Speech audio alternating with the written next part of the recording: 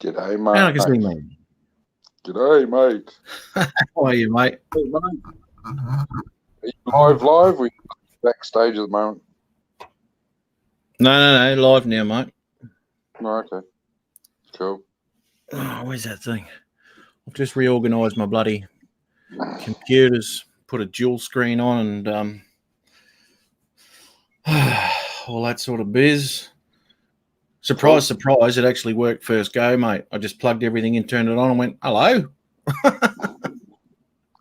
Isn't it nice when that happens? Mate, nothing better. You've got the touch, eh? Hey? You've got the Midas touch. Yeah, yeah, I know. Who have we got here? Chris Hope already. How are you, Chris? Good to see you, mate. Gotta love that. Just finished watching Oz by Drone. Got some good good footage there up in there was one there at Cedar Creek. It was beautiful. I did a video there. Fantastic area, beautiful. But a lot of places at the moment, just no fly zones at the moment because of the bloody the fires everywhere. North and south is gone. I had a bit of trouble finding somewhere to fly. Where I flew last week is a no-fly zone this week. So yeah, bloody half Australia's in. Sorry. Is the fires going to hit Brisbane or not? No, they won't come as far as Brizzy, because they're up the north coast again, and obviously down south, and most of bloody New South Wales coast is up in smoke. The smoke was actually blowing over, and they showed it on a satellite photo. It was blowing over to the bloody South Island. Yeah, the light went out of the sky about 2 o'clock. Must have been about Tuesday afternoon. Yeah, shit, Just mate. went dark. I had to put the lights on at 2 o'clock in the afternoon. It's ridiculous. Yeah, and they smoke all the way from Australia. Unbloody believable. Yeah, we had an orange tinge in the sky. So, holy moly! Yeah. Well, prepare your retinas, everybody. Prepare your eyes. Look away if you can't handle it. But I just got to pop this bloke on here. Oh, it's going to be hard. Oh, here we go. What's with you sissies crying about a little fire? I wouldn't be crying if it was little, mate. Yeah, it's not little if it's sort of hundreds of thousands of acres. Oh, stop it. Yeah, there's a bloody uproar worldwide. 800 hectares. Well, 800 hectares of the Amazon went up, and we got half of Australia on fire, and no one said anything. Yeah. Who cares? Yeah, it's not like it's going to be a big loss.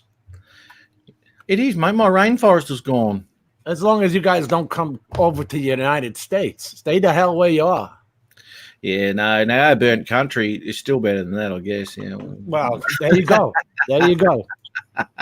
Stay with that frame of mind, you gay liberation front supporter.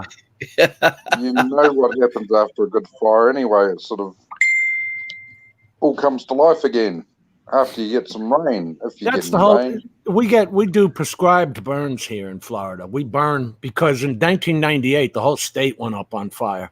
I'm talking about when you jump on interstate with flames, then you get to know what a fire is. Yeah. And so now they do prescribed burns where they'll automatically burn 100 acres just to clear it, just to clear the ground. See, we got problems now because the greenies get involved, and they say, "Don't burn that. You might burn the three-toed sloth." No. You screw them, man. Look, and look at California. I know. I mean, I think Texas. Chris Hope would know. I think Texas does prescribed burns just like we do. Yeah. Well, this fire is so savage at the moment; it's actually burned all the soil. So coming back is going to take a lot longer because we've had winds, man. I tell you, strong as. And fire creates its own wind too. So that's right. That thing will spread like a son of a gun. Yeah, man. Yeah, especially amongst all you got the same over there. We got the eucalypts here that just goes up. The only thing you can do is get ahead of the fire and start another fire. It's called like a backdraft. Start this fire, and it'll put out the other fire that's racing to it. Yeah. The only trouble is if there's wind blowing, it won't meet the other fire. Well, dude, you got to go in the direction of the wind. Come on Yeah. now. Yeah, I'm just looking at how that's going to work, though. Stop looking at it because you obviously don't know what the hell you're doing. I am looking. When Spike lets us know that there's fire sort of nipping at his heels over in WA, you know it's sort of got out of control. Yeah. Bloody hell. I can see Spike running with his Pro Master DJ box now. Oh, look who we've got here. I just noticed. No snacks in the green room. The silent assassin. That's Here it. we go. He's the ninja.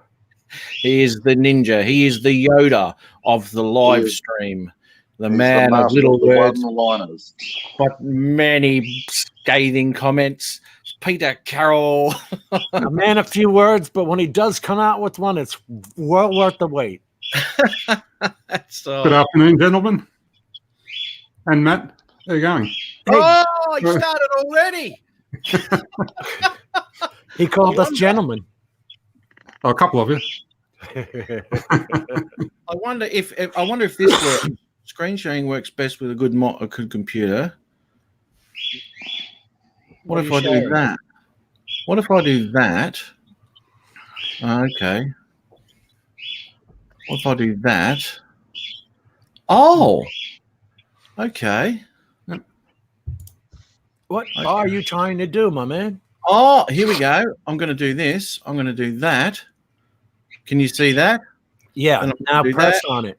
Now listen. There you go. Oh, no. Oh, you cut it to just his. Did you cut the tape to just his quips? Out of 5 hours, we get one every hour out of Peter. We do. Got to take those little quick clips and edit them. If you're lucky. Yeah. If you're lucky. Hey, Jim. What's up, buddy? I heard a rumor that you've been fired from the Saturday morning Sunrise, seeing you weren't there the last couple of weeks. Oh, you know what I just got? Look at this, Peter. What does that look like? It's a Mavic 2 battery, and notice it's flat. Gee, why is it flat? DJI, after telling me to go scratch, right? They told me to go buy 3 new batteries. And I basically told them, I'm an enterprise customer, and I'll be sending my equipment back for refund. I got an email that says, wait a minute, our engineers are working on it, and they came out with the app so that you could, the firmware changed so that you could change the dates on the battery to start its discharge. And then they sent me an email saying, okay, we're going to replace your 3 batteries. Now, my batteries are a year old, which is past their 6-month warranty policy, but they were only at 30 and below charges. One battery had 30 charges, another one had 28, another one 27. That's ridiculous for a battery. Yeah. I'm sorry, Peter. Are we interrupting your call? No, don't let us bother you. Oh, he's doing one-liners on the phone now. He's getting ideas. It's probably an international call, too. Yeah, He's got no friends over there where he is. Good to say good day to the droning veteran Thomas O'Sullivan popping in again. Thanks, guys. Good to see ya. Thomas, how's that weather? How's the weather over in Ireland right now? Has he been able to get out and fly? He got the Zoom, didn't he? He's been busy. They've rewired the whole house, so he's had to move things around and shift things around and move it all back again. And really? That's right. What did he have? Aluminum wiring? well, I don't know. What the hell would you Gotta rewire remember the house for? You got to remember these houses are old. They could be 200-300 years old. Who knows? Yeah. You know, that's the beauty. That's the beauty of everywhere but America. I mean, Well, you guys Zealand. build them so they'll last for generations. New Zealand. Over here, we build them in 2x4s, and boom, they're down in a hurricane. 2x4. They do too. I used That's to it. deliver a lot A of hurricane wouldn't bother you guys. It wouldn't even bother your brick-built houses. Why do you call it 2x4? Why isn't it called 4x2? It's 2 inches by 4 inches, but it's not really, because when they're kiln dried, it's really 1 3/4 by 2 3/4. Yeah, but it's 4 by 2 because it's easier to lay it on its flat than on its edge. Listen, it's called a 2 by 4. What do you want from me? I didn't make the rules. 4 by 2. Had it been up to me, but once again, nobody asked. It's like calling it nut butter instead of peanut butter. Listen, I'm the last guy on the list of phone calls, okay? When the shit hits the fan, then they call me. Otherwise, they got it. Yeah. Yeah, fix the mess up. Oh, that's great. Oh, Peter's wetting his whistle. He's just about to go and say something. So listen, you guys know that this company called Chasing sent me this Dory submarine and wants me to test it, right? Mm. Now, I the only reason they want me to hurry up because it's a holiday season kind of thing, right? We got the Black Friday coming up with the Thanksgiving and then Christmas. That's our holidays here, and they do a real big sales push at that time. Mm. But this thing has to be calibrated just like every other thing, like your drones. You got to tell it what's up, tell it what's left, tell it what's right, and go upside down. And the damn thing comes to you in Japanese mode. I didn't know that. You want to know why I didn't know that? Ask me why I didn't know that. Because you couldn't read it. What was there to read?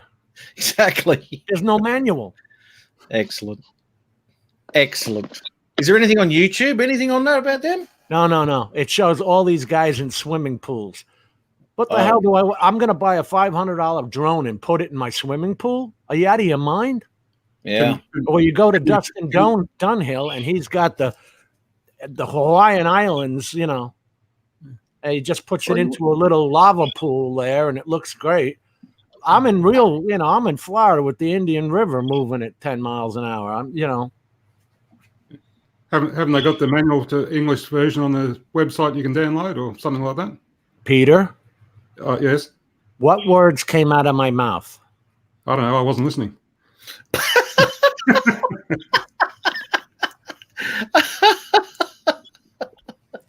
There's no.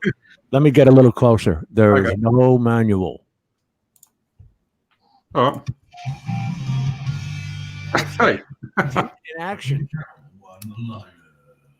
Get that off there. So we can expect an underwater sunrise now. That'll be interesting. Wonder that's going to work. I keep waiting for Chris. Chris hopes to do that. He flies his Phantom 4 so close to the water, and then he goes, boof, dives right into that lake.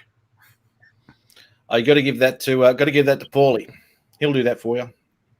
But you know what, Matt? I bet you would have a good time with this thing, though. I looked at that video that you put up there. It looks really cool, man. You'd have to have because I did see some footage from someone else who did something, and the water was shocking, and it's no good if you can't see. Right. Some of the areas up here with some of the up in the rainforest and things, that would be magnificent, man. Because we got lots of eels and shit in there and all sorts of stuff. Maybe I'll send it over to you. Come on. You can take some video for me. It's winter time over there. It's summertime over here. So why don't you ship that drone, Jim, to Matt, and he can take some footage of some beach prey with bikinis on. Let me tell you something about Florida. Winter comes on a Wednesday. We don't know which Wednesday it'll be this year. Exactly the right, eh? It was 80 degrees and 80% humidity today. So please send winter over here. Yeah, I know. That's the same here. Nellie's here. How are you, Nellie? Yeah, hi, You Nellie. didn't get that link last week. I sent it to you. Tomas, I did a lot of filming already. And there's a lot of this. Bang, hitting the bottom. Bang, hitting the bottom. Yeah, right. Well, because the thing's pretty cool. It'll sit there. You see this thruster here in the But middle? the bathtub's not that yeah. deep, though, And it's is got it? those two there. So you can have it actually sit in the water at this angle and then just drive like that, coming across looking at the bottom. So what happens when you hit the end of the bath, Jim? Exactly. I don't do pools. I do rivers and oceans is all I can do. I can't go in the bathtub or my backyard swimming pool. I would have to have one of those first. What did you say? It was how many feet was the tether? 50. Yeah, 50 okay. feet down, and the tether floats on the water. So as long as you have Bluetooth to the tether, which is another 50 feet, Okay. you're in good shape. Much easier to operate, but the right thumb makes it go down, up and down, and the right thumb left, right, up, forward and back. Little takes a little time to get used to because it's opposite of your drone. Yeah. The drone, your left is go up in the air. Just got to change it into mode 2. No, it doesn't have that. It has, I don't know what the hell, USA mode has the arrows come pointing in to the center. That's USA mode. I don't know what that means. There's Bob Casey. I've sent to the email again, Nelly. Bob Big Casey. Bob, what's up, Bob? Nelly's laughing at you. She said, send me that link for God's sakes. I tried, man. This is like the third one. I copied exactly what you had. It was a capital Z.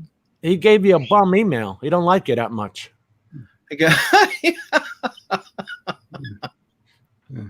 We might have a few more in here today. Sorry, Pete. Yep. Have you seen Drone Bum's latest video? I saw the one where he crashed. Yeah. Yeah. Yeah, that was turned into quite an adventure, that one. Let me ask you something, Pete. He's already on top of the wall. Why didn't he just take the ladder and throw it over the other side of the wall? Well, I think one of the explanations he gave was that it was further down on the other side of the wall than it was on the side he went up. All right. Well, he's taller than 5 feet, right? Yeah. So you just hang over the wall till your feet hit the ladder. I mean, come on, there's no excuses there. I'm talking mobility here. I know what it was, and you know what it was. Yeah. It's called age. Yeah, fair enough. If he was 20, he'd have scaled that wall no time flat. Boom, he'd have been over it. Yeah. So what prison was he escaping from? It was an abandoned complex, and he had, there were between two trees, there was a damn fishing line hanging up or something like that, right, Pete? Yeah. An abandoned complex, and he had, there were between two trees. Oh, Nelly, kill the YouTube volume. Go to YouTube violent volume, Nelly. Oh, Nelly, kill the YouTube volume. Go to YouTube violent volume, Nelly. Press the YouTube tab, and then on that video, just hit mute. You got big feedback going on that video. So she didn't have to. All you had to do was kill her mic, Matt. You could have muted her while she figured that out.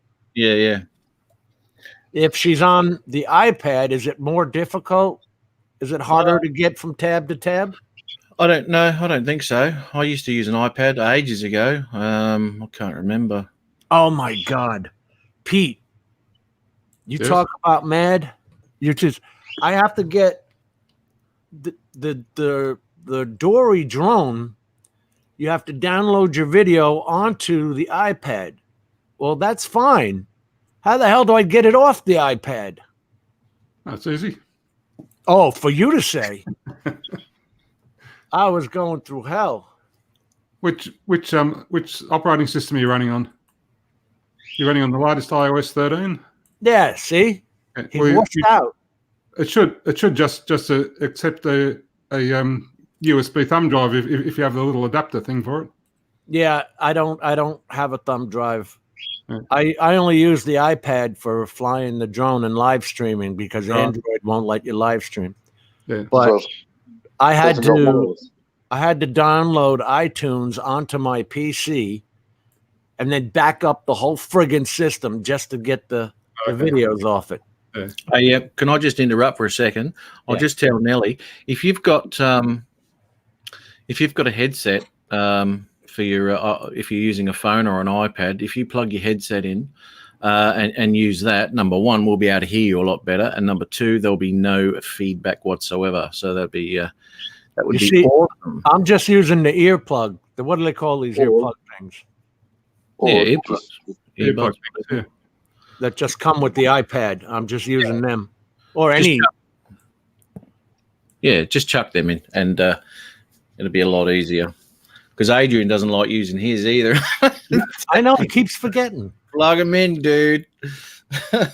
Where is that sissy? I don't know where he is. He's probably making a lewd Spark video to compete with yours. He was flying with the Spark. His last video was flying the Spark around the neighborhood. So it sort of, stirred some feelings up, I think, last week. He might be charging his batteries in the microwave again with his noodles. Yeah, the quick charge. And then he drops his drone right on his privates. Yeah, I know. What's going on with him? Blade first. Yeah. Yeah, he's got a set of props. He's got another set of props for his bloody Spark there by the looks. The white set, man. Bob, you saw that video where Drone Bum didn't jump the fence, right? It actually was a brick wall, but he could have straddled that wall and gone over the other side. Like racy. How are you, mate? How are you, mate? He's got a Spark 2. He's had not a Spark 2. That'd be a Mavic Mini, wouldn't it? He's got a Spark as well. I saw the video from that flight that Philly Drone did on that Mavic Mini, and I'm glad I didn't buy it. I mean, it didn't go far, eh? It's not too good in the video department. I don't know how well it takes pictures, but Nellie's having trouble getting in. What I suggest is just close the YouTube down and just go straight onto the StreamYard link. Don't worry about chat if you're on a phone or an iPad. Good idea, Craig. You can do that too, Nellie. Earbuds. That's what they call them. Thanks, Bob. You got chat in StreamYard as well if you want to see it. We got Gwen back again too. Virtual reality trucking Welshman. Yes, how you going, mate? Good to see you back, mate. What are you in a truck stop again? We are TA Truck Stop. Here we go, Minnesota. Where do you see him? I don't see him. It's he's in the chat there, mate. I do not see it. Yeah, have you got live chat or top chat? No, I got top chat on. Yeah, why don't they just put us in live chat, for God's sakes? Yeah, no, you always have to do that. Here we go. Let's have a go, Nelly. Let's hear you, darling. You haven't got earbuds for your iPad or whatever? No. Close YouTube down altogether. No, don't worry about you. You haven't got earbuds for your iPad? I do, but it doesn't go onto this computer. I'm on a laptop. Yeah. Just close that window. Close the I'm YouTube on a laptop window. too. I'm on a PC, and I have my earbuds plugged into them. Or, you know that little 3.5 millimeter hole in the side of your computer, your laptop? Just pause the video on the YouTube. Just pause the video on the YouTube and see that thing? Running. That thing fits right. I know what it is. I don't have it. It doesn't go on my computer. Oh, righto. It must be Bluetooth then on hers, huh? No. I've got an Apple laptop, but there's no plug for earphones on the. Oh, yes, it does actually. Thank you. It does. What should I be wearing? Earphones? Yeah, absolutely. Yeah, then we'll pick up your mic a lot better, and we can't hear your speaker. Okay, hang on a second. We'll wait. Everybody, wait. That doesn't sound too bad. She's got no feedback at the moment. No, it did sound good. She had the volume lower. Yeah, that's the go. Can't be too loud. Does she take portraits? I don't know. That's probably some of her family there. Yeah, She's a tello flyer down in Melbourne near you, Peter. Another multi-tello flyer. Multi-tello flyer. I got some questions for her then. Oh, yeah. I have 2 of those tellos, the EDU and the Scratch.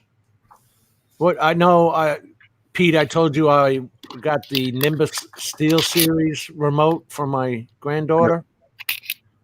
And, I hate that thing because then you wind up having to hold the iPad in your hand while you're trying to use the remote to fly. How the hell do you do it? You can't.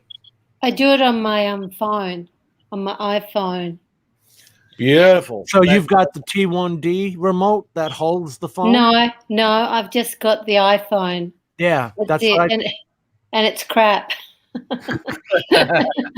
I only have the iPad, so I use that. The iPad Mini, the Mini. How come I can't see anybody, the chat room's writings on this thing? Am I doing something wrong? No. You have to specifically go into YouTube, hit the 3 dots and say, pop out the chat, then close the chat down to the bottom. Then once you come back into StreamYards, then you hit the little Chrome tab, bring the chat up. Too difficult. I can't be bothered. I'll let you know if someone says hello. Even this is too damn technical for me, I got to say. Why do they make it so damn hard? I'm thinking I've got to get this email out of my inbox, and then I don't know what. I don't even know how I did it, to be honest. Yeah, but anyways. Open Chrome up and you're straight into it. Oh, I didn't go through Chrome. That's the problem, perhaps. Yeah, Chrome, it won't work with the Explorer. No, I'm on an Apple.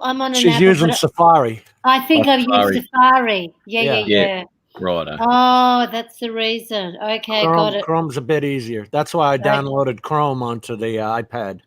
God, I hate this position. If you're wondering where I am, I'm actually in my office. This is where I work. And that photo, that's my dad. That's my father.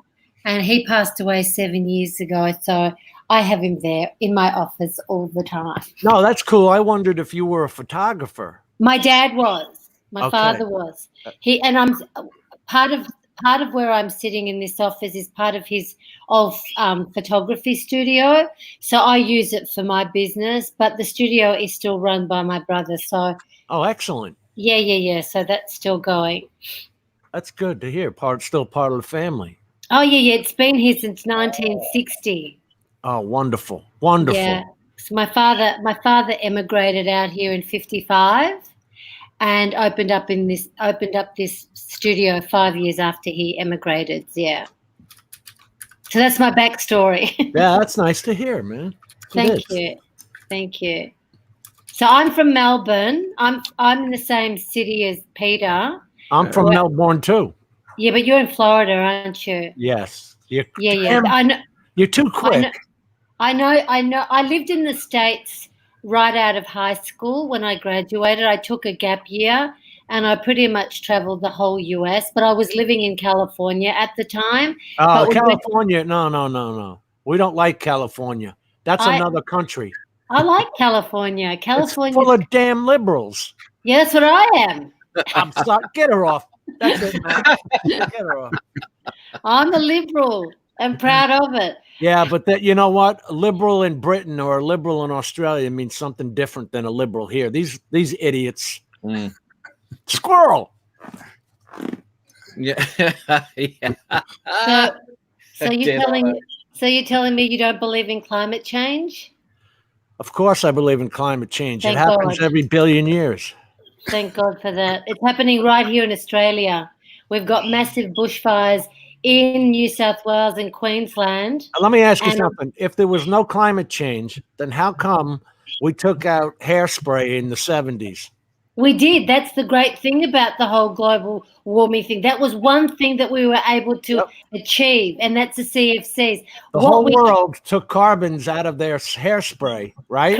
Correct. So they recognized it in the 70s, but now they're going to turn around and say there's no climate change. No. What the problem is, especially in Australia, is that we're a country that is pretty much backed up by the fuel industry, whether it be coal, natural gas, and this government in particular is being so funded by the coal and the mining companies that it's just not on the agenda to move from fossil fuel to recyclable clean energy. And that is look, at the end of the day, I really believe what the scientists are saying, and we won't have more than perhaps 30 to 50 years, and then it'll be gone.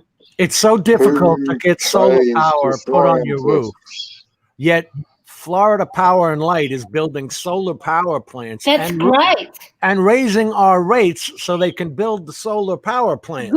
Good. When it costs less to get solar. Well, the thing is, if they're exploiting the situation, then that's really, really bad, and I'll never condone that. But when there are the means to go renewable and to go solar, then we should be going towards that, in my opinion. Every new house should be built with solar shingles. Absolutely. There's no reason for not having solar. I agree. And especially here in Australia, we've got the best climate for it. Last month was National Save Water Month, okay? And don't tell me that as you're building the apartment complex down the block. And the houses, 12 houses have gone up on the street next to me. Yeah. So and you're telling me to conserve water. What the hell for? So you can build another apartment complex? Screw them. But you see, in Australia, I'll take a shower. Yeah, I understand that, but we're a little bit different here because we're one of the driest continents in the world, and we can't source our water from the ground. If it doesn't rain, we're screwed. Yeah. We rely on the rain, and right now in New South Wales, we have one of the worst droughts ever. And let me tell you the cause and effect here: no water, no irrigation, no food. When you have scarcity of food, prices will go up, right? Because you won't find them in the supermarkets.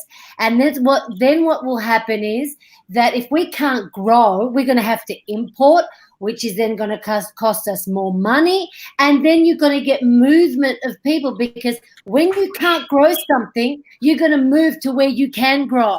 So then you're going to have immigration problems. So everything everything's intertwined. Nellie. What happened in Australia before the white man turned up? In what regard? Forest fires and everything happened before the white man turned up. Correct. It's only become an issue. It's only become an issue since the white man turned up. Absolutely. Oh, come on, no. We overpopulate everything. We're overpopulated now. Yeah. By all statistics, we are 7.2 billion people. Hang on. But we should only be around 2.5, 3 billion people. Yeah. We can't feed the next generation. We can't. They're screwed. Hey, it's not our issue. I'm over 50 now. Oh, that's a horrible. That's a wrong attitude to have. It is, especially since you look at the education level of the next group coming up. They don't have the smarts we have. Don't you have children? Don't you worry about your kids or their kids? Hey. What's happening is happening, and there's nothing we can do about it. But it's not a hang on. Nothing we can do about it. It's not a tipping point yet. They say we've got another 10. It's not yet. Already over. They say scientists say we've got another 5 to 10. It's called tips up. Not yet. It's not yet. Come on, Greg. You don't really believe that. No, mate. You just Adrian. He's sitting there. Look what's been happening. Anyway, this is not political. This is not a greeny thing. It's meant to be about drones. Adrian. You won't have a drone in 5 years' time. You'll be friggin' dead. In 5 years? Fly with me. Adrian, where's he gone? He's going to get his earplugs. Yes, that's a good idea. No, he's gonna get his noodles. He forgets them every time. Let's hope that he's already done that then. Jim? Here we go. And he's charged his phone this time. That'll be good. Yeah. Adrian. Jim? Yes, Adrian? I love you, brother. Give me a Who break. loves you? Who loves you, baby? Give me a little break, brother. I'm a man among men. Nellie, this is Adrian. Adrian, that's Nellie. Hello. How Hello. are you? I'm doing good. And yourself? I'm good, thank you. You see, Al. Oh, you can't see that, Nelly. Al Diaz wrote in the chat. Sounds like my California neighbor. See that's a California liberal. You are a California liberal. Who? Who? You, Oh. Nelly. Oh, okay. Oh, I'm just a liberal. I'm just a progressive. Call me whatever, but Craig is in complete denial. The guy on top of you. yeah. As long as he's got his snow cup. He's like, I'm not, screw it. I'm not Whatever denying happens, it. happens. I'll be What dead. is- What do I care? Is Adrian from California? No, he's in Florida. He's in northern Oh, Florida. okay. I We lived in forget northern California. I was up in Sacramento, and really beautiful part of the world actually. And they're very into the environment up there. I wouldn't say that for Los Angeles or Southern California as much, but the northern part's lovely. Northern part of California. That's where Rick Halber lives. Who? Oh, does he? Where'd he go? He's there. Oh, Craig left. Oh, well. Okay, he's gone. I don't know why, but I think it's because he's a climate change denier and he can't handle. He's coming in as the Welsh trucker. Oh. there we go. Oh, hang on, that doesn't look good either. He looks like he hasn't got a feed. He's in a TA truck stop, so there's no guarantees there. Oh, they're pretty good though, aren't they? Those truck stops.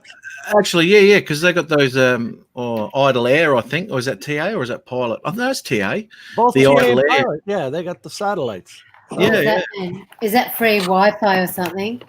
Oh no, you join up. Can have you can get your free Wi-Fi, but if you join up to this thing called Idle Air, well, it was when I was there. You had premium everything. You had cable TV, all that sort of stuff, and it all came to the window of your truck. It was brilliant. That's interesting. Yeah, you had to book a room. Sir? The truck stops are huge. Caleb Young, we have Caleb here. Awesome stuff. I'll drop that. Did we say hello to Al? Elias, no. We got Al there. Thomas, Al, Caleb Young. I can't even see who's in the chat room anyways, but it doesn't matter. Andy, we said hello to, right? That's all right. Yep. Adrian, he's there. What I'll do is I'll drop Gwen because he hasn't got a feed going on. Caleb, pop your what do you call it? Bloody email in the chat. In the chat there, mate, and I'll send you a link. Yep. I'll just finish his thoughts for him. Matt's not too quick on the jump there. I'll get there, mate. Hey, at the about hour 5 mark, I'll be fine. But we're only doing it for an hour.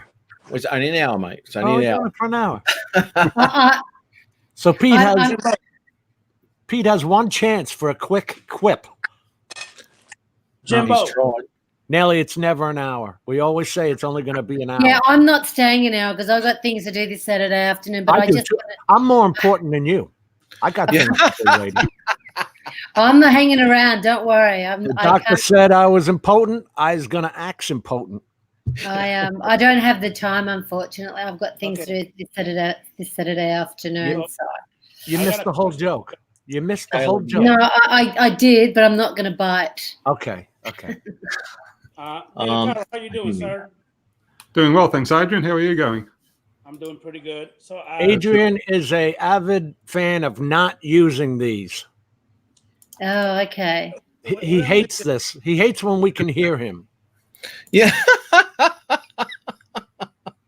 I want to, but I need to find a little adapter, Jim, because the new iPhone and iPad, they changed the whole thing around. So I'm looking for it. What the hell did you do with the one you had last week? I bought a brand new. I'm looking for it now. I can't remember where I put it at. So you came unprepared.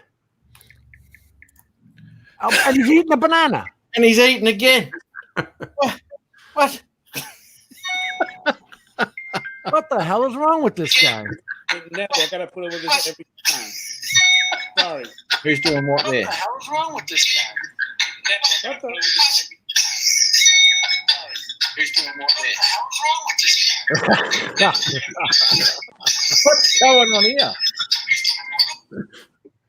Pete, were you doing that? It was Adrian. Oh.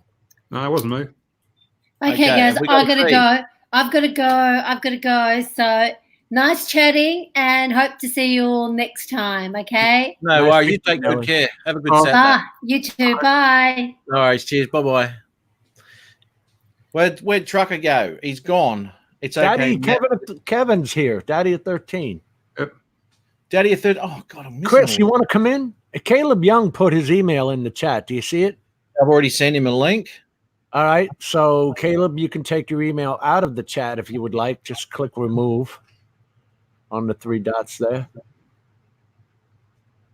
Chris, you want to come in? Chris Hope? Yep, pop Chris down. Just swap my iPad for a computer, and I can't believe the lag on my computer compared to the iPad. Oh, really? Okay. Using the Wi-Fi from phone will join you when I get home. Okay. Okay, we've got the mad one back. Oh, fuck me.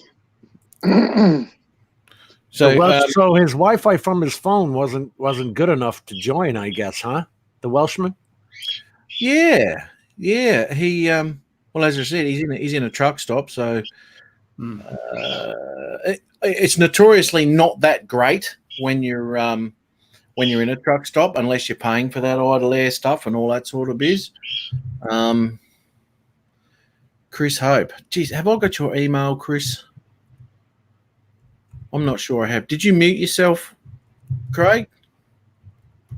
He should. I've got a noisy Australian fucking squawking in the background. I I hear can that. hear that. I can hear that. They won't shut up. They won't Why shut don't you up. just put the cover over the bird? Yeah, I do that, and he drops down on the floor and he starts squawking again. He's just a nosy little shit. Chris Hope. We used to have 2 of those lorries. Boy, they won't shut the hell up. Yeah, there. Uh, Here we go. the Chris droning Hope. veteran says truck stop Wi-Fi is garbage. Yeah. All right, you see Chris Hope's email in the chat now? Yeah, got that, mate. Okay. I'm sending him a link right now. Boom. Chris is a new Mavic Mini owner. Looks like He has. seems pretty happy with it. I wonder why he got. Let's ask him when he gets here. We'll do Why would that. you get that if you have the Phantom 4 or the Mavic 2 or even the Tello has better video. I don't get it. I wouldn't say that. Have to disagree with that. You know what I saw when I was watching my granddaughter's video on the Tello? You can't make quick movements. That's right. You got to be very slow in your turns. And you have to have a strong Wi-Fi signal too.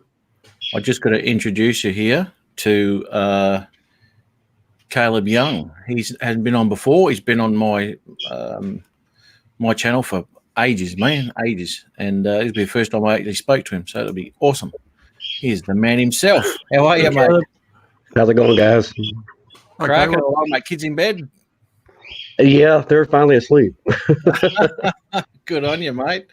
I don't know if people are familiar with Caleb's channel. He does a lot of hiking stuff. He's got a few reviews on things that he takes hiking and stuff with him too. So a good little channel there. I just checked out his last couple of videos. I tell you what, that last hike, mate, I wouldn't have made it. I barely made it. Yeah, I bet, mate. I bet. But how disappointing for you? At the top, there was no lookout. There was no nothing. Well, you know what? I think I've done flat hiking. I can go forever doing a flat hike, but I think when you get into mountains, I don't care if it's a mile or 5 miles, it just drains you. And even not seeing, a beautiful valley, I just think that just getting to the top was just cool enough. It was something that I've been wanting to do forever. So just getting up there was amazing. That was enough for me. I would like to see some mountains, but you can't have it all your way. Tears up your legs when you're not used to it, right? I can tell you this honestly. I didn't show it in the video. I took the video, but I didn't show it. On the way down, I actually had to lay down on the trail because my legs were just spent. I couldn't go any farther. My legs were just so tightened up. Yeah. And that's the thing. This is a guy who does a lot of hiking, you know, and for that to happen to you, especially on the way down. Oh yeah. You know, I would have done a hell of an angle, huh? It's always harder to walk down a hill than up a hill. Not if you got to stop yourself the whole time. It's like a car trying to go down. You're using the brakes the whole time. Gravity wants to take you down. Yep. And there's actually a part in the video where I used the drone to kind of give an idea of the landscape, but it doesn't even do it justice. It's a very big mountain, and I think I set the drone up to go out like 1,000 meters or something like that, and it got to the point where the wind was picking up so bad I was actually pushing the Mavic Air off to the right, and I was afraid I was going to lose it against the mountain, so I had to bring it back. So it didn't get a good shot that I wanted, but it was still really good. I'm just going to have to say see you later to Gwen here. He's on his way. He's going to go have a bit of a snooze. So good on you, mate. Thanks for catching up. And when you get some good Wi-Fi, dude, we'll have you on as well. It'd be good to catch up with you. Sorry, Caleb. So I wanted to ask you guys, because I hadn't been on there, but I've been watching the live streams. What do y'all think about the Mavic Mini? Good, bad, the ugly. What do you think? What do you already have? Chris Hope was going to come on and tell us why he's buying it when he has a Phantom 4 already. I'm like, why would you get this when you have a better quality camera already? You know what? I think it's to me it's a mixture between the Spark and the Mavic Mini and the Mavic Air that kind of had a baby. I don't think I'd want to go any smaller than the Mavic Air, to be honest. And the Mavic Air is still $1,000.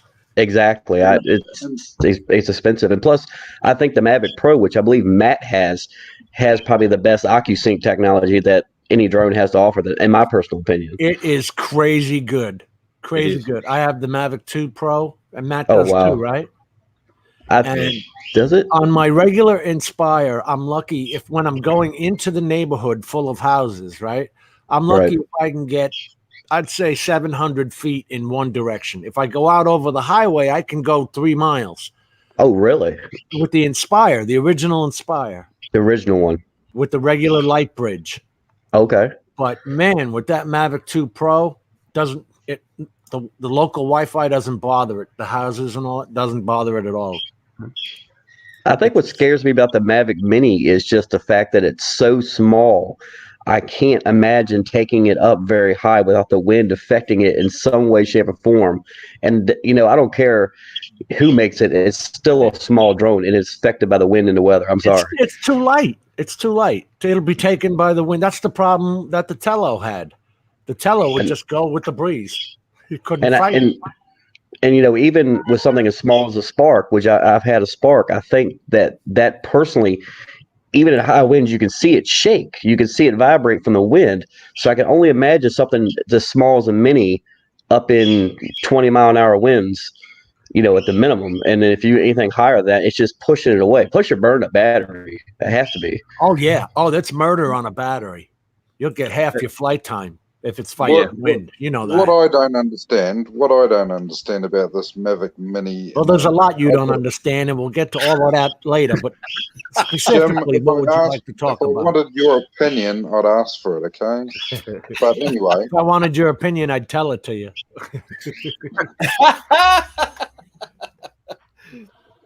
Okay, Al says he owns the i2. Can you mute your mic, Jim? Can you? I've got the Matrice 210 also. Can you? What, buddy? Go ahead, Craig. I've got 2 blokes here in the green room. I've got Adrian and Chris. I'm going to have to, if you can, Adrian, can you hear me, Adrian? I can see you. Pop Chris in. I want to hear why he bought the Mavic 2. What did Craig do? Where'd Craig go? I think he got mad at me. Okay. I can't imagine why. How that happen? Here's the man with a lot of hope. Here we go. Chris says 20-mile-an-hour wind is okay. 20 miles an hour with the Mavic Mini? Hang on a minute, Jim. Let me catch my phone. Oh, looky here. It looks like a Razor flip phone I used to have. Now, why did you get it, Chris? Because it's small. Okay. Because what she said. I can carry it in my pocket. That's what she said, but I still got 2 kids out of it. I got the alimony payments to prove it. Roger that. It's small. It's small. It takes the same picture as my Phantom 4. The video is very, very good. It's not as good as my Phantom 4 because I can't play with the settings. Right. But in post, you can clean it right up. I saw the video from Philly Mike, and I was not impressed with the depth. Yeah. When he was looking at the buildings, when he turns around and looks at the city, it's not as good as what you've already got. But I guess if you're just using it as a throw it up in the air, convenience. What do you call it, Chris? Convenience. It's nothing to compare to carrying my Phantom 4, and I didn't spend $2,000. Yeah. What's the price for the Flymore combo for the Mini? I got $499. $541 out the door at Best Buy. Really? Yeah. Wow. 3 batteries, case. 3 batteries.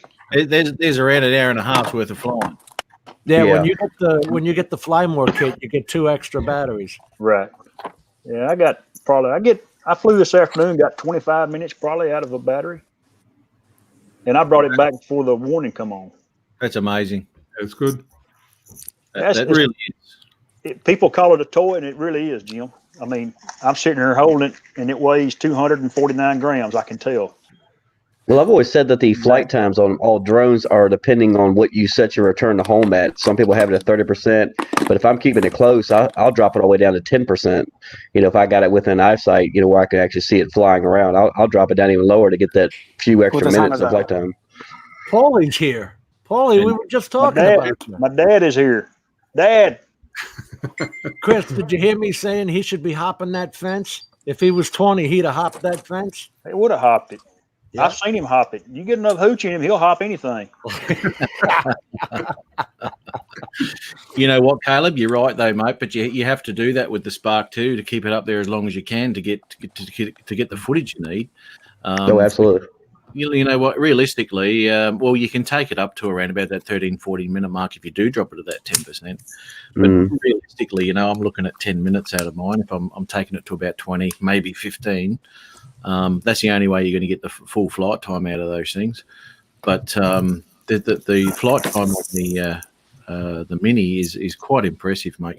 Best of anything. And for the money, and I've said it before, for the money, you won't get a better drone. It's just incredible for what it does. It's light and all that sort of biz. It won't do what I need it to do, but it's definitely got a market and a 3-axis 2.7 camera. Man, but the thing about the Mini is, I think it's be interesting to people not only as a size, like Chris just showed. I think if you're not familiar with camera settings and aren't there yet, it'd be a drone to be getting good into just to fly and learn how to fly one until you're able to learn the proper camera settings for whatever you're shooting. I think that's more important for people to learn is not just how to control the camera, but how to fly it safely and properly. You can't do camera settings on the Mini. No, that's what I'm saying. Yes, you can the camera. You cannot the video. Yeah. Oh, okay. I'm sorry. Excuse me. But I'm talking about video wise, I guess. Video wise, pretty much. You can change the light exposure, and that's about it, Caleb. That's about it, really. By the way, Caleb, it's nice to meet you, young man. I like your videos, man. I've been watching them, especially the sunrises and stuff. Thanks, buddy. Yeah, you got a nice lake there, Chris. I got. I'll tell you something, Chris, and what I did notice, and it's the only saving grace with the video footage and having some sort of control over it. If you had the sun, obviously, say mid-afternoon, and the sun is blaring, and your ground's going to be underexposed, right? And obviously, you probably know you took your camera so that it's pointing to the ground or whatever it is, and your ground will be nice and exposed. Yeah. The only way to control that is to hit that AE, bang. Then your exposure will not change throughout the rest of the shot. Yeah, so you won't have that, you won't have that fluctuating at all. Oh, you're talking about the little lock on the... Yeah, Yeah, the auto exposure. the AE lock. Yep. Yeah, just lock it, and it won't change. And that's about the only thing you can do with them. But it's something that I would do if I was using that drone. Is I would always get my shot that I'm after, and I would auto lock it, man, bang, and that way post will be a lot easier to deal with, and you won't have ISO problems and all that sort of biz. Good advice. Thank you, sir.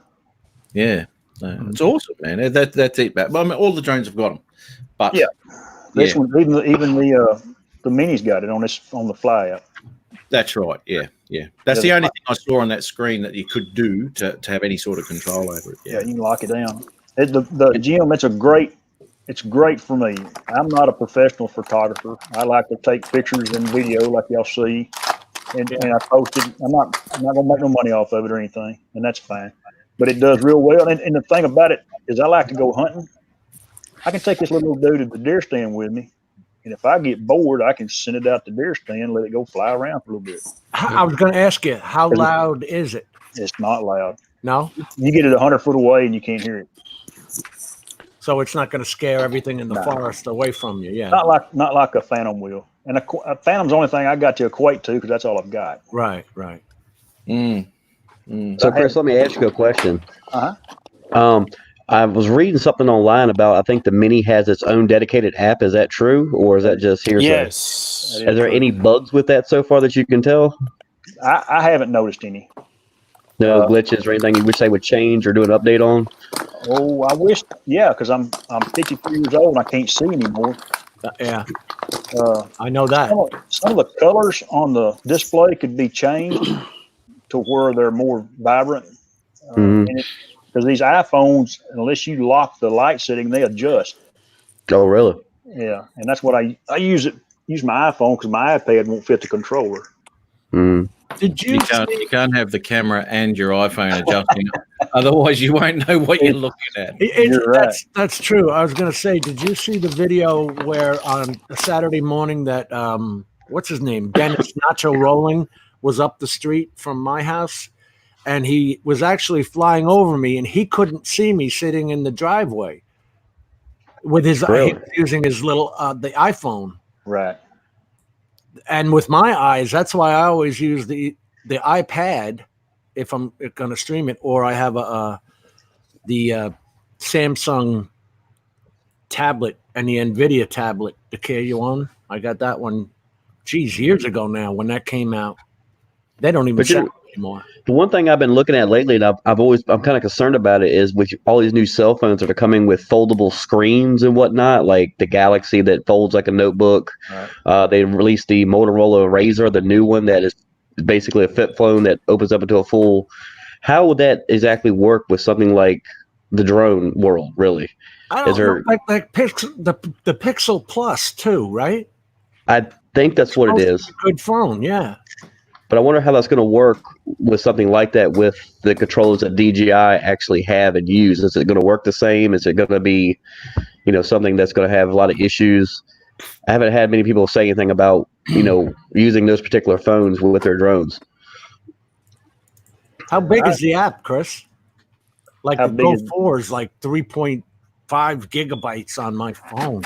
I cannot, I'll be honest with you.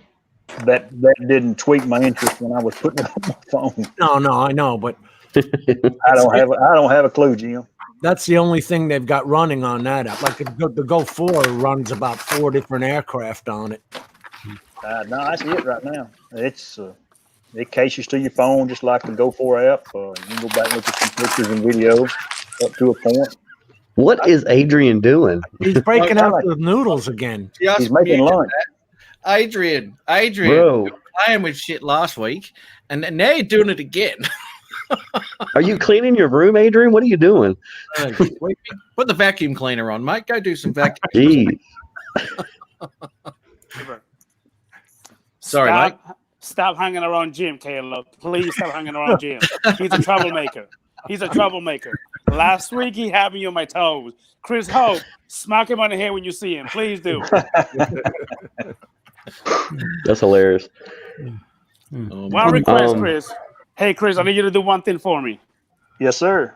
Go visit Jim. Take your beard, Wrap it around his neck. Choke it for me, please. You know, I have noticed that Chris has a sweet beard. Let me tell you. By then, it'll be long enough. I know. Rodney Bell trimmed his beard up because he couldn't compete with Chris anymore. It is a pretty amazing beard. When I tell you what, day before yesterday or Wednesday morning when it was 19 degrees, I was sure glad I had it. 19 degrees already? Yeah, we had 19 Wednesday morning here in Texas, here where I live. Holy cow. Yeah, it was cold. You can remove the cell from the controller and then use the cell to make your video. And He's right. What do you mean? Send the video straight from the cell phone? Yeah, it's got the Sky Pixel is part of the Fly app. You can go in and you can make a video with it. I think that's right. Am I right, Bob? I think that's what you're talking about. And you can go ahead and So it's kind of like the DJI Go 4 app. Yeah, it's got some of the same features. I got you. Yeah. So I think the next question to ask is, what is everybody's opinion on the Skydio 2, the Mavic killer? What do y'all think about that?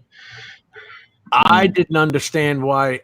This thing is a supercomputer on wheels. I don't understand why they used wheels, 1/2 camera on it. I bet you they're saving the bigger camera for later, because the supercomputer is doing all the keeping it away from everything. I call it a supercomputer. It's the NVIDIA Jetson TX2, which DJI sells as they call it a manifold 2 for their systems, but it's an add-on. These guys are the first to incorporate it into a consumer drone. That says a lot, I think. Well, it's I've said in the past, and I've always thought that it never should be even compared to a Mavic, because it's not a Mavic. It doesn't do what a Mavic does. No, it's not meant to be anything to do with a Mavic. It is an absolutely fantastic action drone. You cannot go past it. It's the GoPro of the drone world, I would say. Absolutely. The Mavic, you will always get a beautiful shot out of if you set it up right. And Matt, it's a good thing you mentioned that, because I see so many people who buy DJI drones who are action sports people, and they get on their mountain bike and they go flying down a mountain at 20 miles an hour and can't understand why the active track is not keeping up with them. So maybe this drone will keep them from complaining so much about the active track. Well, they shouldn't complain about that, because if that doesn't work, we got no hope. You just hire somebody to follow you down the mountain. It might be cheaper. I don't know. Yeah. No, active track. I mean, active track, it's one of those things, it works every now and again. I saw you go around in your golf cart, wasn't it? I did one with a golf cart. I also followed my Jeep with it. And then the ending sequence of my last video, I'm actually driving away from the mountain, and it's about 150 feet in the air filming the active track. Yep. So that's about what it's good for too. Yeah, you just can't get in close, right? If you can't be doing 40 miles an hour and expect it to follow you when you're only. To be honest with you, I've had one of my vehicles up to about 30 miles an hour, and it kept up pretty well, and the shot looked really, really good. But you were up high? I was about up to 150, 200 feet when I took the shot, yeah. Okay. But you had to crank the max, speed for tracking all the way up to 18 or 20 miles an hour or something like that, and just let it follow you. But it did really well. You can crank the speed up? Yeah. I didn't know that. I haven't played with any of the buttons. I fly manually. I know on Active Track, when you lock on and you hit go and it's following you, if you touch the screen, a little, almost like a wheelie bar will come up, and it will be set at, I think, 15 miles an hour. You can actually scroll up, and I think it maxes out at 18 or 20 miles an hour, and that's the speed that the max speed it will follow you at. But depending on how big the object is and what surroundings you are, it's good but not great. Especially if you're going really, really fast, you'll get some sensor notifications like there's something in front of you, but there's not. But I mean, it works good. So many videos where once you go under any tree, it loses you. Oh yeah. That's why the only time I ever use it is in open fields, or like Chris was talking about hunting or something. If I ever shot a video like that, I would always do it in an open area, because if you get behind a tree, it's within 5-6 seconds it's lost you. You're gone. Yeah. I don't see the Skydio having that same problem. I think that's what they're pushing as their feature too. Well, because it's going to be down low. Yeah. I watched the video yesterday. The Skydio, the guy had the little beacon thing. They were sitting inside a car, and he was driving down this windy mountain road through all the pine trees, and that just followed him all the way down, dodged all the trees, sort of going up and down. Man, it did a great job there. It's impressive. It really is. I think it really is impressive, but I wouldn't compare it to a Mavic for sure. No way. No way you can. It doesn't have the camera, yeah. Yeah. No. A Mavic's going, oh, look at that beautiful waterfall. This one's But going, you know what? Waterfall. Caleb, I don't understand because, okay, everybody's got smart. To the dumb real estate agent on up, they all want 20 megapixels or better. And they're sitting here putting out this 1 2/3 camera, which we've all seen since 2015 with the Inspire 1, the X3 camera. And they've already got it so it's part of drone deploy for mapping. It's not a mechanical shutter. It's a rolling shutter sensor. So it only tells me that something better is coming out down the line. This is absolutely. The R1 that was only sold in America. Yeah. I think they're gearing this because they've already getting a pro kit together for the Skydio 2. Well, I think with the integration of drones, like I said, in the action sports world, there are pilots out there that can fly tough routes to get shots like you see at the X Games and stuff like that. Yeah. But how cool would it be to see a unmanned drone following a group of bikers down a mountain at the X Games totally autonomously without, it just swinging around them like you see in the videos? I think it's coming, but I believe you're right. I think there's another version of it that's going to come. It's going to cost you, but I think it's going to blow everybody's mind when it gets there. It'll be a commercial drone. Because this one's only $999, but the Pro Kit is $2,500 and $178 a month for its software licensing. Mm-hmm. So it just tells me that it begs the question: why would you have all this with the same old sensor we keep seeing? So they got to have something else better in the works. I would say by 2022, I would expect to see something of that version of like an Inspire with that same technology. To be honest with you. Yeah. Something that will be released for, I don't know, like Hollywood, big corporations that can afford things like that could cost $3,000 or $4,000. The Inspire was just a great idea. And that original with that 360 view and be able to spin around like it can take a shot like no other bird because it doesn't have all those sensors. Okay, Jim, give it a break. I got something to say. Is this not like rodeo, winding it up? 8 seconds. No. He all of a sudden became Spider-Man. He's upside down. Hey, Matt. Yes, Mike. Hey, Matt, you actually started this. Why did Bob Casey say that I was wearing him down? What am I doing? Mate, you have walked around your house probably 40 times since you've been here, and now this is where you normally sit for your lives. We were just wondering whether you're doing the sweeping or the vacuuming or cleaning up, putting the dishes away. Because there'll be a quiz at the end, mate, and if you can't answer it, you're going to fail. Unfortunately, I'm a single father. Got 2 kids. That'll do it. With me. I just literally came home from a karate practice that my daughter had. Tomorrow she got a karate tournament she got to attend to. So it's like one thing after another. Then I'm come home. I got to clean, do dinner, put him to bed. Do the live. Everything at the same time. So I understand that, mate. There's a lot on your plate when you got that going on, mate. Yeah, that's for sure.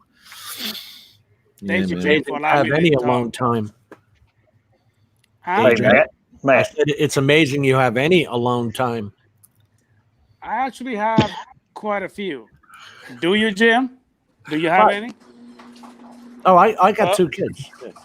Where's my finger going? Wait a minute. Do you have any, Jim? You're at Matt.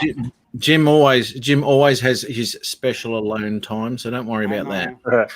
Yeah. Hey, Matt, I'm going to run, buddy. Okay, Chris, great to see you, mate. Great, Awesome. nice to see you, Chris. Thanks for having me. Chris, good seeing you, man. Thanks for talking to us about your drone, mate. That's awesome. Yes, sir. Y'all have a good. You too. Bye. Good on you, buddy. By the way, Yeah, Matt, I'm thinking about buying the Mini. At first, I was a little iffy about it, but I'm thinking about it a little bit more. Oh, mate, I wouldn't be surprised because you got just about every one else of those drones. It's a good little drone to have a muck around with. That's for sure. You know, if it suits what you do and what you want to do, there's nothing wrong with getting it because you've still got a good quality video. But as I said, that only control is that AE. Dang, dang, dang. Make sure you stop that from moving around. But I mean, Caleb's gone from the Spark to the Air. Obviously, very, very similar in flying when it comes to. You got a bit more with the Air because you got to do color profiles and all that sort of bizzo too there, haven't you? Yeah. Where the Spark hasn't. But you know, are they different cameras? They are different cameras. Yeah, they're way different cameras. Yeah. Yeah. I think the problem with the Spark for me was nothing collapsed, and you had the flight time was bad. You had to carry so much stuff with you, and compared to the Mavic Air, I can literally just take the drone, throw it in my backpack, along with the controller and one extra battery, and I'm good for the entire day. You know, to get the shots I need. I wish I'd probably buy 1 or 2 more batteries just to have and just a backup. But if I was just going out and making a quick video, 2 batteries is enough for me. Yep. Yeah, I got 5 with mine. I got 10. And yeah. Seriously, you got 10 batteries? I got 10 batteries. So Matt, check this out. I've been having a lot of alone time with my Spark. I'm talking about a lot of alone time. I hear there's a support group for that. See, Caleb, you missed the preview. You missed last week Friday when Matt was actually showing us his little rendezvous that he had with the Spark. It was amazing. Special alone time. Special, I mean special alone time. Caleb would have probably seen that video. He's probably seen everything I've ever done. I mean, Matt, I probably would have bought that video. hey, Caleb, Matt was sweating. He had to blow his hair off his face.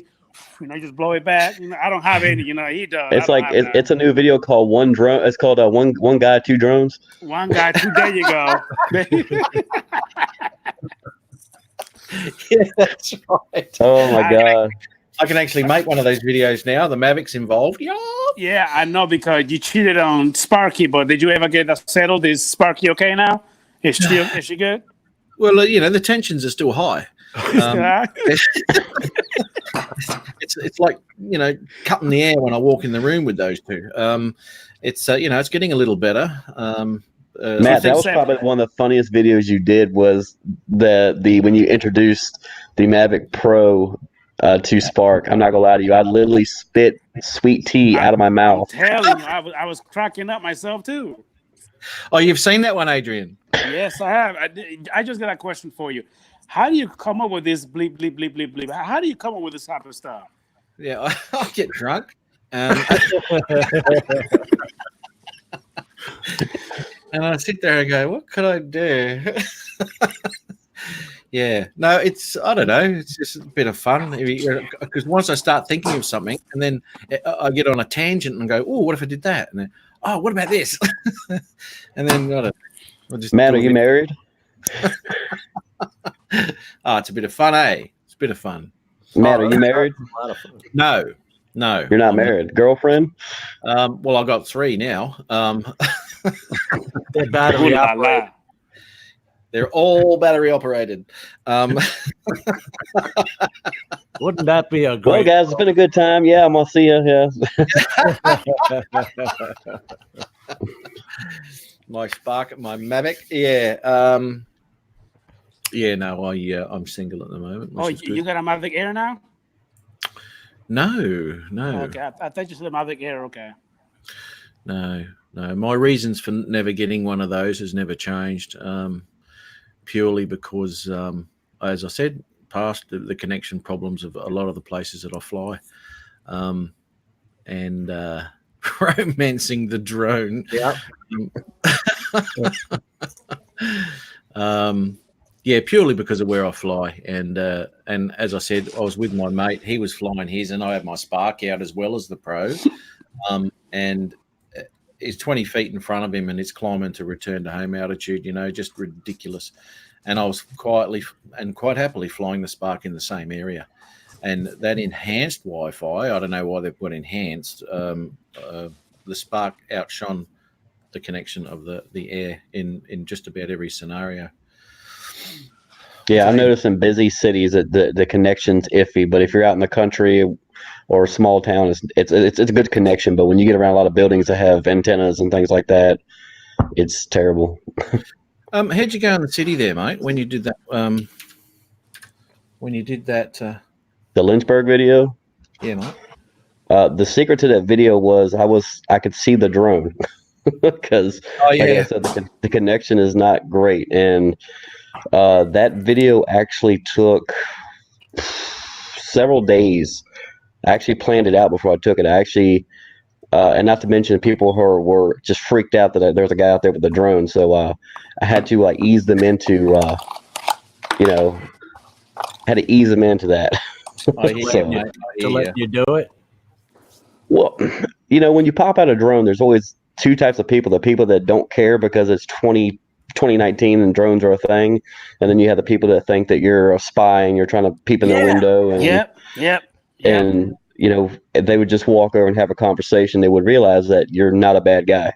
Caleb, I've had the police 4 times at my house because of neighbors. I've had twice. Yep. It's insane. And the last time the cops were like, "Look, I'm just here because they called. I gotta come."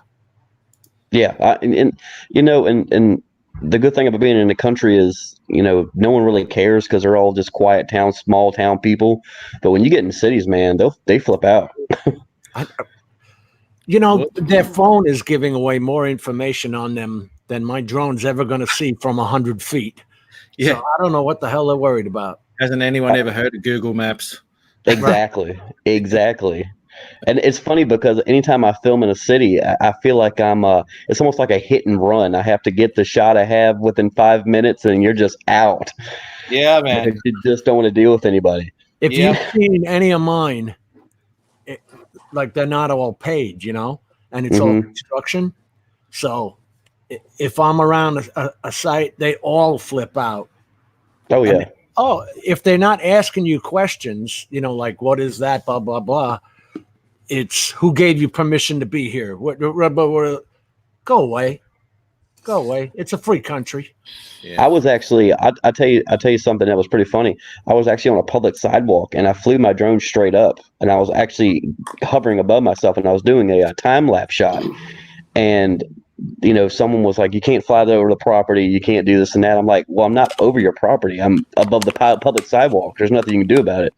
And I just simply tell them, like, "Hey, if you got a problem, just call the cops. I'm not going to deal with you." But see, Caleb, even if you actually fly above my property, you're still not trespassing. It's not illegal. Nope. Exactly. You can still fly above the airspace of your house. There you go. You go, exactly. So I don't even know who came up with that stupid. You can't fly. Yes, I can. I'm not inside your property. I'm in the air. I'm not on your property. Now, I've told people, especially in the country, they're like, "Yo, if I see your drone over top of a house, I'm gonna shoot it out of the sky."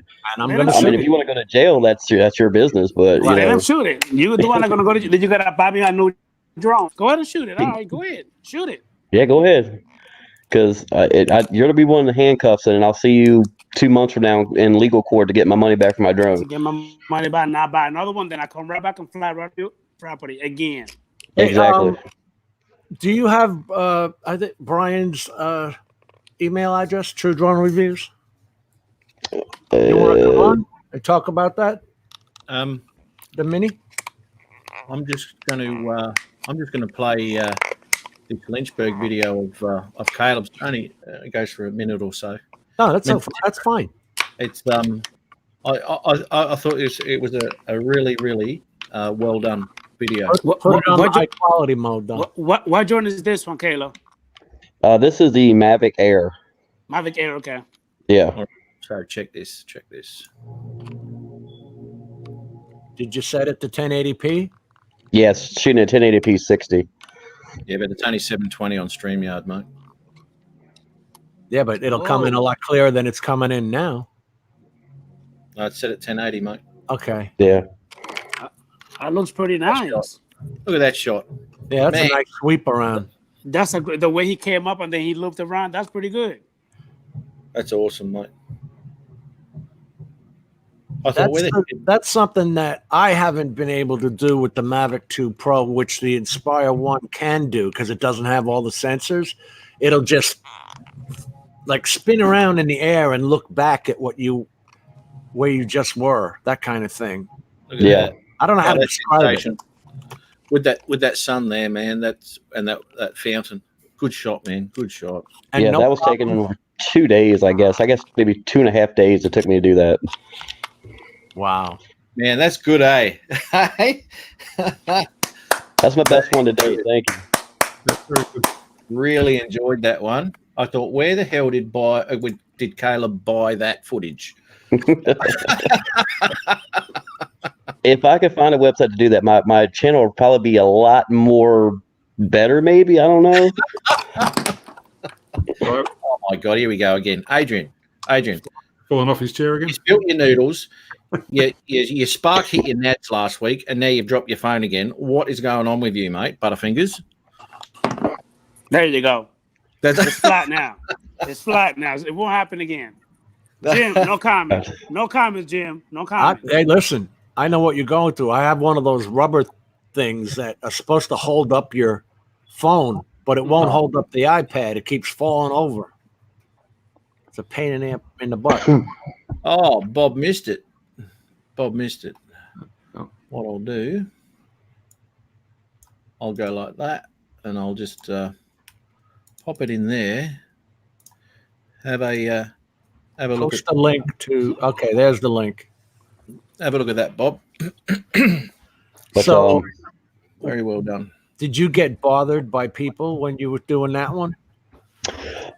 Yeah, because it was during the summertime and it was in a major city. So you had people that were tourists. You had the people who lived there, that worked there.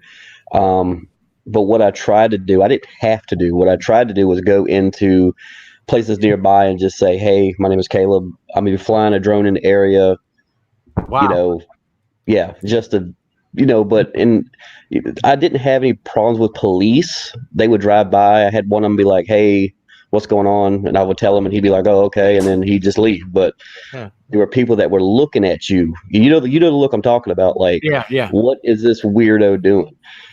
So it was interesting. That's why it took me so long to do it, was because every time I would get a shot lined up and get it going, there was somebody who would say, "Hey, what are you doing?" Yeah. And I'd lose concentration, and the drone would stop, and then you'd bring it back down, and they want to talk to you for 10 minutes about a drone, and then you just ruined your whole smooth shot. Yeah.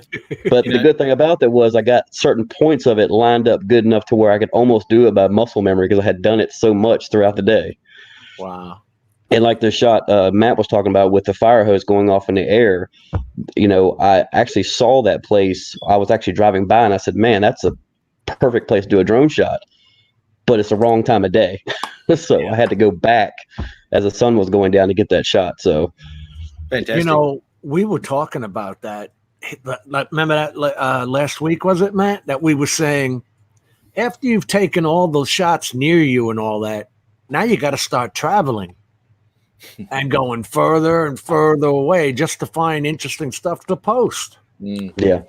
So, hey, Matt, Jim, Peter, Caleb, give me about 20 minutes. I have to get the kids ready. I have to get my daughter ready for her tournament tomorrow. I got to get the uniform, equipment, all that good stuff. I'll be back in a little bit, fellas. Yeah. All right, Adrian. All right, Adrian. All right, guys. We've only got 3 hours to go, mate. So, yeah. But you know what? That's the thing about it is like he just said, you have to keep traveling to find more places to shoot interesting stuff.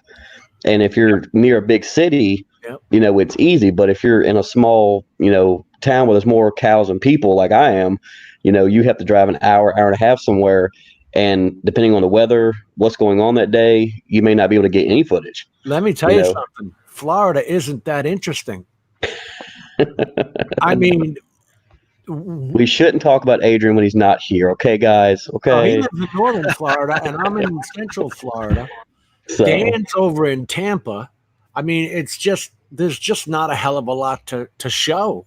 You know, we don't have skyscrapers or any of that stuff. and you know what? Near me, and I jokingly tell people, I don't really jokingly tell people, I actually live near a town called Farmville, Virginia.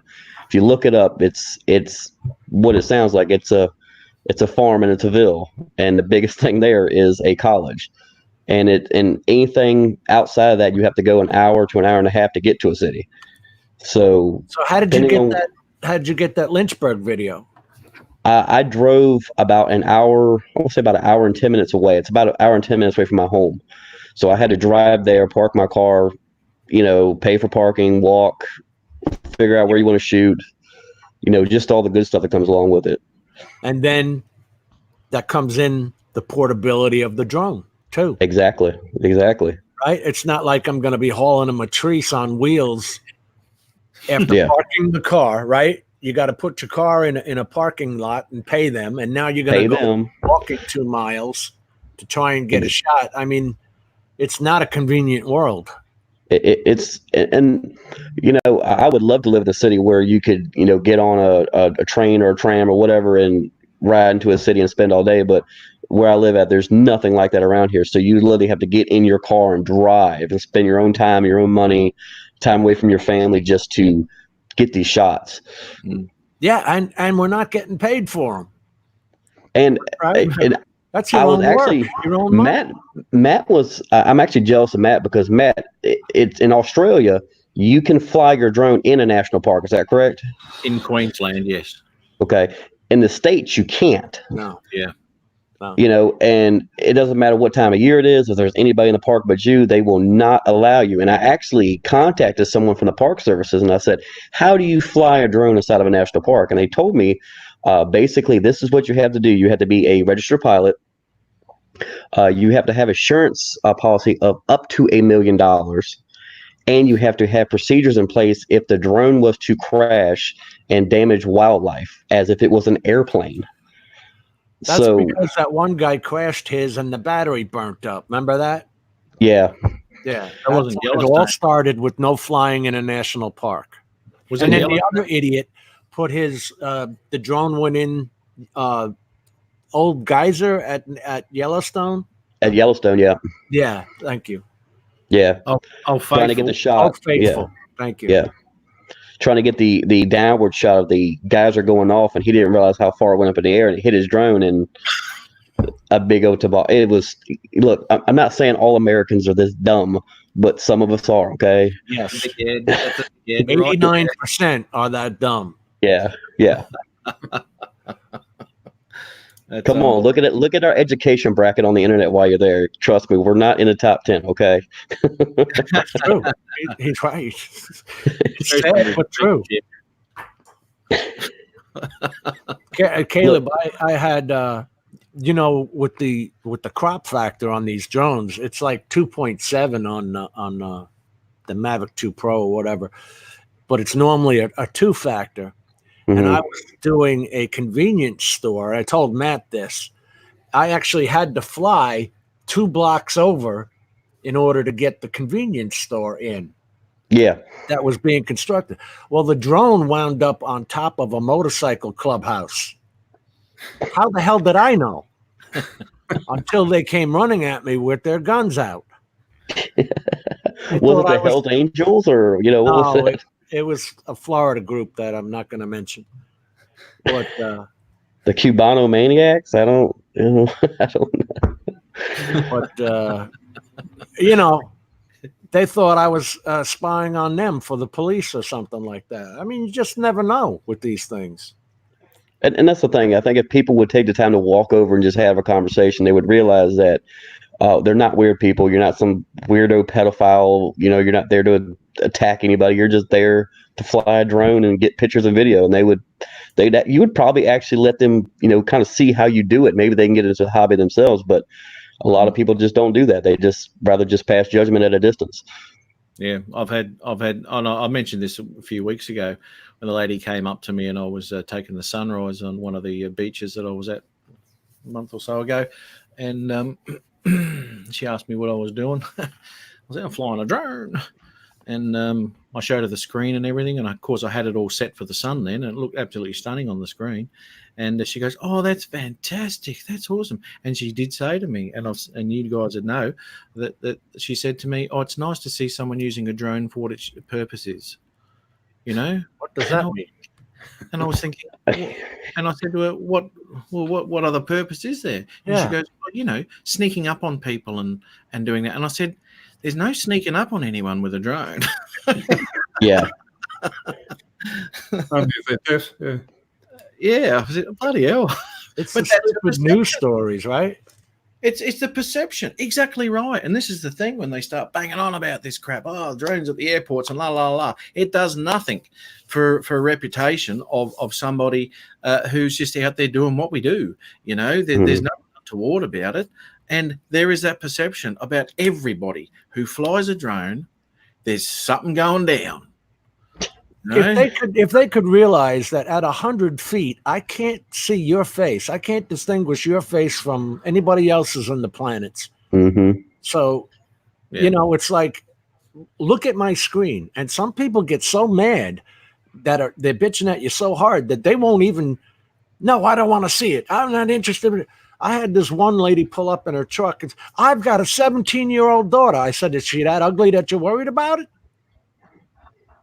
Yeah, exactly. What are you so worried about? I didn't even know you had a 17-year-old daughter until you told me. All I did was fly over your house on the way to somewhere else. But they took the time to get in their vehicle and track down where I was. Yeah. You see what I'm saying? Yeah. Took the time out of their lives to go find out where I was. And I've never had any violent interactions. It was always I call them these silent callers or the creepers, the one that, are trying to like sneak and get your license plate number, or they'll call the police. Who's the sneaky one? Right. It ain't the drone flyer. Yeah. I mean, it's ridiculous. Yeah, Al Diaz is saying he wears the yellow vest. Al, when I'm flying from my house, I've had the police here 4 times. It's just that ridiculous. They actually think you're spying on them. What? Yeah. What are you doing that you're so damn interesting that I want to spy on you? I don't get it. Exactly. Now, I could understand if you're hovering above somebody's house while their teenage daughter is in a pool or something like that. I would totally understand. But if you're flying from your house to somewhere else to get a shot, it shouldn't matter. And I would imagine you would stay high enough to where they probably couldn't see or probably hear the drone. Now, mind you, I always fly, and you can check my flight. I always fly down the center of the street if there's no cars coming. If there's cars coming, I fly on the first 10 feet of the person's property, which is owned by the city and is considered public property. Yeah.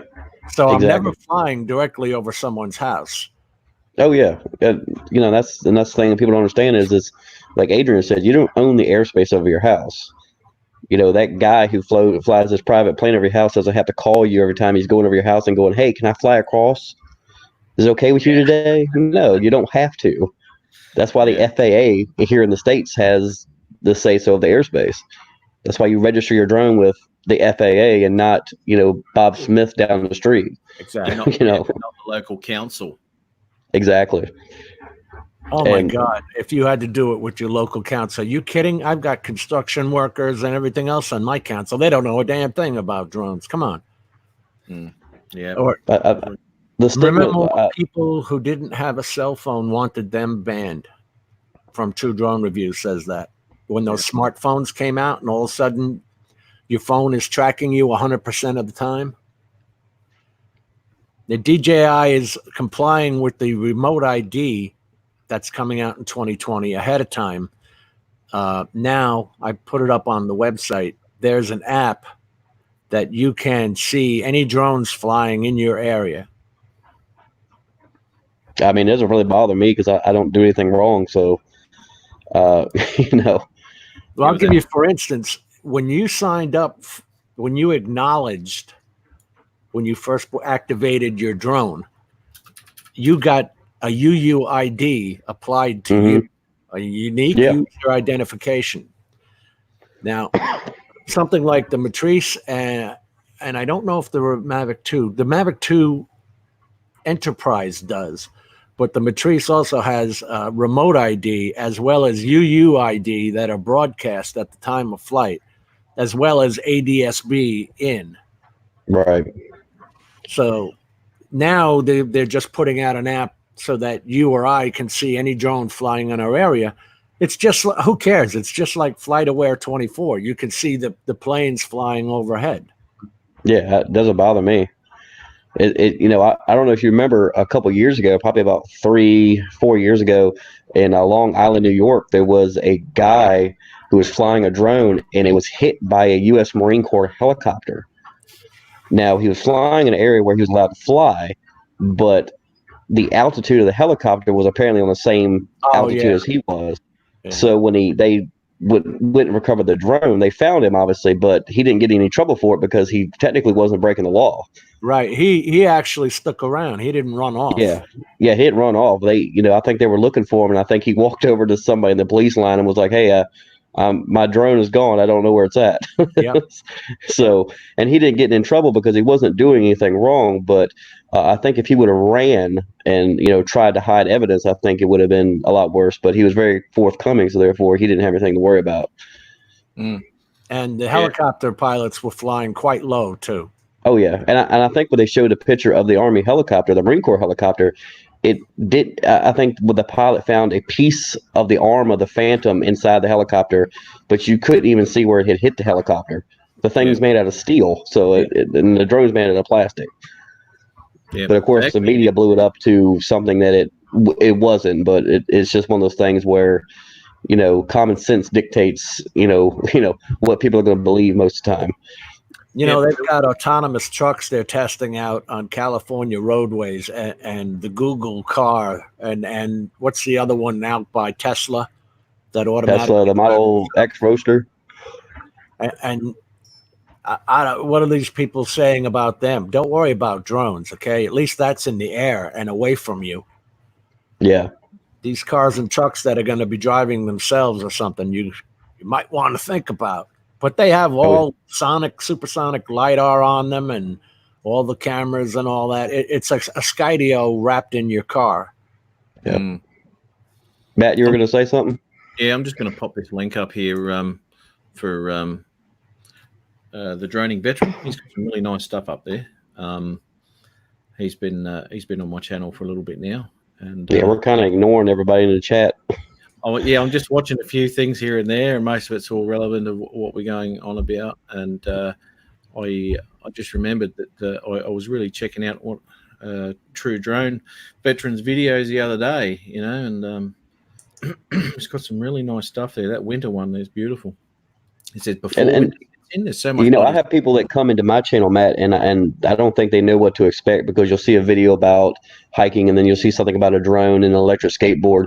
But I think I'm just trying to hit everything that I think is current, relevant, and it is, fun and futuristic because that's where we're heading. Like, like we're talking about the Tesla cars driving themselves and autonomous drones. That is the future, and I think it's important for people to understand that and be okay with it because that is, just the way the world's going. Oh, absolutely, mate. Yeah, absolutely. No, your channel's good, man. That review you did of the GPS watch, and obviously too, and this is the same thing. And I saw in one of your comments that your watch is used. It's battered, it's bashed, it's got scratches and shit all over it. But because you've used it for a certain amount of time, that this is what it does. This is how it happens. It hasn't busted. It hasn't done anything. Now that's a review, mate. A review straight out of the box and walk around your front yard is nothing. Right. Yeah. And same with anything like that. You want something to be around for quite some time, and you've done that. You just got to look at that watch, and it looks like you've dropped it off the cliff, and you went and got it later. I actually had a guy email me. What's today? 2 weeks ago, and he said, "Hey, I was wondering about this review you're going to do on this, and that was back in July, and you haven't done the review yet." And I said, "Well, I got to test it. You don't test something for a week." I don't want to come back to you 6 months from now and go, you know what? That thing I paid $200 for, it broke. Because it only worked for a week. Yeah. But So I tell people that all the time, and then randomly they'll just get a review on my channel or something and go, "Oh, he finally did it." Yeah. So, yeah. It's good. That's a review, mate. There's no mucking around there. The only thing that I don't like about that new app is that it's going to be able to show where the pilot is, where you are. Well, I think for safety concerns, it's troubling, but I also think because we have drone people that are afraid of drones, I think that's their way of snitching on people who have drones. I think they're going to just boggle down the police force with false reports on drones and people not being suspicious. Yeah. Because just want to put that last part in the chat. Sorry, I'm just typing in the chat here. It says that using this app, anyone within radio range of the drone can receive that signal and learn the location, altitude, speed, and direction of the drone, as well as an identification number of the drone and the location of the pilot. So you're driving them right to my house. Are we okay with that? Well, I've got plenty of guns, so I'm not really worried. So I know what you're saying, but are they creating a confrontation when there doesn't need to be one? I think they're creating confrontation because, like we just said, they're going to have people that don't understand and automatically go to a perspective of evil with drone pilots. So I think what they're going to do is end up bogging down the justice system and at least the police force with just random phone calls about somebody flying a drone legally. And this is the thing, and I'll just say good day, see you later to Daddy of 13. He's on his way. Thanks for popping in, mate. Kevin. Bloody early in the morning there for you, mate.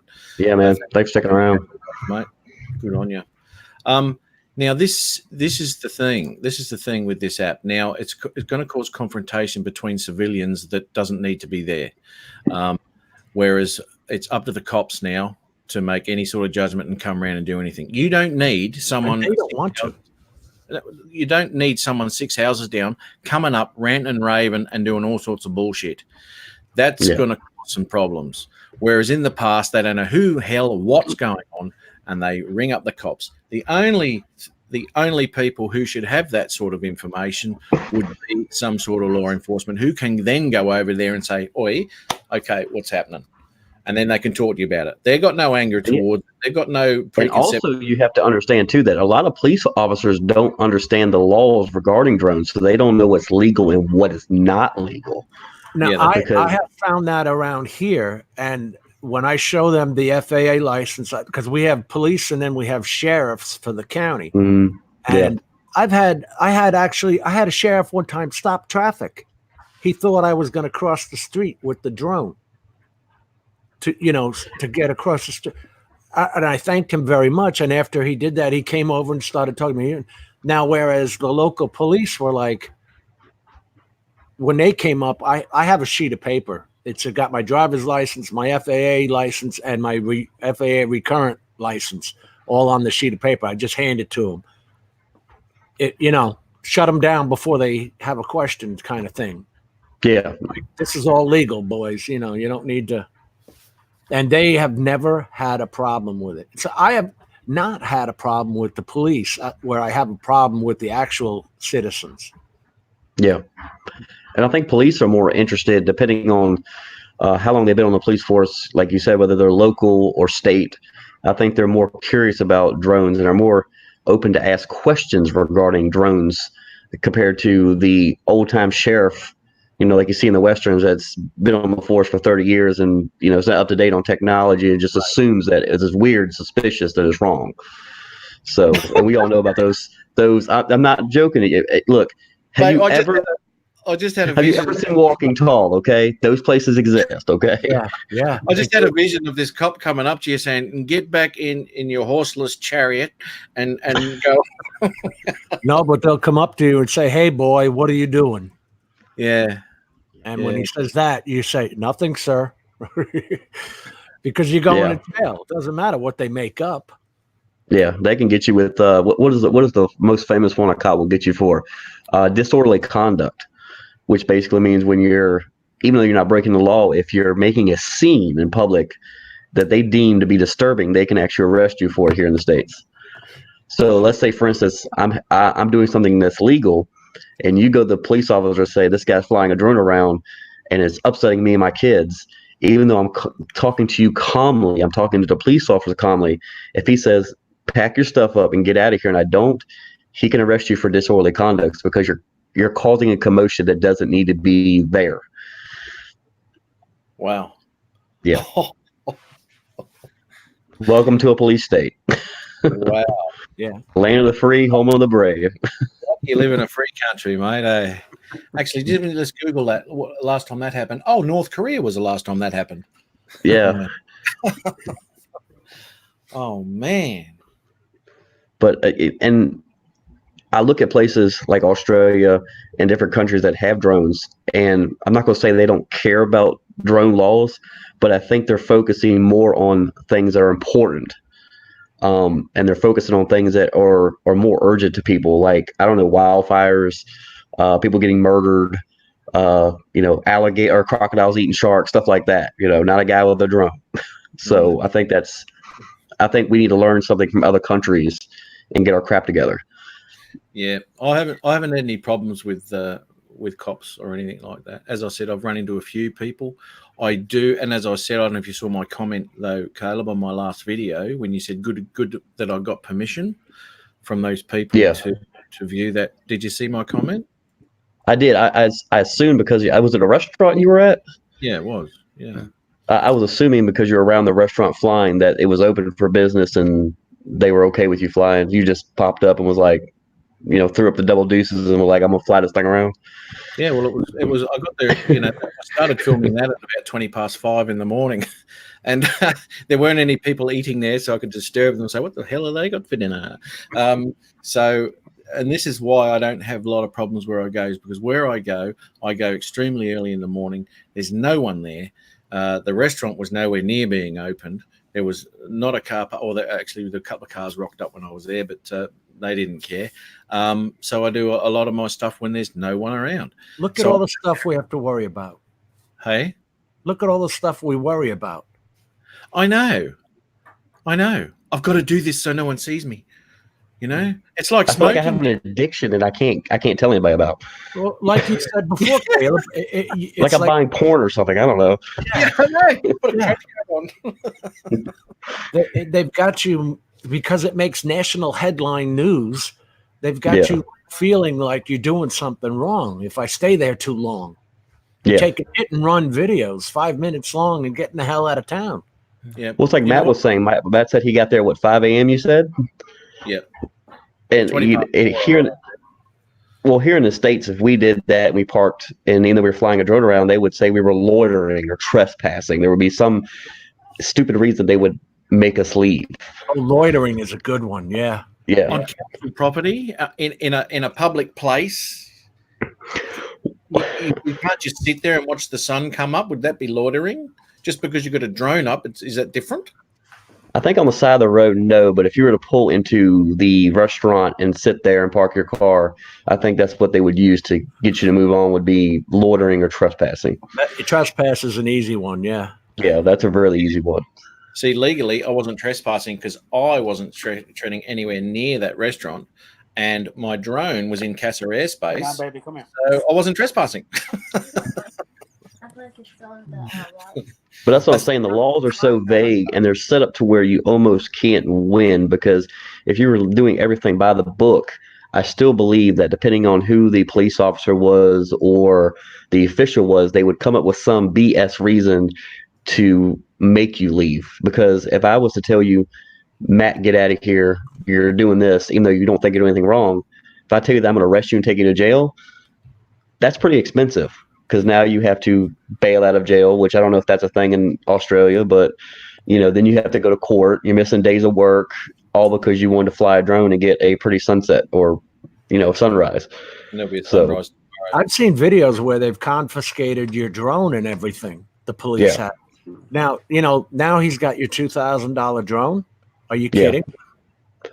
And you're not going to get it back until after your court case. Yeah. Which could be 30 to 90 days later. So. Oh, if you're lucky. About that. man. That sucks. And look where we are. And I'll, and that's the thing. Like, I think there's common sense that comes along with flying your drone. Like here in the States, you obviously know not to fly your drone over the White House. That's just common sense. Obviously, you can't even take off with a drone in Washington D.C. Period. Right. It has a 30-mile radius no-fly zone. But common sense dictates that. But there's always that one idiot that will ruin everything for everybody. And it gets changed for all of us. Yep. It gets changed for everybody. Yep. He's absolutely right. Yeah, and that stigma of that story doesn't go away. Yeah, it doesn't. It doesn't. It's just another journey. Just another journey. We're going to talk about your trip to Australia next year, mate.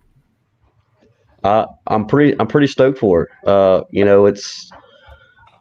It's nerve-wracking because I've been to other countries. I've been to one other country, and that was in Great Britain. But to go to one of the most harshest places to survive is scary and exciting at the same time, because y'all have some of the most craziest animals I've ever seen in my life. Yeah.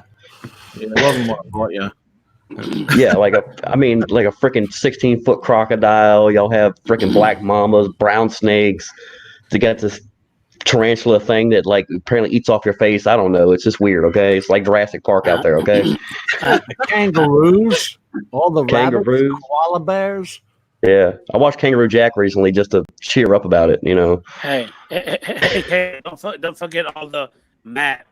Matt, he got his own species. He's a thing. A man that literally sleeps with a spark. He's a thing. You understand what I'm saying? Yeah. Okay. Well, we call that over 40 here in the States. So. So Jim, did you miss me? We're off without you. Yeah. There you go. This will not be a stream without Adrian. Didn't even realize you were gone. Oh, sir? Matt didn't catch that. Just saying, no. I didn't realize you'd gone. Oh, hang on. It's time. It's time. Man, wait a minute. I'm sorry. Here we go. What? There it is. The hourly zinger. Didn't even realize you were gone, Adrian. Yeah. Adrian, since you've been gone, we've been talking about drone laws, being arrested, pedophiles. What else we've been talking about? Your trip to Australia. Trip to Australia, the Outback. How are you planning that? Did you just planning come up what? With the trip to Australia? No, I do a lot of like self-reliant stuff, and I always try to test myself and get out there and put skills to use that I've learned to survive, out in the wilderness or woods or whatever you want to call it. Right. And Australia is probably the best one to test it at, because Australia and Africa are just, it's like the cradle of civilization. It's where I would say everything came from. If you can survive there, you can survive anywhere. Period. I've watched so many documentaries on the Australian outback that my mind's ready to explode. I'm excited and scared at the same time, because, like I said, y'all got some crazy stuff down there, man. I'm not even lying. Like, God bless America. I saw the movie The Dingo Ate My Baby. That's what I'm talking about. Freaking dingoes, man. That was just one of our dogs, mate. Then they were going to put that lady in jail until it happened again. And it's happened again recently too, up at Fraser Island, because they got the purest breed of dingo on Fraser Island, because it's been separated from the mainland for hundreds of thousands of years. Yeah, been breeding there, so they're the purest dingoes around. And they might look really small and cuddly and all that, and they'll just look at you and look like they're not going to do anything until they do. Right. Yeah. Enlighten me. What the hell is a dingo? It's a dog. The dog, man. Oh, A wild dog. Yeah. Okay. Native Australian dog. Okay. I thought you were talking about dingoes. Okay. I'm sorry.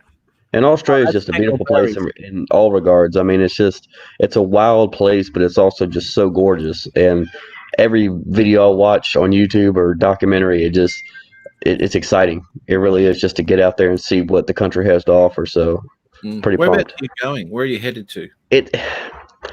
I don't have my papers with me right now, but I'd have to get up and get them. But it's in the outback. There is How did you? There's like an Aboriginal tribe out there that I don't want to butcher their name because it's just so disrespectful, that lives out there, and every few years they allow people to come out and they show them primitive techniques of how they've lived for thousands of years off the land.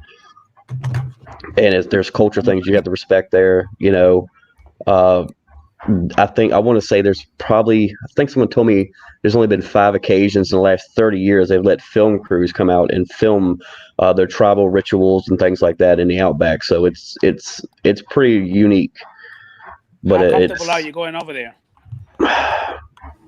I'm pretty comfortable. There's only 5 of us that are going, and they literally you're paying for your airfare, and they literally just put you in a car. They drive you to whenever the road stops, and then there's some guy that takes you to the village, apparently, from what I understand. And it's pretty weird. We have made a movie about that, and it was all about a man in Northern Territory. He used to do a lot of that, and you'll find he was one of Australia's biggest serial killers too. So you want to be careful who you picked up at the airport by. I actually just watched a thing on the crime show about Australian serial killers. So you're not making me feel any better about this at all. Good thing is though, mate, where you are headed, there have been no Aboriginal serial killers. So they're a top bunch of people out there. I've spent a lot of time with them out in Oampelly up in Arnhem Land, just out of Darwin there. And I tell you what, mate, the Australian government, in all their graciousness, have given them, Arnhem Land to look after. And I'll tell you now, mate, if they look after Arnhem Land, if they look at the rest of Australia like they do Arnhem Land, give them the whole bloody lot, mate, because it is pristine up there. It is absolutely gorgeous. Gorgeous. It refers to what our Indian reservations are like. Mm-hmm. Oh, mate, it's absolutely stunning. And the thing is, when you watch something on TV about Australia, I don't think it does it justice, because you can have the best videographer there, the photographer, whoever filming that particular show, but I guess to actually be there and experience is just out of this world, because I've talked to people that have gone to Australia once or twice, and they just say that there's nothing like it. They say it's truly unique to go to Australia, especially in the outback, or even at like Sydney into like the harbor areas and things like that. They say it's just amazing out there. So that's it. How can you stand there at the top of and that's what's so difficult, even when I'm filming stuff and doing stuff, to capture just exactly the same everywhere, in America and all sorts, to try and capture exactly what you're seeing. It's near impossible, mate. Yeah. You can't get it all in, even though even if you do a landscape picture. Well, like you're saying, how do you capture the wonder of it? Like being out in like the Dakotas for us, you could just see forever, that kind of thing, Yeah, it's hard to capture the grandeur. Right. That's what I'm just saying. Yeah. It's and same with the Rockies there in Colorado when we went through there. I got Canyon. Photos. Yeah, but I'll put it to you like this: about 10 years ago, I visited a Nazi concentration camp. You see these documentaries on TV about the Holocaust, things like that have happened. You obviously know about the war, and you know the history. Yeah, but you know what? I'm watching it right now again. They just put to actually stand in Auschwitz, and there is a aura and a feel that comes off of it that video cannot describe, pictures cannot describe. You can feel the sadness in the air. You can smell dry dirt and death. That's the best way I can smell it. I can explain it, excuse me. And to go there, you have to go there to experience. It's just like any place in the world. You can tell somebody about it all you want, but till you go there and feel it, it's not the same. Well, to know that 5 million people were killed, right? Exactly. Yeah. At only 5 camps, Dachau and the rest of them, Auschwitz. Amazing. Oh, to see the pictures. I mean, go ahead. Yeah. But if you, like you just said, if you watch a documentary on Netflix or something, and then you you were able to go to the place. It puts everything into much more bigger perspective. You have a greater appreciation for one another and life and the things that you do compared to just watching it on television. And this is the problem. And this is the problem with what we've got with society now, is that everything is a problem for society. What do you cut me off in the car? You took my parking spot. My coffee's not hot enough. My God, seriously, there is so much more that no one's experienced, and they do not take the small things for granted anymore. And as I'm getting older, I'm starting to realize now that every experience, I make the most of it, because it's a beautiful thing. Everything about what's around me is beautiful. And as I said, I don't let the little things, screw me down anymore, because they are little things. That's all, mate. Yeah, absolutely right. There's so much more that could have happened and can still happen. So just enjoy what you got, enjoy what's happening, and just be nice, for God's sake. Unfortunately, it's easier said than done. It is. Because you need a lot more people with the same attitude. The world is who you surround yourself with, right? That's right. Yeah. You got a shitty group of friends. What's my camera doing? Hey, Jim, did you notice that? That was my one-liner. Did you see I had a one-liner like Peter? Keep that in mind. I missed that one. What was it? What was it? I'm sorry. His screen being upside down. What are you watching, Matt? My OCD is kicking in right now. I want to turn him. Down? What are you watching, Matt? I'm watching Spider-Man over here. He looks like he's upside down. Adrian? Yeah. He's straight. He's normal to me. He's upside down on my screen. Do me a favor, mate. Are you on an iPad or something? No, I'm on my laptop. Oh. Because he's normal to me and everyone here. Yeah, he's normal on YouTube, and he's normal on StreamYard. Where's normal anyway? Here we go again. Get it, Matt. Matt, get it. I'll have to do it. Okay, yeah. I just checked out the stream on YouTube. He's straight there, but on my screen, he's upside down. That's weird. Get that off.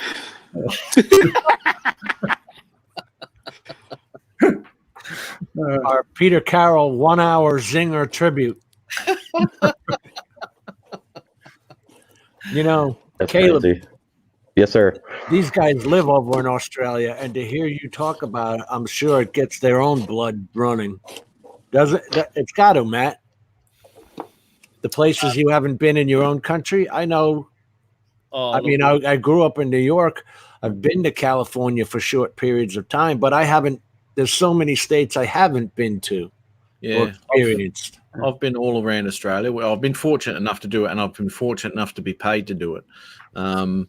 Not through trucks or other things that I do.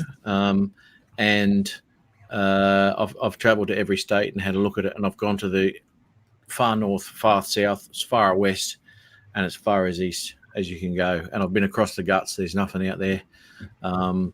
And I've been fortunate enough to have a look at the size of the country. And you don't know how big the country is until you start sitting behind a wheel and start to drive it, because that's a good indication. I mean, it's the same sort of land mass as the US. Yes, it is. I'm fortunate enough to have a look at the US too. I've been to 33 of the states there through the United States and Canada, North America, and awesome, mate, and a varying countryside too. It's varying landscapes. As I said, Nebraska's and all that's all flat and what have you. You get to Denver, and then you hit the Rockies, then you go to the other side, and you got all the deserts, and and up in Wisconsin, beautiful up there, and Minnesota and all that sort of area. And that's true, because the South is boring when you're driving through it. I rode from New York and swung south to go out to Arizona. And there's some boring ass flatlands there, man. But you go up north. Oh my God, it's funny. I've been to South Dakota a couple of times, and that's just some interesting land. Hey, Caleb, where are you at? What's that? Where are you at? I'm in Virginia. Virginia, okay. Yeah. Jim, you say you were from New York. Is it true that we're not allowed to fly our drone in Niagara Falls. Is that true? Yeah, yeah. Can I ask you why? I mean, I think they're considering it a national park now because some idiot, I'm sure, has flown his drone into the water or some crap. Well, what about the Grand Canyon? They have boats that's. Well, I don't know. What's the ruling on that? Because there's Grand Canyon National Park. I also heard that you cannot. We're not allowed to fly a drone in the Grand Canyon either. Why not? No national parks. No national. Yeah, I would say that'd be true because number one, how many helicopters are zooming that joint? You know. Oh yeah. That would be a no-fly zone, man. Well, it's the same with Niagara Falls. You have a lot of the boat trips going up underneath the falls too. Yeah. Yeah. Let me see. You can drive coast to coast in the U.S. in 3 days, but it will take you 7 days to cross Texas. Yeah, I went through the panhandle of Texas. Do you know that that's the only state I was stopped in? I went from New York to Arizona, Yuma, Arizona, where I was stationed with the Marines. And the only state I was stopped in was Texas through the panhandle. Well, it's your accent. That's all it is. You're from New York, you know. I drove it in a Datsun B210. Do you remember that? Oh, that is suspect right there. Let me tell you. Yeah, it's ugly a car, man. Yeah.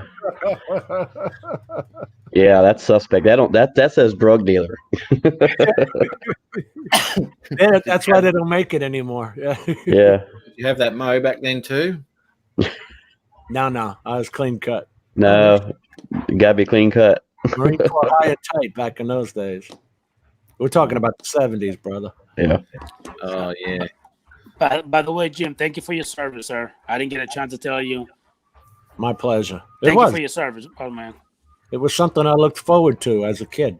I don't know. Don't ask me why. Don't ask me why. I'm not, because I got plenty of people that I know that actually are veterans, and much love and respect for every single one of you guys for all the great service that you guys have done. Back in those days, they used to have TV commercials. The Few, The Proud, The Marines. I remember those. I used to have those posters on my wall and all that stuff, man. That was something I aspired to. Can I ask you, why don't they play it anymore? It's an all voluntary military, and half the bases that I used to work at and got trained at, like Memphis, Tennessee, and all that, are gone, wiped off the planet. They're now building neighborhoods on that land. I mean, it's terrible, man. When all the base closings went on around here, not enough wars. Sorry. Is that a good thing? We got them fired up. No, but I mean, you should have seen the size of the Millington. The little town was called Millington, but it was Memphis, Tennessee. These were skyscrapers full of Navy barracks where we went and did naval air training. They're gone, man. Totally gone. Yeah. Yeah, there's a lot of places here in, and actually that's what I found interesting too when I was up all through Northern Territory. There's old abandoned World War II camps. They've still got the fuel drums hanging around and all that sort of stuff. And up Cape York, where I went up to the top of Australia, it took me 4-wheel drive through all sorts of stupid country to get up there. There are C-30s. I think they're C-30s. Yeah, C-30 cargo jets. Yep. Prop planes. Yep. Yep, 2 props, tail dragger. Yeah. They're crashed in the bush there. There's a couple of bombers which are in the bush there too. You can go into the fuselages and stand where the turrets were and all that sort of stuff. And man, what a sobering image. It was. It's just what people go through and went through. You can never fathom. You cannot fathom. No. What was happening? You know. And that's why they get you when you're 17 and 18 years old. I'm sorry, 18 years old, because you can do 17. I would. You can sign up when you're 17 and go to boot camp, but you can't go be enlisted until you're 18. Yeah, because my nephew not my nephew, my best friend's son. He's 17, and he's going through boot camp right now. Well, when I was a kid, it was 18, but I actually went in when I was 17 because I signed up at the Brooklyn Navy Yards. My father had friends there. So I got in right out of high school. Mm-hmm. It was that or jail, you know. Well, it's almost the same thing. You have somebody telling you what to do, and you got a nice uniform. You're surrounded by men. Yeah, you get fed. three hots in a cot, you know. Listen, you'd be surprised who joins the service.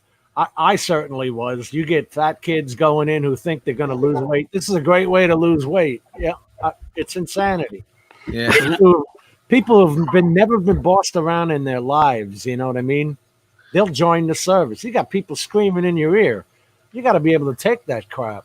You know, Jim. Talking about the veterans and all that good stuff. I don't know how you feel about a lot of these sports that they show on ESPN and all them CVS, all that good stuff, where people are literally. I mean, I guess this is just the way I feel. And a lot of people don't like to talk about it. And disrespect. I'm hoping that I don't step on nobody's toes when I say what I'm about to say. But I've actually stopped watching a lot of these sports when I see people taking a knee when it comes to the national anthem. And you know what I mean? Stuff like that. Because me personally, I was born in the Dominican Republic. I was not born here in the U.S.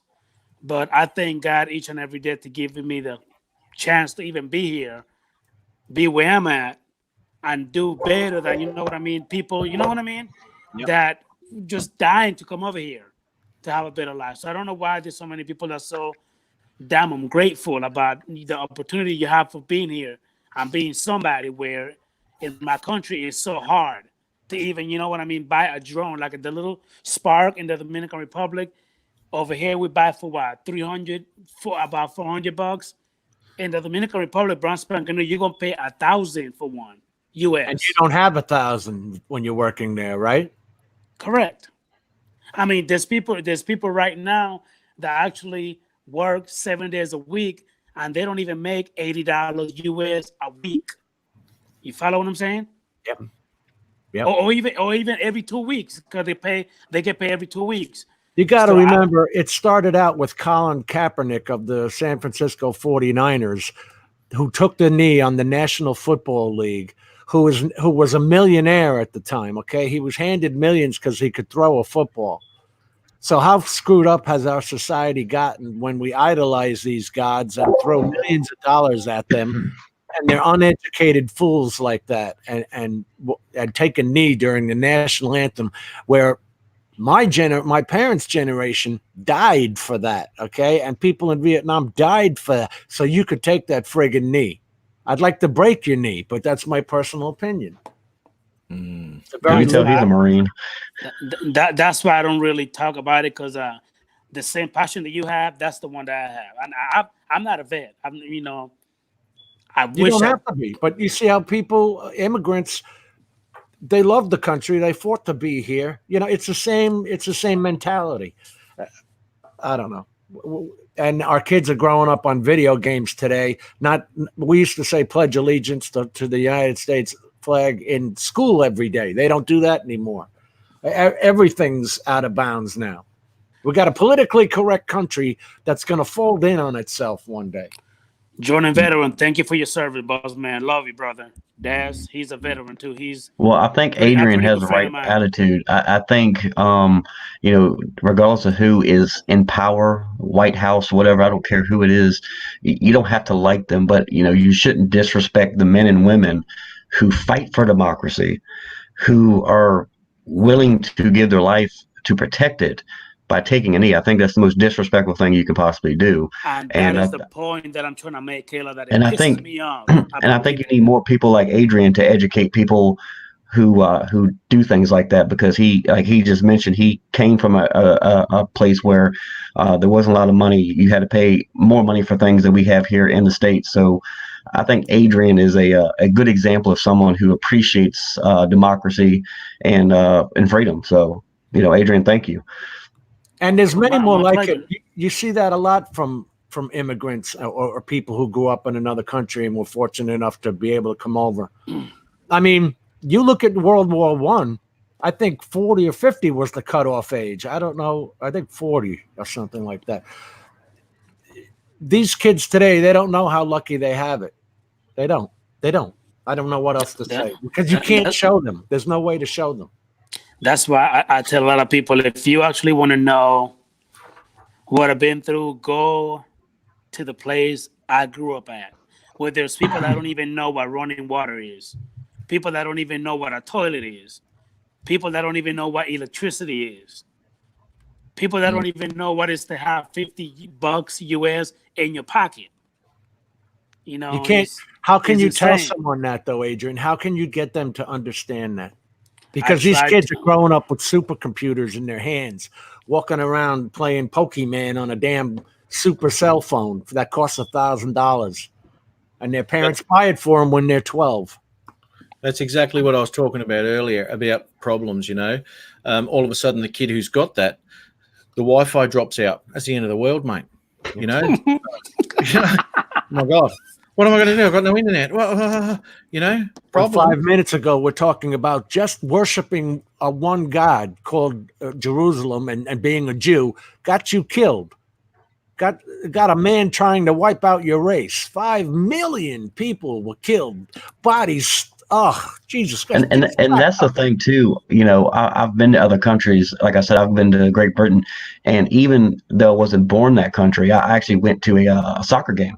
And if they had played their national anthem there, even though I wasn't a member of the society or part of the country, I would have stood there quietly and stood up for it, because there are men and women in Australia, in Great Britain, and all these countries all over the world that fight for democracy. So just because I'm not born there doesn't mean I'm going to show them a lack of respect just because I wasn't. And I think more people need to understand that. You can disagree with politics, but just don't disrespect people who fight for your right to fly that drone, to speak Correct. your mind, to do There a you live go. stream on YouTube. You need to respect those people. Because in some countries, you don't get the choice. Exactly. That's exactly No, right. you don't. No, you don't. I know a lot of people right now in the Dominican Republic. We're all by Jim, by the way. Every single one of you guys. I mean, like right now in the Dominican Republic, is actually a communist country where, Jim, like here in the U.S., we have electricity 24/7. Right. If you have your light on, your bill can just keep running, right?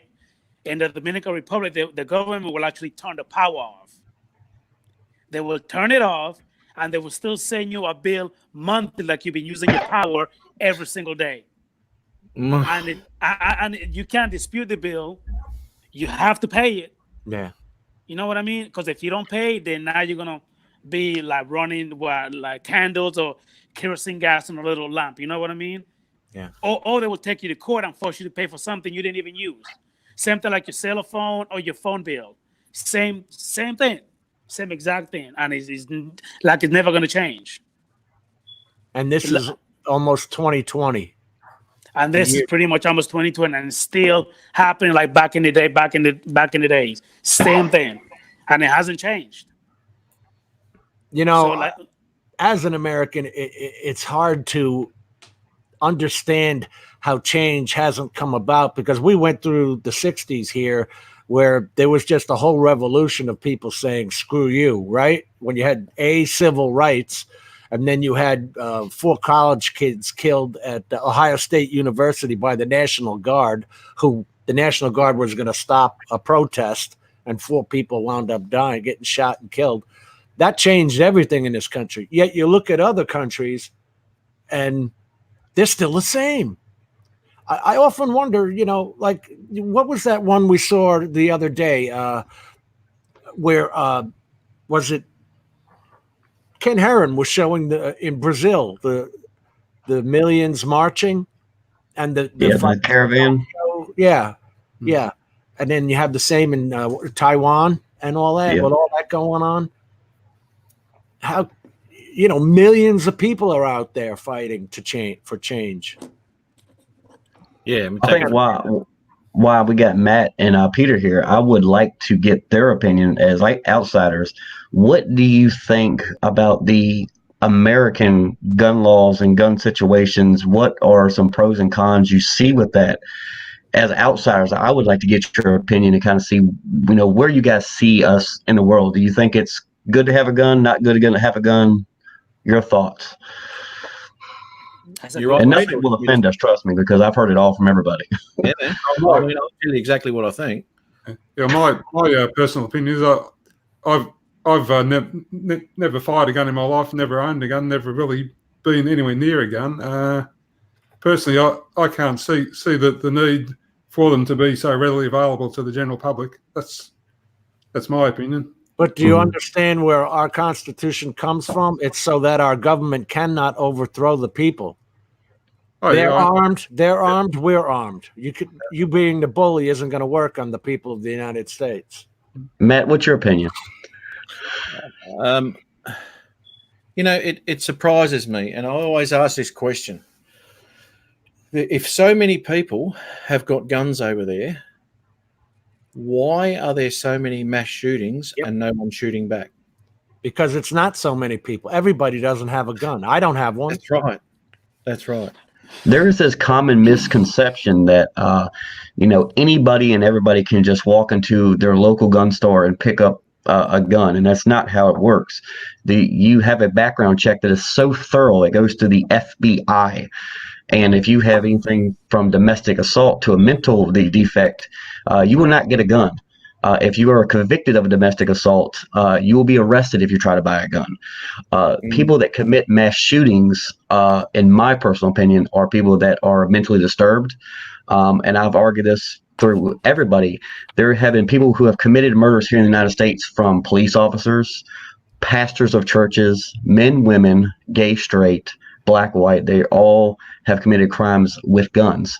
I think it's more of a mental health thing than it is an actual gun thing. I think there needs stricter guidelines on what mental health will cover.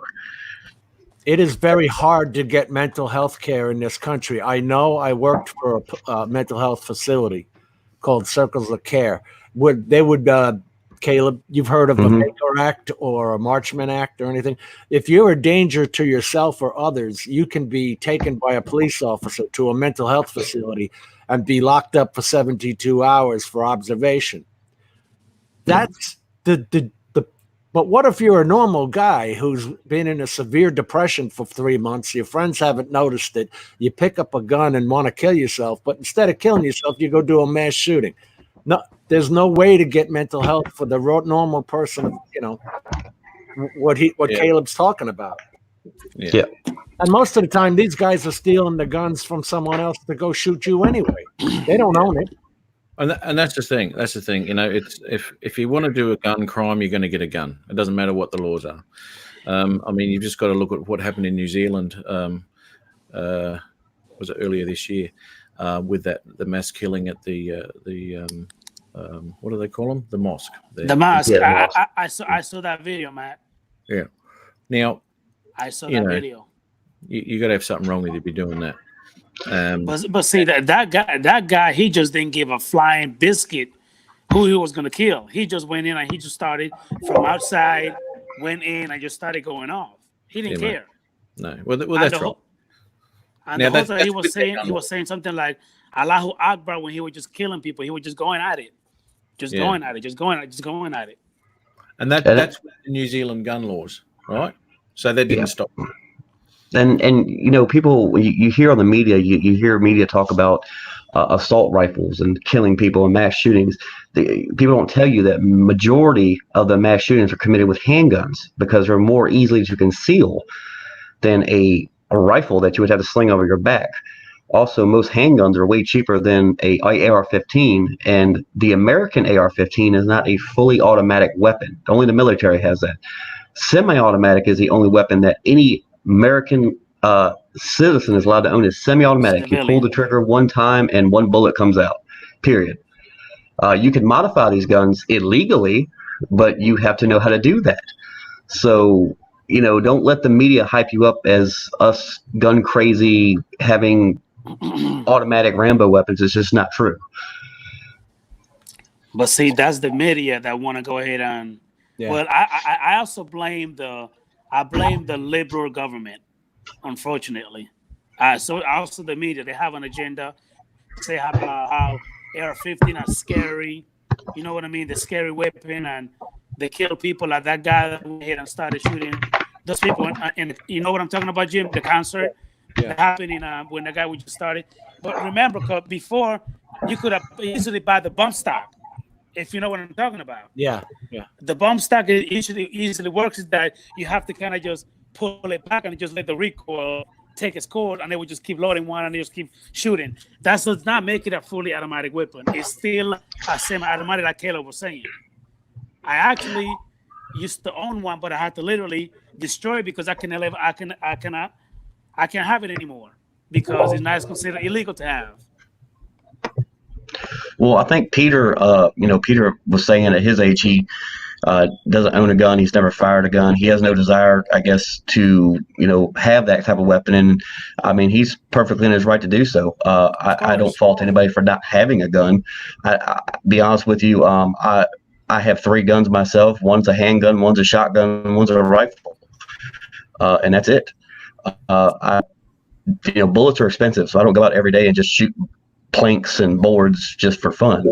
They are kept, in a closet securely from, my children, obviously. But I just think that people need to reevaluate the gun laws. I think gun laws need to be changed. I don't think they need to be more stricter. I just think we need to evaluate mental health. Period. But the thing is, Kel, I mean, how? Like, for example, yourself. Like the way you sound right now, you sound like a perfectly normal person. But what if you have mental health, but yet you still know how to communicate the way you communicate? How can I say, well, I'm not going to give Caleb one because he got problems? I can't see your issues from the outside. So how would I know you got problems? Well, that's what I think part of that. Where I'm coming from? Yeah, I understand where you're coming from. I think a part of that has to be depending on what you're buying and how many you're buying. I think you should have to be examined by somebody because it's not normal for somebody to have 300 guns in their house. It's just not normal. Or 300 rounds. Where 300 rounds. From? Well, yeah. I think I have to disagree with you just a little bit. I currently have 27 different guns because I'm a gun collector and I love guns. Hang on, Adrian. Mike B. I am from Central Virginia. I'm about an hour south of Richmond, Virginia. I'm sorry, Adrian. Go ahead. Okay. So, for example, like me, myself, I got 27 different guns. I'm a gun collector. I love guns. This is a right that was given to me when I actually became a U.S. citizen. I've never been in trouble. I'm not a felon. Never been to jail. Never committed any kind of crime here or back home. Now, in Dominican Republic, I can't just buy guns. I can actually buy guns here, even if I buy legally or not. But does that mean that now I need to go through extra paperwork because I own 27 different guns and I want to buy 3 more? I make it 30. I mean, do you understand where I'm coming from? I mean, I think I disagree with you a little bit. What do you mean as they keep tightening? You mean as they keep tightening the laws? Correct, because if you notice, Jim, anytime something happens, the only thing I hear is gun control. Yeah. Gun control. That means it's going to make it harder on me, a law-abiding citizen who does not break the law, do not commit any crimes. I actually have my permit to carry my gun on me. I got a permit to carry. Does that make me a criminal? No. I'm just somebody that just want to, believe in the Second Amendment. Let me put it that way. Does that mean that now I got to go through extra red tape just because some idiot want to shoot up? You know what I mean? I just kill people?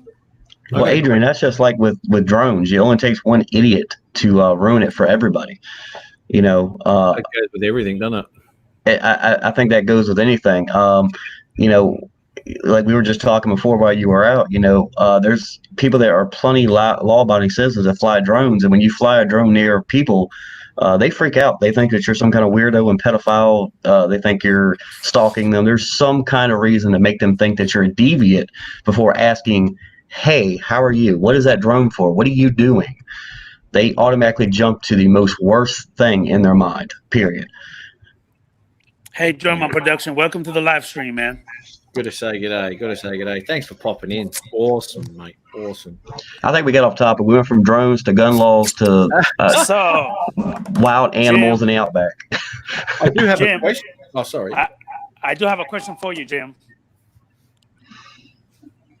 When are you going to go ahead and take that yellow looking mighty bee you have back there and make an awesome video and give it to us. Okay, I've already made video with it, but I thought you would expect from me an honest review. There you go. I am having trouble with its calibrations. Their Android app is insufficient, and I can only get it working on the iOS app right now. And so I don't want to blaspheme the company because they said they're working on the app to fix things. So I'm going to leave it at that. Right. Thank you, Drumman Production. I really appreciate you. The only video I put up was the one that says what's in the box. I'll put up one that has video on it, but I don't want to say it's great until it is. Right now, it has to be calibrated just like a normal drone has to be calibrated. So it has to be told if you say go down, it goes down. But it's got 3 different controls. It can also go through the water looking down. Okay? And it's supposed to hold its position. So in order to do that, you have to calibrate it with it. It's got an IMU in it and all that crap. Okay. They haven't fixed that software to where you could buy this product and just put it in the water and use it. Now, have you noticed that just by giving us that little explanation you done a review just now, just by talking to me about it? You see what you just did? I just want to be fair, and you guys would give me hell if you went and paid $500 and it didn't work right. That's how we are. That's it, mate. Absolutely, and perfectly right to do that too. Because if it's a piece of junk, it's not a piece of junk. It's just not ironed out. But this is the thing: why do they release stuff that's not quite ironed out? And it's for sale. I am a tester. They sent it to me for free to test it out and make videos on it. But I'm just giving them the chance. They have their email contact with me, and they say they're working on the app. Well, let them work on it. I'm okay with that. Right. Okay. Right? So when they gave it to you, they want you posting it on YouTube. Is that right? They'd never asked me to do anything. Okay. Well, I guess that's a fair thing to do, to wait, to give them feedback on what's actually happening with them, give them a chance to work that out and get the thing working right, and then do a review on that. Because once it's working right, it's got all the basics there. It's gonna work. It's going to be a good thing. Yeah. I'm not too sure if those lights are going to be bright enough, though. They actually are. The problem is the videos that you see on YouTube right now, people are putting them in their pools. Okay. You guys don't want to see it in your backyard pool. You want to see it in the actual water. So I'm doing it in an actual river. And it's only going to get a 6-foot range underwater. And it's at 1080p. It's not 4K either. This is the lower priced one. They have that Gladius Mini that actually Drone Worship Dan had, and he had problem with his motors because you can get seaweed easily wrapped up into one of these tiny motors. Not wrong, mate. Right? That's not hard to do at all. It's lucky it's tethered, mate. Because that disappear. Hey, Matt, do me a Take favor. it away in a strong current. Yeah, mate. Hey, Drone Man Production, I believe, he wanted me to go ahead and drop a line on the chat so he could sub to my channel. Unfortunately, I'm on my iPhone, so can you go ahead and share my link to my channel on the chat, please, so he could do what he have to do? Yeah, no worries. I appreciate it. Adrian owns the most props. What did you call him, Matt? The props, more props than a Hollywood studio. More props than a Broadway musical. Broadway musical. There you go. Yes, I do. I got props for every single one of my drones. A whole bunch of them. Now, see, the same way, Adrian, I know that you would tell the truth about the props, whether you liked them, you didn't like them, and whether somebody gave them to you or they were paying you. Most definitely. I gotta be the same way. You know what I mean? I'm just trying to give the company a chance. Yes, sir. Yes, sir. Kind of like the props that actually light up for the DJI Mavic Air. I would advise anybody: do not buy that junk. Don't buy it. See? It's a waste of money. They cost almost $40, and it's a waste of money. You use them once, the next day they're already broken. Like And once you take off, you fly for one full charge. When they come back, you already lost the little top of the battery's gone. The blade is all flimsy. It breaks. It's a piece of junk. Don't spend your money on it. It is. It's a piece of junk. I threw it away. I threw it away for like $39.99. Yeah. That's insane. Actually, I've got to tell you too, Adrian. On your last video, you said I'm in GPS mode. It only does 12 kilometers an hour, whatever it is. If you take the front sensors off, you can go faster than that. Somebody told me about that, and on the Spark, that's actually true, and I've done it. Now, I guess I have to kind of just mess with it a little bit more, because I love to. Yeah. But see, I love to fly the Spark real nice and slow, because if you put it on sports mode, it take off like a race car. You know what I mean? And then when you turn, it gives you that look like that. You know what I mean? That it looks the gimbal, look. Yeah, correct. Yeah. So I mean, that's why I love to fly on GPS mode and just leave it as that. Yeah. Okay. Yeah, it does lock the GPS. You saw that video, didn't you, Caleb? My FPV Sparky. Oh yeah, I saw that one. That was pretty cool. Yeah. Oh, it was good fun. Oh man, it was fun. Was it? Yeah. Hey. It wasn't fun putting it. I have not put them in FPV mode. Have you, Caleb? Sports mode. Yeah. No, they actually have FPV mode. Well, they do. Yes, absolutely. I put my Mavic in FPV to try something out, but it didn't quite work, so I didn't do it. But yeah, you can lock that gimbal, and any left and right, you'll get your pits there horizontal. By the way, Jim and Caleb, I didn't mean to go ahead and go off topic when it comes to the whole, veteran and talking about, what I mean, people disrespecting the flag and stuff like that. So if anybody feel that I stepped on their toes, I do apologize about that. For what?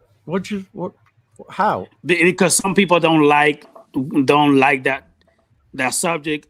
Me personally, I could talk about it every day all until I turn blue, because I actually believe in what you believe. It's another case of one person ruining it for everybody. One guy started it in the NFL, right? It only takes, I don't want to talk about guns because it'll get his stream banned or whatever. So I'm glad you didn't mention the guy's name and all that, because there's a 40-page YouTube list of words and people you can't talk about. It's a 40-page blacklist.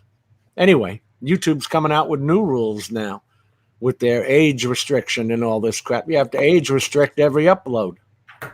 I did get I uploaded a video last night, and they did give me something about how it is required that I need to let YouTube know if the video is actually suitable for kids. Yep. I thought it was a joke. No, every video has to be done, even your past videos. Holy! I thought it was a joke. I thought it was somebody I thought somebody hacked my freaking computer. Like, what the hell is going on? Nah, YouTube got fined $170 million by the Federal Communications Commission, the FCC, for their all these people making videos, all these videos that kids can see, and they've got sex and cursing and all this crap in it. Dude, they even consider smoking bad. So, Got to say good day to Rick. Rick's popped in again. Yep, hi, Rick.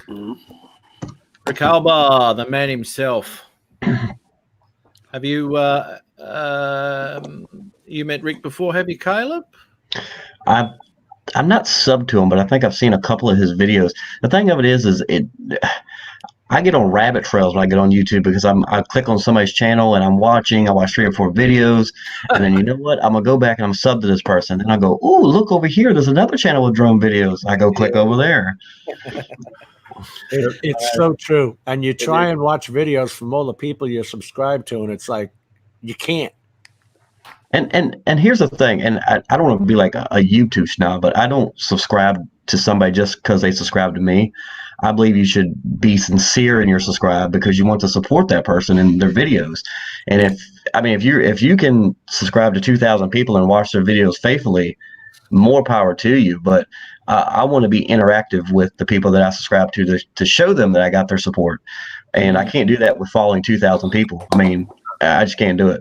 So No, it's hard enough because I like to visit, and this is, we've talked about this before, Jim. I like to visit everyone's page. I like to answer everybody. I mean, there might be only 30 odd comments, mate, but I'll tell you what, going through 30 comments and going through 30 people's pages, and this is where I get to miss a lot because I miss a lot of things. If they don't comment, I sort of forget about it until maybe I might look through a couple of my old videos and there'll be a comment. They go, "Oh my God, I haven't looked at that thing for 3 months." Yeah, I've done that a lot too. It's unreal because I can't forget Caleb because he comments on every single video I do. So that's awesome. yeah. But I've noticed that some of the people that I was subscribed to, I might not be in a month from now, like regulars. You want to know why? I wanted to bring this up, and I'm glad I'm part of this live stream. And this is not to point blame. So, Matt, do not take offense to this, but this is going to involve you, okay? I don't know if it's the YouTube algorithm or not, but if you go to your channels and you click on, let's say, for instance, I'm subscribed to Matt, I can go and look at all the channels he's subscribed to. And I don't know if YouTube is doing this, but apparently they're just randomly going through and taking people off of subscriber lists. Yeah, because I've had people that were, as Matt said, subscribing and they would comment on my videos, and it got worse and worse where they weren't talking to me anymore. And then you go check their channel, and I'm not subscribed to them anymore. They're not subscribed to me, and there's this back and forth going on. And you don't want to go. You just wanted me for the views, and you didn't care about my channel. But it's you have to research it. So. Yeah. If you get a chance, go through your channel this weekend and just check it out, because you'll find that there's some people that you're not on their list anymore as being subscribed to. Wow. And it could be because of what they're doing, and it could not be. So just keep that in mind before making a judgment call. It's funny you said that, Kayla, because if I'm not mistaken, I'm subscribed to your channel, and you and I used to go back and forth commenting on our stuff, but I haven't seen you. Yep. I haven't even seen any of your notifications anymore. Like, I don't see them anymore. I don't get them anymore. But I'm subscribed to you. So I don't know what's going on. So I understand where you're coming from. Yeah, you and another channel that I follow with a guy that does hiking videos with drones. I was seeing stuff from you guys, and then it just went dead quiet. And then I was like, okay, well, as you get bigger as a channel, there's a lot of comments to go through, so you can't see everyone. And then you start researching, you're like, he's not subscribed to me anymore. Why? Yeah. So, you and then you start looking online and you hear people having the same problem. So you don't want to jump to the negative, but just if you get a chance, go through your subscriber list and just look to see if anybody's missing.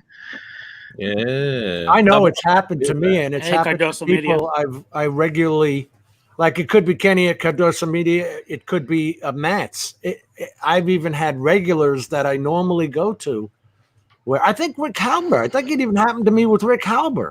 I had resubscribed to him. Yeah, Mom deliberately subscribed to Ken Herron, and I don't comment on his stuff because he's just a big channel, and he usually covers all the good points, so there's no reason to really comment. And I stopped getting his video feed, and I was like, "What is going on?" So I look at my channel, and he's not there anymore. I'm like, "Oh, okay." Did he delete his channel? What? And then you go look him up on YouTube, and you're like, "No, what's going on?" But just something to be aware of, and then you have I call them YouTube leeches. They just subscribe to you so they can get a subscribe back, and then they dump you after a couple of days. They don't really care about the creativity or the video process. They just care about clout and YouTube fame, if you will. So like, you'll see them. I have noticed, Kayla, that there's a lot of people that I'm actually subscribed to where they start with 100 subs, and then when they get all the way to 5,000 subs, they don't even talk to me anymore. Oh yeah, that's how it is. Like, once they get big, this forget. I only usually get here. Now that I'm here, I don't care about you. Go ahead and go where you came from. Well, that's why I mentioned before, I don't just subscribe to somebody who subscribes to me. I actually go check out your channel. If it's something I'm interested into and I want to put time and effort into, I'll subscribe, because I want to be dedicated to your channel. I want to comment. I want to do different things. I just don't want to be a channel on your subscribe list. I don't want to be that. You know, YouTube's a hobby. It's not my job. So I don't want to spend a third of my day returning comments to people that don't care about my channel. So I've got to say good day to Ken there for Dr. Media. I don't know if you've ever checked that out, Caleb. Is he on your list at all? Cardoso, let me go look. Really nice footage. And you know what? That video that you made, I sort of likened to his stuff, although he films it totally differently to you. But I get the same feeling when I watch his videos than what I saw of that one that you did at what was Lynchburg. Lynchburg. Yep, that's the one. Just really nice shots, man. You just look at it, and every shot you look at it and go, oh. You pull inspiration from people. You know, I pull inspiration from your videos when you're, out there. So. And like you said, it took them 2.5 days to do. Yeah. And I think as you start your channel and you get better at it, you want your videos to be more crisp and clean. So you spend a little bit more time on it than you normally would. So you do. Yeah. It's true too, because the more I do it, the more expectations I have. Like I went flying yesterday. I like nothing about what I did yesterday. Absolutely nothing. But you know what? I'm going to have to put something up. So it'll be adequate, but it won't be anything that I'll look at and go, holy moly. I mean, you saw that video where I went out with Ari, Caleb, and we took the 3 footage and we had that peak, and just the sun hitting it, the rays coming through. Stunning shot. And, you can't get that every day, I was just looking at the comment section, and Cardo streams that build relationships, not subscribers. I appreciate that. Thank you. What? We had 2. What's going on? I hardly heard Adrian. Can Peter hear me? Now we can.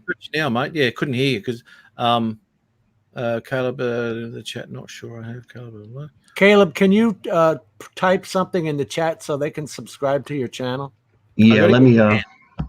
I got to get Ken if he's got if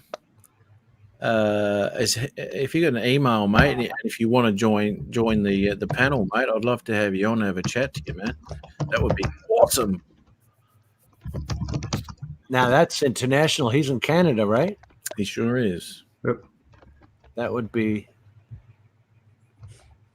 every part. There we go.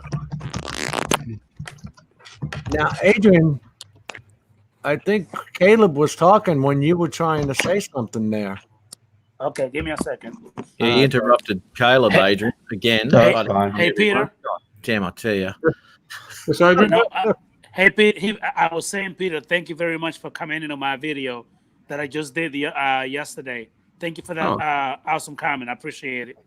No problems. No problems at all. Adrian? Sir? I commented too, mate. So. You did? you know what? It's funny, Matt, because we're supposed to be a family, but Jim, he don't even comment on my videos. He don't love me anymore.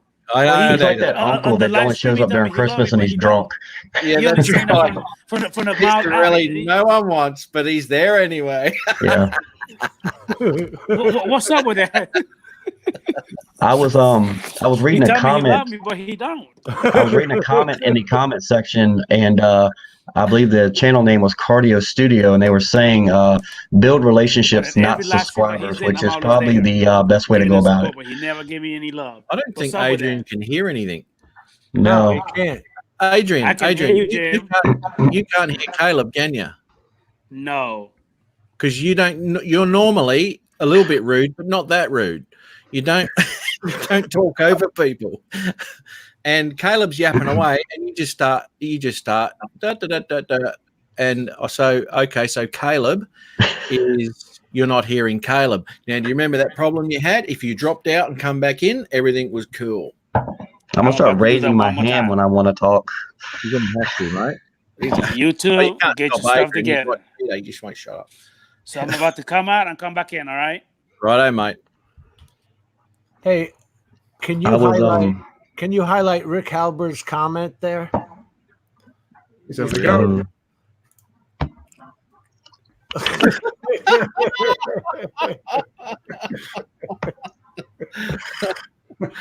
Rick Halber hasn't seen my sponsored by Peter. Oh, show him your video. Show him your video. Okay, Rick. This is every time Peter cracks one out. This is what we are going to be. Get over there, you mongrel. This is what we're going to be playing. Here we go. I'll just do this again. Blah blah blah. Don't show this again, you mong. Here we go. One of his hourly zingers. There we go. Peter Carroll. There you go, Rick. Thanks for playing that again. That's all right, mate. Anytime. That's why he's been so quiet today. He doesn't want me to play it. No. I've just been interested in the subjects, having a lot to comment on them, but I've been interested bystander, put it that way. Yeah, that's right, mate. I was going to agree with Caleb on as far as the subscriptions go. I'm pretty much the same as him. I get I've only got around about 140 or so subscribers at the moment. What I do, if someone views my video or subscribes to my channel, I'll just go and view it. If there's anything that I'm interested in, I'll subscribe to them. If not, I don't. Quite often that will lead to them possibly unsubscribing from your channel. But I'm not sort of openly out to get subscribers, so it doesn't really bother me. I'm just here to put a few stupid videos up and have a bit of fun. That's about it for me. Let me tell you something, Peter. Yep. That is the most you've ever said in one word. Sorry. Kidding. Jeez, I'm worn out. I am worn out. Guy's killing me. There you go. He just shut off.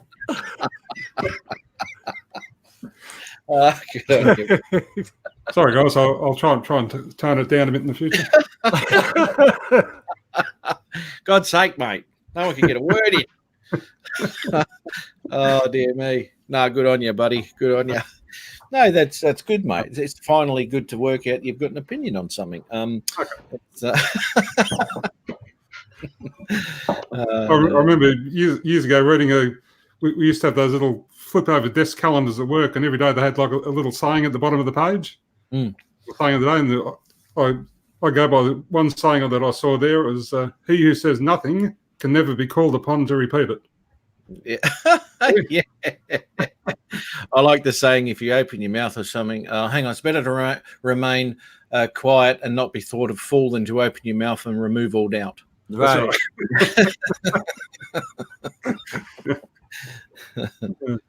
Hey, Matt. Yeah, mate. Can we show a bit of video here? Can you share that stream? I would just want to show you guys what that. Tell me if I'm showing it. You haven't shared your screen yet, mate. I pressed share. No, you haven't done it. It says stop sharing, and I'm trying to share. Oh, I know why. I'm trying to share it from my computer. You can't do that? You can't share a video file from your computer? A video file? Yeah. You should, as long as you open it up and you share your screen. So let me see if I shrink my screen. You should be able to see the darn. Hang on. Why have I got? What if I do that? Here we go. I had to click on that. Okay, so I had to what do you call it? I had to approve it. Oh, so is it showing the video now, the water video? Sure is. All right, this is from that little dory. It's a 1080p drone. I wanted to show you guys some video. Yeah, there's a cell phone underneath. I was standing on a dock and I put it into the water.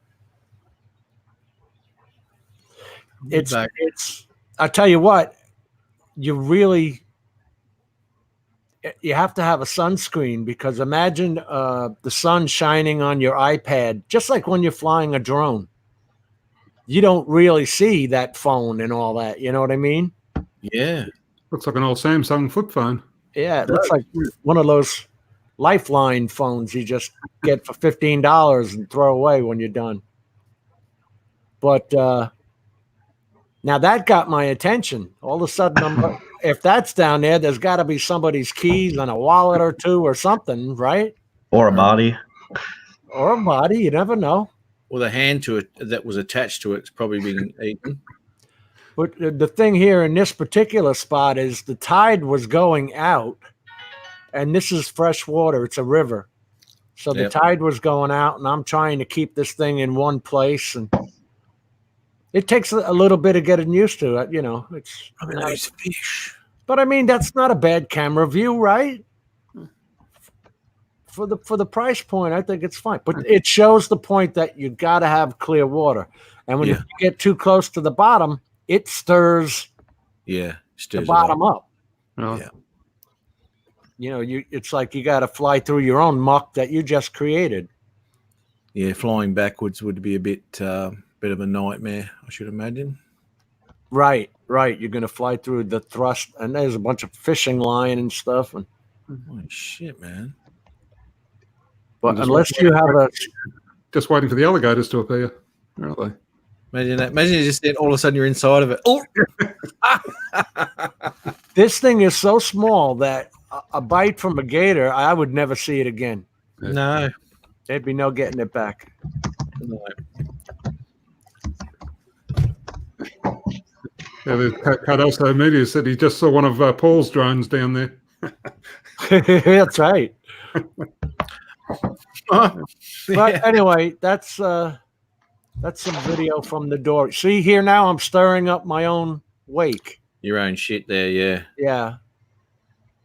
Oh, it started over again. Why did it do that? I want to show it stirring up the muck. Because you can actually point the thing at the bottom, and it's supposed to stay in position hold. So it's supposed to stay pointing at the bottom and then going backwards. But now I wanted to go back. And not only that, you kick up dirt from the floor and everything, and that stuff will get in your thrusters. I didn't find anything besides that phone. But yeah, perfect example right there at the end. Here we go. That's the one. Okay, that's all done. Now how do I stop sharing? Stop sharing. Okay. What happens if that floating GPS thing that is tethered to gets out of your Bluetooth range? What do you do then if you lose contact with your phone? It's got that tether that floats in the water with the 50-foot cable, and then you can have 50-foot Bluetooth range to it. What I would do is if you lose contact there, what happens if you lose Bluetooth contact with it? Then you have to make it swim back to you. It's got an hour-long battery. Takes 2 hours to charge it, and it's got an hour-long. We just pull it let's back call in. it flight time. That's a good thing about it being tethered. You just pull it back if you have to. Yeah.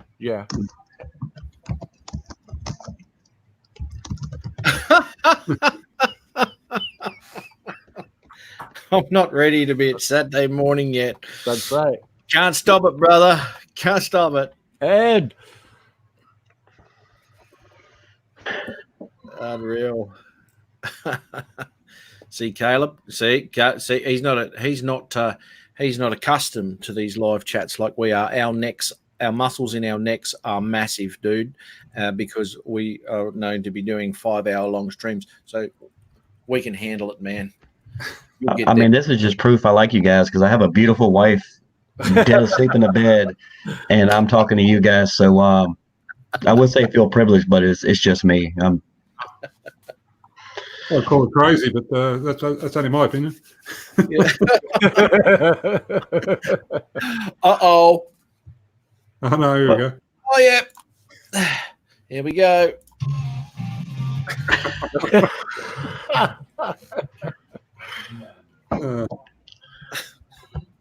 Oh, my God. That's terrible. I have to agree with that, man. Oh, another one. Don't worry, mate. I'll do a couple more. That was just a muck around. See what I could actually do with it. And my God. Yeah, I hate to see what's coming next. Possibilities are endless. That's right. That's right. Oh, dude, I tell you, I got some good stuff going on. We're gonna have to go through and get the little clips he says, and make that a video of zingers. It would only be under a minute because you only get one an hour. You know. Good God, I don't think you could get a minute out of it. Probably not. No. No. I'm going to waste searching through all those videos to get them. Holy cow! They're there forever. We need artificial intelligence. Can you guys hear me? We need real intelligence. That's the thing.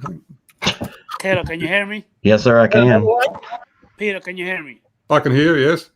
Matt, can you hear me? Yeah, mate. Can you hear Caleb? I'm back in business. Yes. Testing. Oh, by the way, I found the piece that I was looking for, Jim. Oh, that adapter? Guess where it was? It was on the phone. I'm not that stupid. No. It was inside one of my drone's bags. Oh, because you use it for that? I thought you only used it for the earpiece. Yeah, to charge the phone and the earpiece. It's just that I actually went to my girlfriend's house for the week for last week for a few days. Right. And I took it to charge the phone and I left it there and I didn't remember where it was until something clicked and it's in the bag. So I had to go outside, get it from my truck, brought it back. Now I got it. I can listen to you guys and charge the phone at the same time. Was that the two-piece one you showed us? It has Yes. the okay, the two connection points, right? Correct. Yeah, that one. Because Apple decided they want to change the whole design of the phones and the iPad. Yeah, it's only USB now, right? I mean USB-C port. Come on. I saw that on the new Asus computers. They had that too. Same thing like my brand new 2019 Apple computer. It completely changed from the 2018 one. It's like every year they keep changing everything around. I don't know why they keep doing that. So you got to buy another stupid adapter. I wound up buying one adapter that I've never used. It's a mini HDMI to a full-size HDMI. Yeah. Remember when the Phantoms had that and the Inspires had that? You could plug in a mini HDMI to them. Yep. I have never used the phone to operate these things. I haven't got the eyesight for it. The whole time I was gone, did I miss anything from Peter? Did I miss anything? Take a guess. Take a guess. Miss Hoops. Peter wouldn't be quiet. We couldn't get a word in edgewise. I'm just telling you. No, not Peter. No. And that He's a chatty Cathy over there. Yeah. Yeah, used to. Matt, do me a favor. Yeah, mate. Rewind the tape because I don't believe Jim. Rewind the tape. Was that Rick that said you can't shut him up? Oh, look at that. Look at that. In the noodle bowl. That's you. That's you, Adrian. Last week, Adrian made noodles in the show, and he ended up burning his ass on them. Yes, I did. Knocked him everywhere. He microwaved his phone, right? Did he microwave a battery? What was batteries for his Spark. Yeah, quick charge. Quick charge. Another one of Peter Carroll's. That was Pete. Where's Pete? Now, how do I do that? That was a Peter Carroll zinger. Yeah, you're stealing my lines, man. Oh, he just accused us of stealing his lines. Yeah, Caleb, they're talking about your hike. Yeah, I've been commenting in the chat to a couple of people viewing, just trying to keep up on the comments. But it was a tough hike, man. And if anything I get out of that, if anybody pulls anything out of it, it's just excuse me.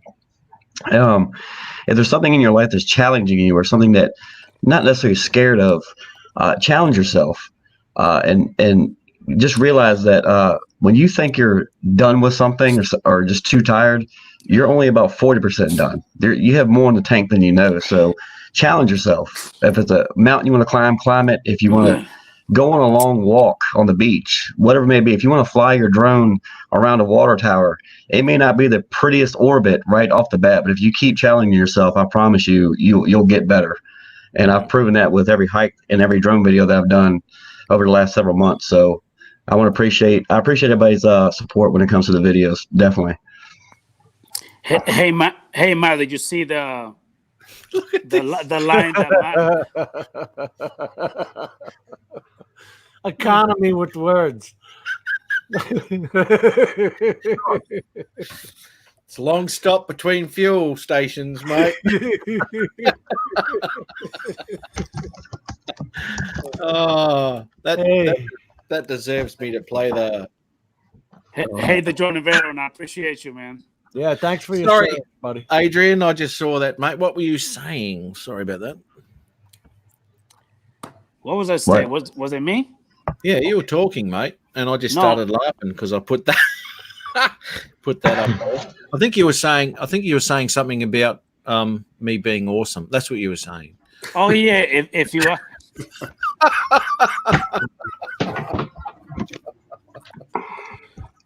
Wasn't it? That was in my head. Okay, down at the Rico. Christmas pageant with the family. Okay, Rico Suave. Anyway. Where is it here? You like my little castle there that you right? No, I was saying if you actually read what the Drone Veteran said about your channel. Drone Veteran. Put it up again. The Jordan Veteran. The last line that he dropped. That's up there now. The last one? No, not that one. The Jordan Veteran.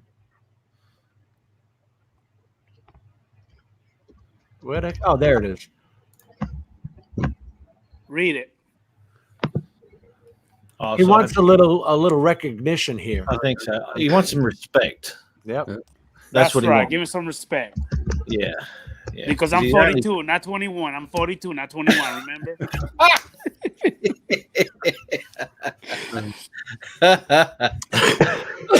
You know what, Adrian? If it wasn't for you, I don't think there'd be anywhere here, to be honest. Oh. God, we went and killed that guy's channel after that too, right? He took everything down. Eh? Hey, I'm 21. Don't call me sir. Hey, Kayla, you must have missed that one from last week. Did you know about it? No, I don't know. Hey, Jim, do you want the pleasure of telling him, Jim? Oh, geez. He, Adrian, when he leaves a comment, he throws nothing but love at you. And he goes to this guy. He goes, "Great job, sir. Wonderful." And the guy goes back and says, "I'm 21. Show me some respect." And we're all like, "What? How was that?" And listen, Kayla, after he said that, my reply was even better than the one that I left before. And I said, you know what? Don't even worry about it. I just subscribe from your channel. Have a good day. See you later. But see, I had the same problem when I tell people sir and ma'am. They say, don't say that. I'm not old. I'm not saying you're old. I'm saying you're seasoned. There's the difference. I look at it as respect. Yeah. I mean, like the two hikers you got on your channel there. Forget the name of the channel now. Drone Productions. No, what is it? Is it Drone Productions? No. There's a couple of seasoned people on your channel, and they've popped over on mine because what was their name? Above and Beyond Drones. Yeah. Who else? That's got that old dude in it. Yeah. But he has a great mustache, I'm gonna tell you. He does too. Gotta get that Just for Men back on it, man. It's all turning gray again on me. Man, that's that salt and pepper shaker look right there. What? The old Grecian 2000, eh, Jim? Claude always picks on me for that. Yep. Grecian formula. What does he call it, Pete? Well, the Grecian 2000 or something like that, I think. Formula 2000 or something. Okay. Like that.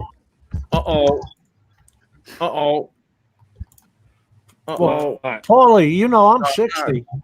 Not again. Come on, give it a rest.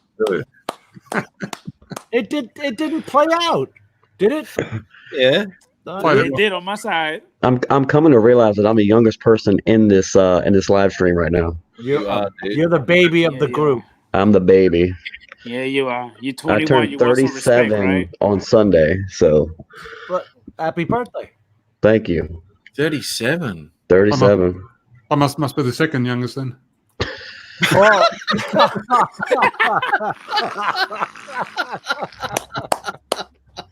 Oh. There it is. Love it, love it, love it. There we go. Paulie, we were saying if you were 21, you'd have straddled that brick wall and gone over and got that drone. Pete Carroll would have plowed straight through the wall, mate. That's right, yeah. Yep. Crack. Give it a big shoulder charge, yeah, go straight through it. Yeah, he landed on his drone and broke it. So, well, happy birthday, Caleb. Adrian, how many kids do you have? I got 2. 2 girls? No, my daughter's 9, my son is 13. Oh, awesome, man. Nice. Very nice. It's odd that you got them, man. Cost me a fortune to try and get my kids, but I didn't get them because I was a man. Yep, that's in an American courtroom, anyway. To me, it kind of worked out pretty good, which is a 50-50 custody thing going on. And so far, so good. So it is what it is. This is my weekend with them anyway, so that's why they're with me. Isn't that? Look at that. I 3 of us on here had the same situation. Yeah, Adrian, that me, you, and Matt. Yep. It's ridiculous. It's ridiculous. See that, Jim? I may have missed it, but who has the underwater drone that was shown? Oh, okay. This is the new Dory. Is that Dory from the movie Nemo? Finding Nemo? No. Okay. It's Dory after John Dory boats. Okay. It's just a Dory. This is 2 hands I got on it, so kind of help you out with the size. So I guess it would be, it's not even 2 pounds, man. Feels like a Twinkie. Yeah. It's got the lights. And what I was saying is you can point it down because it's got these thrusters in here and the 2 in the back. Oh. You can point it down and tell it go forward, go backwards, up and down. So anyway, it's going to be $4.99, and that was the video we were showing a minute ago. It comes with a 50-foot tether. Hey, Matt. Yeah. The word thruster sounded kind of dirty, ain't it? Thrusters. Sound a little bit sparky. Yeah, I know, thrusters. I showed a what's in the box video. And I was Don't change the subject, Jen. Don't change the subject. We're talking about thrusters right now. Thrusters. He's not going to get all funky on us again, is he? I think he is. Adrian, I think he is. I don't know if we should be sending this to him then. You know how he's going to get. Can't There's not going to be another boudoir video, is there? There is. Show that video. Show that piece. Matt. Please do. Please do. Please do. Do you know what? I don't know. Don't lie. Show the video. Hold on. Hey, Matt, before you do that, where is Mavic Pro? Is she somewhere away from you? Because I don't want you to get attacked. Yeah, no, the pro's away. Okay, but good. what I should actually show is, because Jim hasn't seen it, is when I got, and you haven't seen it either. I don't, to Adrian, maybe, where I was cheating on the Spark. Okay, well, quit yapping. Let me have it. Go ahead. What, are you right there, mate? Matt, in American, that means shut up and play the video. There you go. With all that Joe jacking. Let's go. Come on. Hang on. I don't even know what the bloody name of it was. I'll find it. Don't worry. It's all good. Oh, here we go. Right. Okay. I'll do that. Look, Adrian got so excited he left. No. I have to get my baby real quick. Oh, God. Ed, did you see the video? Come on, man, it's white. I just had video on of the Indian River. Okay. Let's see if this works for you. Tell me if you can't hear it. Okay, Mr. Spark.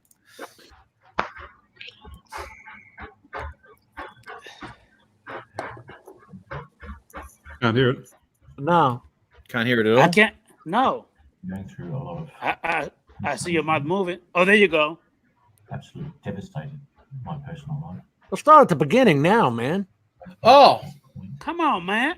You're getting half a video. What did we pay for here? We paid Here we go. for admission. It looks like one of those silent films. Oh my God. Righto. Is it going to bloody work now? Right. Okay. Here you go. For just over a week now. I've been going through a lot of personal issues. Absolutely devastated my personal life. But I think at this point, I've reached some sort of compromise, and I can finally start to move forward again. I feel like he's breaking up with me. Now, I know I'm not I alone. know, right? I know there's a lot of guys there with me. Like he's about to get my John Deere letter. I'm going through the same thing.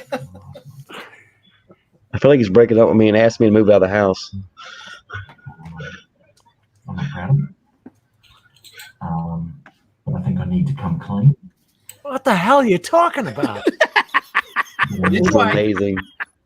Just wait. It will help someone who is struggling at the moment. It'll help someone move You're a forward. sick puppy, man. Someone heal. It'll help someone see that there is light at the end of the tunnel. And Get on with it. Tell her to leave already. God, talk about a side chick. Good Lord. And take out what.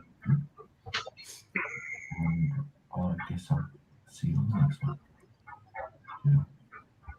Thank you for even considering giving me the time of day to try to explain to you what's happened.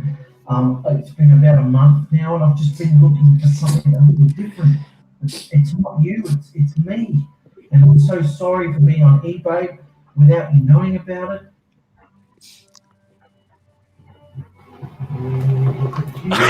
He gotta help her. He gotta help her.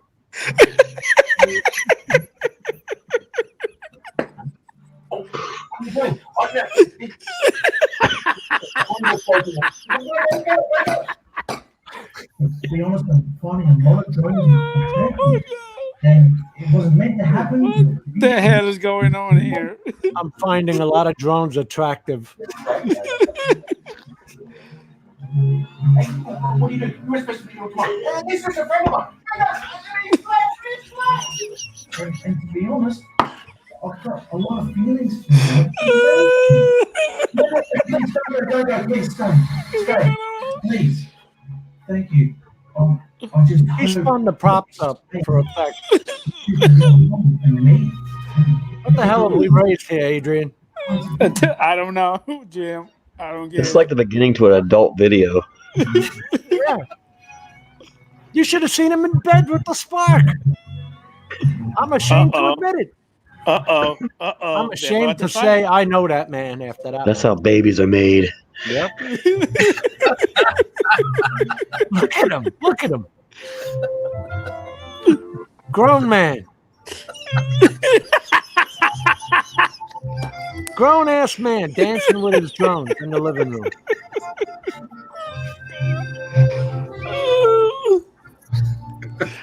That's the greatest video I've ever seen. To be continued. If I made a video like that, my wife would leave me. Yeah, man. But I wouldn't blame her. I've got this here. Hey, Jim. What were you tripping on? Hi, Jim. Grown up man, right, Jim? I think it's a new marijuana they smoke in Australia. It's called the Outback or something. I don't know. Hey, look what Night Train said. Are you seeing it? When did you sneak on, Night Train? Night Train. So I'm sorry you had to see that, man. You came in at the exact wrong moment. Oh my God, it's amazing. But everything Caleb was talking about from Auschwitz to mountain climbing, and you had to see that. Yeah. Well, you know what? It's a funny thing because I've said to Caleb in the past, "Oh, awesome, man! I'll come meet you at the airport." He's going, "Yeah, no worries." You know. Yeah. He told I mean, do you blame me after seeing that video? Let's see. Hey, Caleb. Yes, sir. Look, you have to admit, she does have quite a nice butt. You see that nice round butt? I mean, I always go for one that's got 4 lights on it. I tell you, I'm just 2 saying. lights don't do it for me. That right there, that's awesome right there. That's a nice butt right there. God. Oh, man, watch where you stick that finger at. You started talking about the Lord. booty.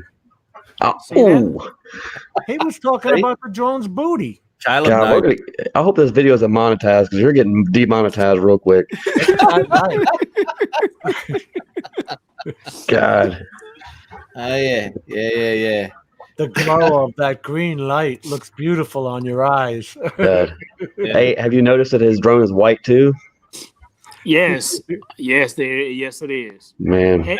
And you know what? When I push record, the red lights go out. It looks like she's closing her eyes. God, we're sick. Phil, that boudoir scene of you and the spark in bed, I don't know.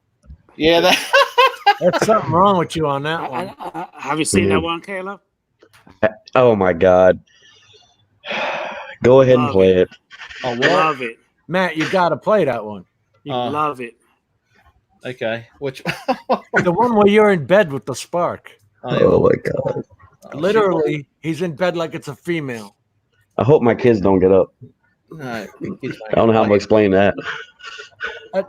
Daddy, why are grown adults in bed with their drone? There will be no. Well, you see, sometimes in Australia it gets hot and they do things. You wonder why I'm single. Yeah, this is what happens when you're single. No, we don't wonder, Matt. We've seen your videos. You can do that anywhere from $150 for a half decent GPS drone, but it will be good to teach you how to fly it. Or you can go anything up to a few $1,000s, you know, depending on what you want to do.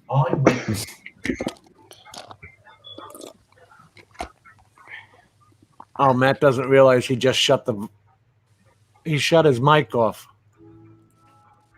Matt, you shut your mic off. We couldn't hear it. Oh, sorry.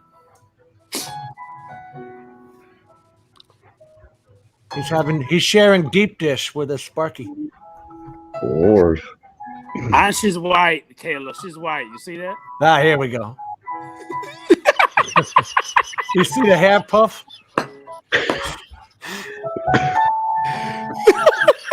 Look at the tongue.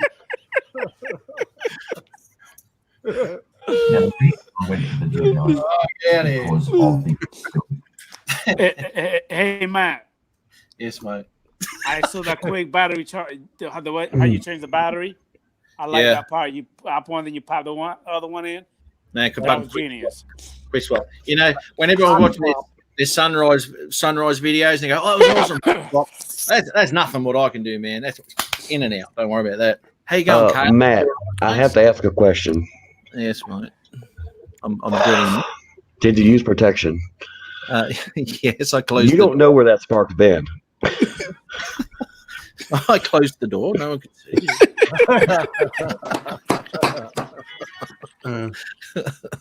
Look at that. Imagine the unseen footage. You should see the cuts, mate. Oh my god. I told you it's called two drones, one guy. Yeah, that's it. I'm going to ask Ken now. I said, see, this is why I've got to start filming in 120, mate. 120 frames. I want to get some real slow shit now. Look, this should be a weekly episode of just you doing stuff. Yeah, and his drone. 100 million views in a year, guarantee you. We went on a date. Take your drone to oh my god! If you did that, I'd shut down my channel. Just watch yours. An idea. Carry it like luggage to the hotel. Oh my god! No, you just gave me an idea. You're welcome. If you make this a weekly episode, I just want just a small credit at the end of the video saying, thank you, Caleb, for the idea. Thank That's you, it. Caleb. Can Thank you you, imagine Caleb. the outtakes he's got now? Yeah, there's a few of them, eh? I'm sure. Yeah, like, can you imagine him at the beach with it on a towel, just relaxing? You wait. You wait till you see the next one. Oh my God, I've got it all. What's that scene at the beach where it shows like the guy and the girl running, towards each other with the ocean in the background, having Matt and the drone going close to each other, him chasing the drone away? I can write a whole script for you. Yeah, dude. Yeah, and then I'm getting rejected by the Mavic. Mavic flies away. I can't believe it. Oh, but then over comes my shoulder the spark to pick up the pieces. Yeah.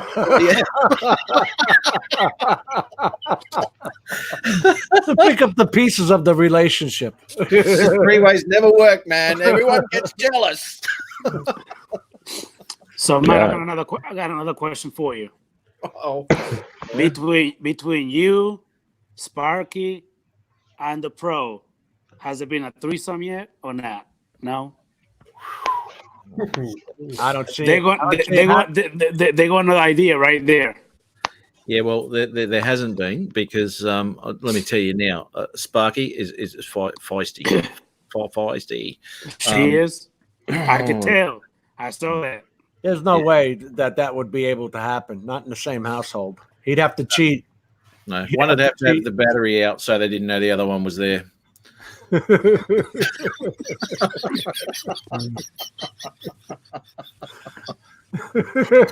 One remote would tell another. Yeah, through the flight logs. The flight logs. What were you doing hovering above his face like that? Yeah. I'm not going to work today. I don't feel like it. Fly away? Here's a fly away. When your friends come over, that's all I want to know. You want to see a flyaway, mister? Here's a connection. Lost. I'll show you a flyaway.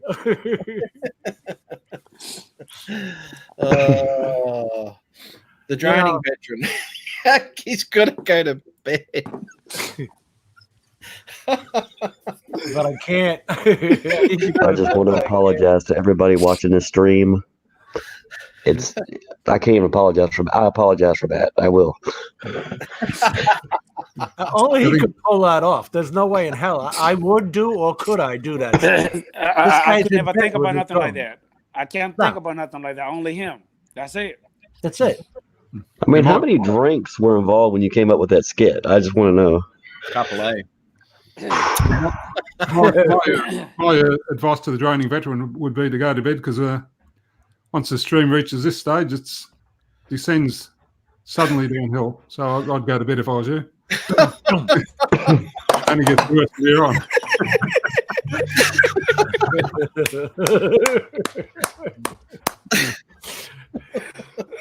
Oh my God! And Matt, look at the mark. We're at the 3 hour 27 mark. He made it. He made it within 3 minutes. He did. He's got to have rest now. Oh, He's got to have a rest. Pete's a 1 hour guy, Caleb.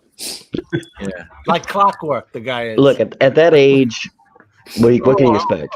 Ooh. Peter. Come on, that was funny. We're gonna make one up for Caleb now. Daytime soap opera, Thrones of Our Lives. That's a good one. Yeah, that's a good one. Yeah. On a serious note, age really is an achievement, really, because a lot of people don't make it, unfortunately. Yeah, we're all screwed. Yeah. Yeah, dude, you got that, mate. Yep. Got that. Yeah, we're just joking. Don't take offense, anybody. I know that. I know that only too well. Yep. Hey, Matt, did you see what Paulie said? When you put this up, you're going to have it age restricted. Yeah. Oh my God. Remember to tell YouTube adult content. We might need a psych evaluation after this stream. Yeah. Remember we were talking about that mental health facility earlier? Yeah. Caleb, I really want to catch up with you at the airport. Yeah, tell him the wrong airport again. Yeah, I'm coming in at Going 5 in the a.m., reckless. not 5 p.m. Good, I'll get the sunrise That's right. at the airport. Oh my God. So Matt, right now here is 11:45. What time is it over there?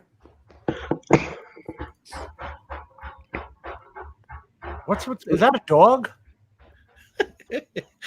I kept asking the same thing. What the hell is that? It's a brick. What's that thing called?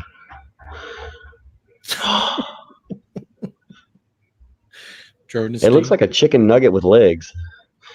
What's What is that? that thing? The kiwi? Yeah. Yeah, that's the kiwi, the bird. The kiwi. Yeah. Yeah. A chicken what? Chicken with nugget with legs. Chicken nugget with legs. So hey Matt. Yes, Matt, mate. Yeah. Right now is 11:45 here. What time is it over there? 2:45 in the afternoon, Saturday Arvo. Holy crap! It's 3:45 on Saturday afternoon for me. Oh, you had a little bit of time change? Yeah. He is, yeah. He's an hour away from him. Oh, look, I did it right. Wow. Yeah, yes, you did. You're Yes, good you at that. did. Now, do you remember? Do you remember a few lives ago they were all trying to name the Spark, right? And blah blah blah blah blah blah blah. Now, I forget who it was. Someone wrote up there, and I think it is an appropriate name, and I will be calling her from now on Sparkalicious. Sounds like a strip race a date. It does, doesn't it? Sparkalicious. I like that. Sparkalicious. Yeah, As man. a matter of fact, somebody came up with that name for you on the stream. That's The last right. time. That's what I was saying. Yeah, someone That came sounds up. like a strip race to date. I think it. Glitter gal. Yeah, it was Mars. Mars. Okay. Oh, he came up with that? Mars or Kaz. Yeah, one of the two.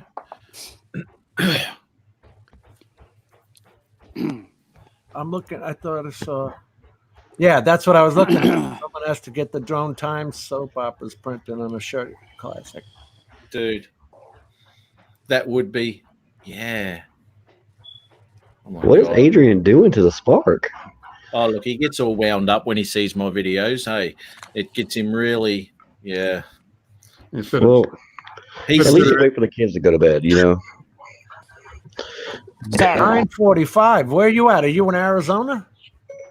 Yeah, there's something wrong with him, Caleb. Yeah, I think there's a lot wrong with all of us. You got that right, eh? I agree with that. I'm sorry. Go ahead, Peter. No, just agreeing with what Caleb said, that there's something wrong with all of us. Okay. Yeah. Some more than others, but I think we all fall into that category. You were waiting for that zinger. Utah. Here we go again. Oh, no. 8:40. He has that queued up like he's just waiting for it. Yeah. You gotta love that smile. Oh. That's his zinger. Oh my God. Dude, you don't know how many times I laughed when I did that, Peter.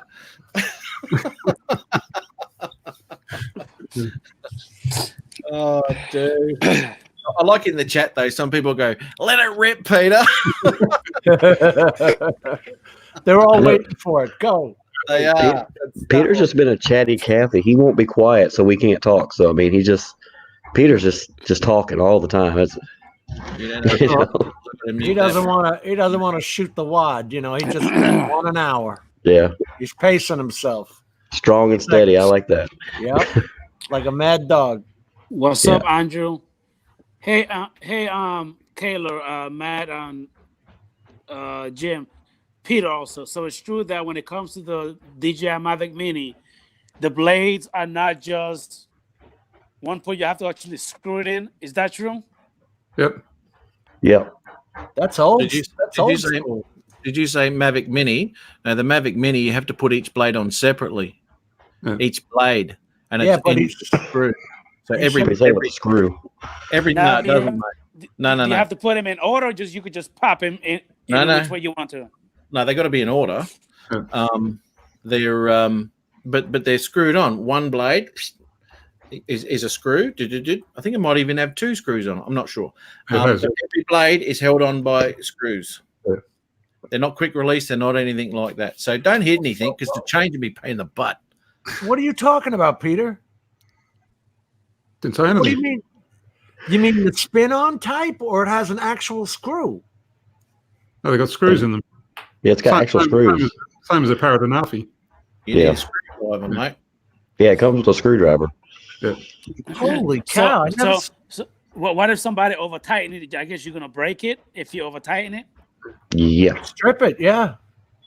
Wouldn't that be a pain if you stripped it? Oh my god! So you gotta be really. You gotta be. I love the quick release. I think that was kind of a crappy design for them to screw it on. Do you agree? It's a weight thing, mate. Yeah. Because for them to get under their 250, they had to screw everything literally.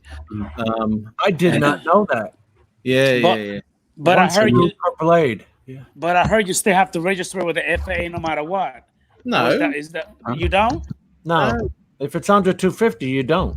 If it comes out under 250, what you do after that drone is entirely up to you. If you put the sticker on it and it goes to 52, that's your business. But as a drone as itself with the battery, it's under 250, so you don't have to register it.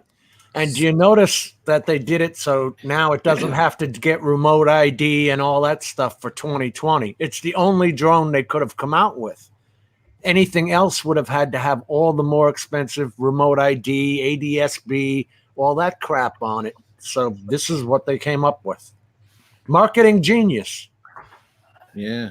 Right? Once again.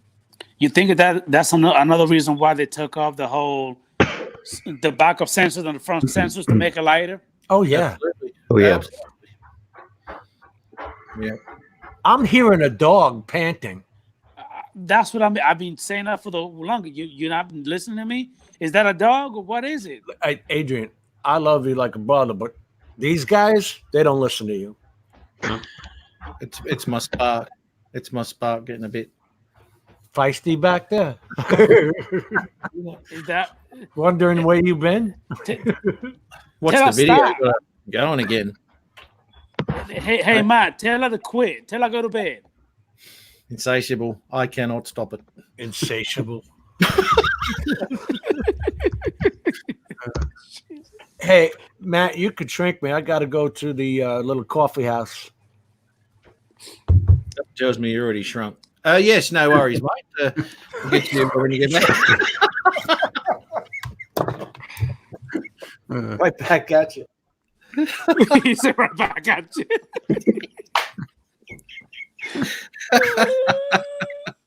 When you get to that age, mate, actually, is he older than me? I think he is for a few years. Sparky is missing. Yeah, well, Sparky is missing all sorts at the moment, actually, especially with his lives, because I tell her I'm only going to be going for a couple of hours at the most, and all of a sudden, bypasses their weight laws. Yeah, that's right. Here we go. LDAs, mate. Oh, check out Al there, Caleb. Good channel, mate.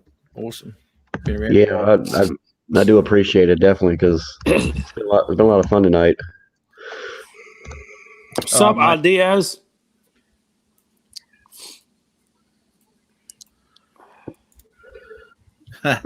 Oh, Paulie, good on you, man. Geez, I'd like to run into you when I go over to the States, mate. I'm going to try and get over there in August. I want to make my way down.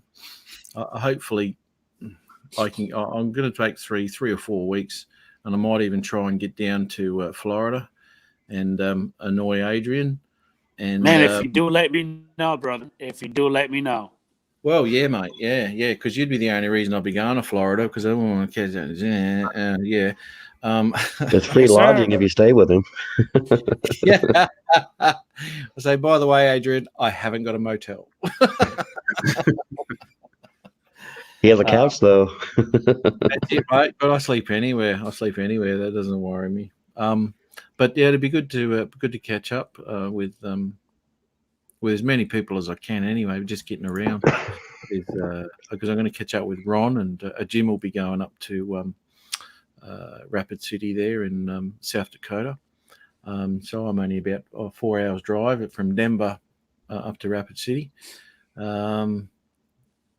So, we might do a bit of stuff up there. What do you guys think of this new drone to phone app that will allow anyone with the app to track drones? See, this is what I was talking about before, Ken.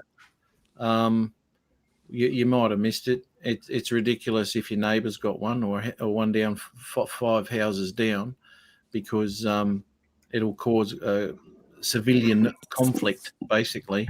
You get your neighbour running up here with his baseball bat or whatever, when really, in reality, all they used to do is ring the cops and go, there's someone flying a drone, all the cops can do. Well, the cops can have that app, all right, if they want to pull an app like that out.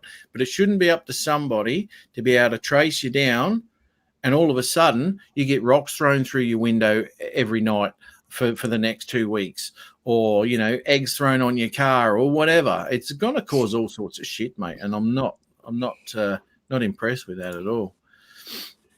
So I think it's just going to cause more issues, and it will help. It won't help anything, mate. Is this something that's really happening, Matt? Sorry? The Wakadoso meter just said, is that something that's really happening right now? Yeah. I didn't hear about that. I heard it on Oz by Drone today. It's just another form of control and another way to make money from people who own drones, really. So you're telling me there's a way for me to find somebody to find out that I have drones, and then they're gonna know exactly where I'm at? Yep. It'll trace your controller. Yep. Really? Yeah. Oh. What the hell is going on? It's not going to be good. Like I said, I think it's going to be more confrontation than people realize. Yeah. Why can't they see this? Seriously, why can't they see this as being a problem? When as soon as I heard about it, that's the first thing I thought about. Why can't these people in power or making these stupid laws and stupid things to be put out there? Here he comes, everyone. I heard we got to stop talking about him. Yeah. So anyway, enough about tiny bits of rice. But enough about me. Let's talk about you. But hey, Matt, like you were saying, I believe that it's going to be more people confronting each other in a bad way, and somebody can actually get seriously hurt. No, that's right. Because they've made it so that person can track you. Yes. Because if you shoot my drone, if you do anything silly, then I might do something, back to you, and then that's going to be a problem. You know what I mean?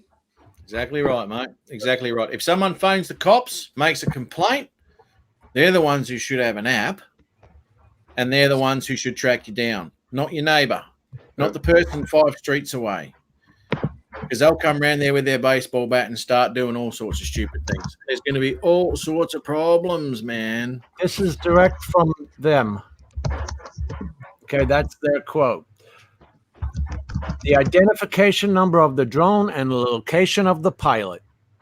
Now, when you look up FlightAware, you can see the planes flying overhead, but they don't tell you where the pilot lives, right? Exactly right. So why the hell are you telling anybody else where the drone lives? I mean, I actually thought this was a joke. I thought it was a joke. Nope. Remote ID. It's gonna be a mess. What the hell is that noise? Who's got the dog? I'm hearing Lassie lapping up water in the background, breathing heavy. I don't know. Do you hear that, Matt? I do, absolutely. Shut up.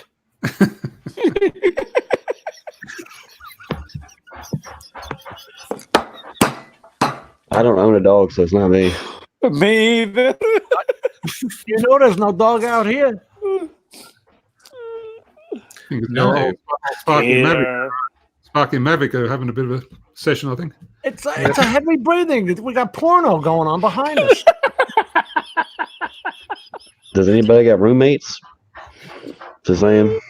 It's not quiet. They're not quiet about it either. They're not shy, are they? They're not shy. I mean, when you get that type of stamina, why be? You got to show off, hey? Look what I can do. Oh, it's been going on for an hour. Oh Lord. Paulie says it's Scooby Doo, one of those dogs. Around the room, and everyone mute their microphones one by one until we find out who it is.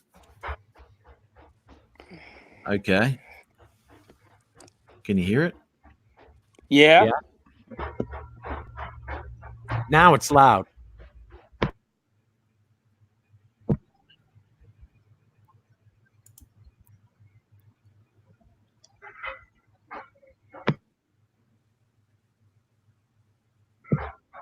It's Caleb.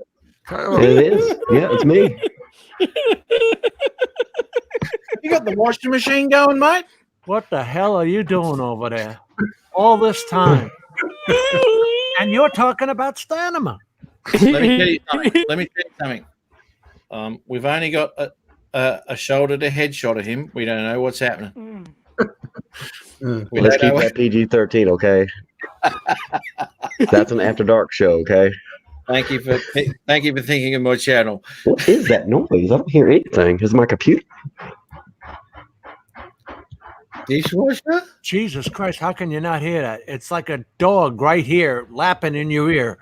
Do you know what? I don't even know the dog. That's weird. What are you using, Caleb? I'm using my laptop. It's a Acer. Okay. Do you remember the noise Adrian was getting constantly? And we couldn't work out what the hell it was until he plugged his earphones in. Because remember? Yep. It is nowhere near as annoying as what was happening with Adrian, let me tell you. Because that... That's true. What that was. Come on, Jim. Come on, back up. Be nice. But it wasn't your fault. You didn't even hear it, did you? No. Caleb can't hear his either. Well, guys, it is midnight here, and I am going to take off and get some rest. But I do appreciate you letting me be part of the stream. It was a good time, a little twisted at times, but it was still a good time.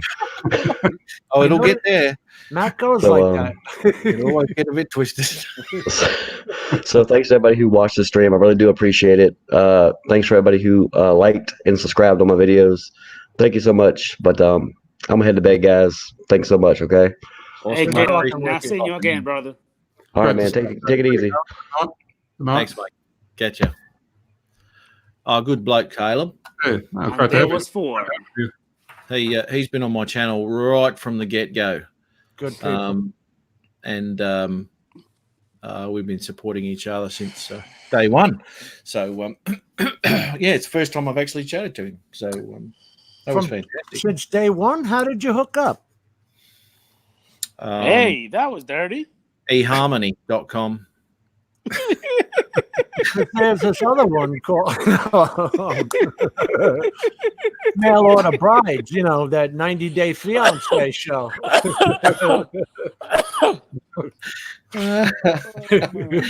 Yeah. Look, you know what? I don't even know how it happened. It was just one of those things. It was so romantic. No, it was just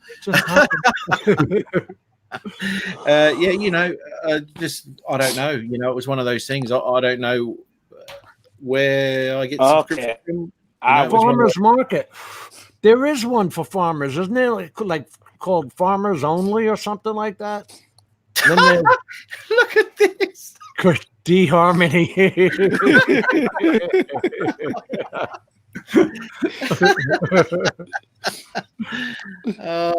What's this? Christian Mingle. Sorry, Caleb, my mistake. Yeah, now I remember. Yeah, Christian Mingle.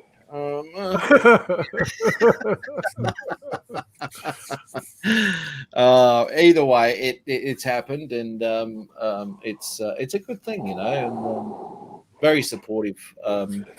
As you know, a lot of people who, as I said, I got like just over 400 now, which surprises the shit out of me.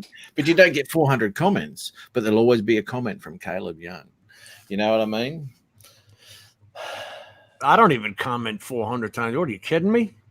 How do you to try and go around to watch everybody's videos is a job in itself. It is. It takes a few hours if you're right into it. Man. Yeah, thanks, Caleb. Good on you, buddy. It's hard. That's why I try and catch them when the notification comes out, you know. You know, plenty of fish. Plenty of drones. That's a new channel. That's a new to get together channel. I bet you I swear to God, if you made that up, Kenny, I bet you people would join it. Plenty of drones. Yeah. Do you have a fetish for your drone? Please join Plenty Drones. Plenty of drones. You'll meet your. Oh, look at the white ones. Oh, you know what? We forgot to ask tonight, Matt, what everybody uses for editing. I use iMovie. Zing. Instead of Zooks. Jim. Yeah. I use iMovie. DaVinci Resolve. I'm using Cyberlink Power Director. Yeah, but you paid a lot of money for that, didn't you? No, I paid $99 for that. I paid $1,000 for the stupid Premiere Pro CS. What do they call it? Okay. Creative Suite. But it won't go onto this laptop. So I got pissed off and I bought it was actually on sale at Best Buy for $69. Okay. The Power Director 17 Ultra. Yeah, I got the box back there. Okay. I must agree with Mr. Drone Bum. LumaFusion rocks it. I use that too on the iPad. Great program. I use same as Droning Veterans, exactly the same. Elements 18. DaVinci is free, and it is damn good. You were correct, Ken. Yeah, I know a guy in Darwin who uses that. Brad uses DaVinci Resolve. Yeah, great program. But coming from Premiere, it's a different platform, and to learn that platform takes a little bit of time. So I just haven't that time at the moment. That's the beauty of the what attracted me to the Cyberlink. It's so friggin' easy. It really is. Drag your video in, clip it, cut it, do what you're gonna do. I even did a voiceover, for God's sakes, for $69. It's like, why did I pay $1,000 for Adobe? Yeah, that's right, mate. That's right. Yeah, and that's the good thing too. You know, I found a few other things. You know, like narration and all that sort of stuff within Premiere Elements. So easy, bang bang, narration. Oh, okay. So I just mucked around with that when I got my new microphone. You know, unbelievable, mate. Love it. LumaFusion. It sounds like the same thing as what I was talking voiceovers. Mine calls it voiceover. But you know what makes me mad? When they went to that CC program, Creative Cloud, where you got to pay monthly. You're pissing me off. That's all you're doing. That's exactly right. And that's why I didn't get the pro version, because what do you use? Oh, I use DaVinci. That's right. That's why I didn't get the pro version, because I bought 18. That cost me 149 Australian, which I'm fine with. That's fine. That doesn't worry me. But it's mine. I can do what I bloody like with it. And I thought, oh, yeah, I'm going to upgrade. So I went on the site. Monthly fee? What? Yeah. Or annual fee? What? No, I don't think so. You know, so money grabbing bastards. Yeah, no, piss off. No. Now, what's the Premiere Elements lack? Because when you get the Creative Suite, look at all the crap you're not going to use. You know what I mean? Right. I'm not making a magazine. I don't need that. I don't really need the what's the action thing where you make all these composites out of your video and all that. You don't use that in drone videos. No, that's right. It's can edit on my couch, my back in the car. You know what? I bet you do too. I bet you do, John Bow. He's not kidding. After Effects. Thank you, Kenny. That's what I was talking about. After Effects. You don't really use that with drone videos. Oh. Because you go, you're looking the Elements 18, Rick. Yeah. So that's a couple of guys using the Elements 18.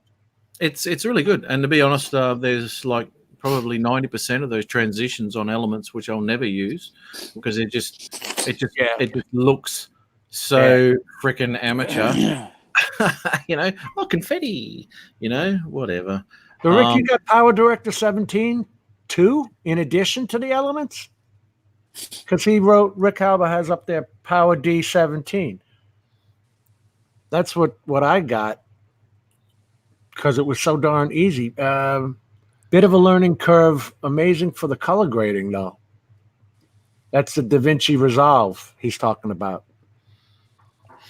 Oh, mate, DaVinci Resolve is pretty damn good for a free program, mate.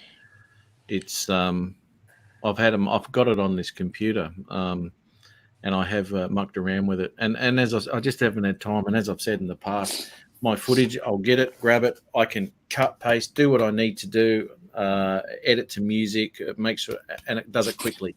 For me to do that in DaVinci at this moment would take me forever to work out what to do. Yeah. Now that one you're talking about, can I use that one on my Mac computer, on my Apple computer? DaVinci? Yeah, because Apple is really crappy about you adding some other third party stuff to to that stuff. I think you can. So is it compatible? I think there's a Mac download on the DaVinci site. I know you agree with me, Jim, about Apple computer. They're real stupid about adding third party stuff. They don't want anybody messing with their operating system. Like, for example, thank God though, because DJI doesn't get to mess with them. Correct, because that's the problem that I've been having with my Spark Matt. I'm not able to do the firmware when it comes to the geofencing on this one, and they keep telling me that I need to go to the DJI Assistant. Yeah, site, but I have to download. 2. Yeah, but I have to download it. But my Apple computer will not download it. It will tell me that it's not compatible. It's not going to work. Here's what happened. The same thing happened with Windows 10. There's a reason for that. DJI signed the drivers in Chinese. So Windows 10 would not accept it because it was not a recognizable driver. You have to actually go into Windows 10 and let Assistant 2 be recognized and be allowed. I don't know if you're allowed to do that on a Mac. He says, yes, I have it on Mac. So yeah, you can do it. But there was a whole big thing with Assistant 2. Why would they sign their drivers in Chinese? I don't get it. And it's the first time they had done it. And you know what? It only makes you wonder more about DJI. Right? Why are they doing that? That's a good question. I mean, I don't know what the hell's in the driver. Maybe the driver's drunk. I don't know what goes into a driver. You know what? And any app that takes up 4 gigabytes on my iPad is a concern. You're right. What does DJI Go got in it that it connects to so much crap? I mean, I know it connects to Alibaba. There's a guy on Twitter, Kevin Finister, from Department 13, that has broken down the DJI app, and it gives a whole list. When DJI connects to the internet, it connects to like 50 websites. It's ridiculous, man. That's why it's such a power-hungry app. I know my DJI Go for app, it takes like almost 5 gigabytes of my iPad just to have the app running. That's a lot of gigabyte. That's what I'm talking about. And on the Go app is another 3.8, I think, because I have both on the NVIDIA Shield, and it'll show you. Well, you know that anything will tell you the size of your app. Anything we put them on. If you cache videos in the app, that could cause the higher amount too. Actually, I don't cache my videos. I have them automatically dumped because I'm never going to use the 720p. Now, I know a lot of people like to cache the videos in case they lose the drone, right? Would that be the only reason you cached? Yeah, it's very, very handy if you do keep that, and I do. But what you can do though, Jim, is you can cap your to memory. 2 gigs. Yeah. Yeah. So it'll automatically just start deleting stuff. But always, I always cache it, mate. Yeah. Paulie says they're worse than Google. They're watching It's true. I firmly believe it. Yeah, guys, I've got a bit of a story regarding that video cache stuff that happened to me on my second flight with the Maverick. I pulled the SD card out of the Maverick and I put it in the card reader and watched the video on the computer, and it was all okay. Then, because I do all my editing on the iPad, so I took the card out and plugged the card reader into the iPad and clicked the import button for the files. But normally when you collect the import, you select them and it says import selected, and you just select that one and it'll import them. But this time, for some reason, it came up with a delete message, and I wasn't sort of concentrating. And I pressed the delete message, and I deleted the main video that I wanted to put on YouTube. And the only one I had left was that cached version. Oh no! Yeah. No, so I had to make up I had a second video that I still had, but that wasn't anywhere near as good as the first one, because the exposure, I forgot to lock the exposure, and the exposure was sort of going all over the joint. So I just it's like that. Yeah. So yeah. Did you see that there when you moved your hand? The exposure changed. It's like we ran out of battery. The battery light went out in the light. Yeah. You know, though, Pete, there is a positive there, mate. With you losing that footage, and it can only be a good thing. And the positive thing is that you'll have to go out and fly again. Yeah. That will be a damn shame, won't it? I was going to on Monday. I was planning to go out on Monday because I was going to film this memorial tower out at Kangaroo Ground. But then I was thinking about it on Sunday, and I thought, hello, tomorrow's Remembrance Day. Perhaps it might be a bad idea to have a drone flying around the memorial tower there on the Remembrance Day. So yeah, I'll put it off another time. Yeah. See, there you go. That's using a bit of noggin. That's using a bit of sense when it comes to flying. You know what I mean? You don't do it around that sort of stuff when, there's some sensitive issues going on. You're going to cause trouble. Of course you are. Yeah, so no, from now on, once I take the SD card out of the drone, I'll just plug it into the computer and download on the computer first. Then I like that, because you got to kind of double delete, right? Yeah. Or at least if I save it on the computer first, if I mess it up on the importing to the iPad, I've still got another copy of it. Yeah. Well, I mean, it goes to the recycle bin once you delete it from your file folder. Yeah. So unless you completely shut down and delete it off of that, you still got it. Yeah. Yeah. You know that it keeps, man, I was looking at, on the iPad, there were flight records from 2016 still on there. So that son of a bee keeps flight records it never gets rid of them. Yeah. It was on the Apple iPad mini. Because of this Dory drone, I had to get the videos off the iPad mini. So I had to load iTunes onto my PC, which then loaded the whole friggin' operating system of Apple onto it as a backup. Don't ask me why.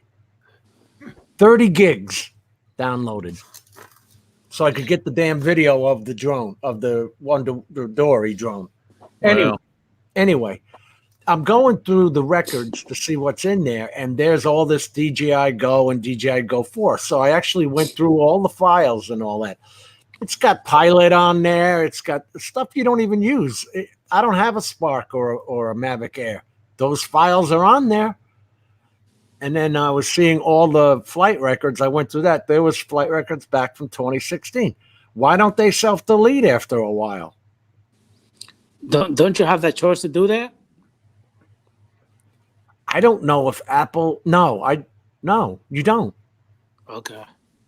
With flight records, if you use, like, say you just use one tablet to fly for 5 years, you're going to have 5 years worth of flight records on there. Okay. The only thing you can do is keep the cache, like they say, at 2 gigabytes. That's the only thing I've seen. Is there a lower level on the cache? I think it starts at about 2 and then goes up to about 16, I think. Yeah, I think you're right. Al's thinking. If I never spot, I'd get it too. Hey, Matt, who are you stalking over there? The which app? The Go 4 is only Drone. 553 megabytes. All the rest of it is connection crap. Well, if you look at your Go 4 app, right, and after you're and when you're disconnected, you go into the disconnected area. You've got all your flights there from which you can delete, but you go into your different aircrafts, and in your Go 4 app, you'd have the Matrice, you'd have Inspire, you'd have your Phantom 4. Each one of those has got its own flight thing, and as you go through that, it's got a list of where you've been, GPS information, all that sort of shit. So all that information's in there as well. Forever, yeah, that's right. I mean, you can delete them. You can select them and delete them if you want to. I haven't, for whatever reason, I don't know. Well, we're going to find out because I deleted them. Did you? Yeah. Well, how are they ever going to find you, mate? I don't have a problem with that. Oddly enough, Matthew, I could care less. Having a flashback, my mum called me that. Anyway. Yeah, I know. When I was called James, I knew I was in trouble. James. Yeah. You would have heard that a few times, I would imagine. James, above and beyond drones. Get over here.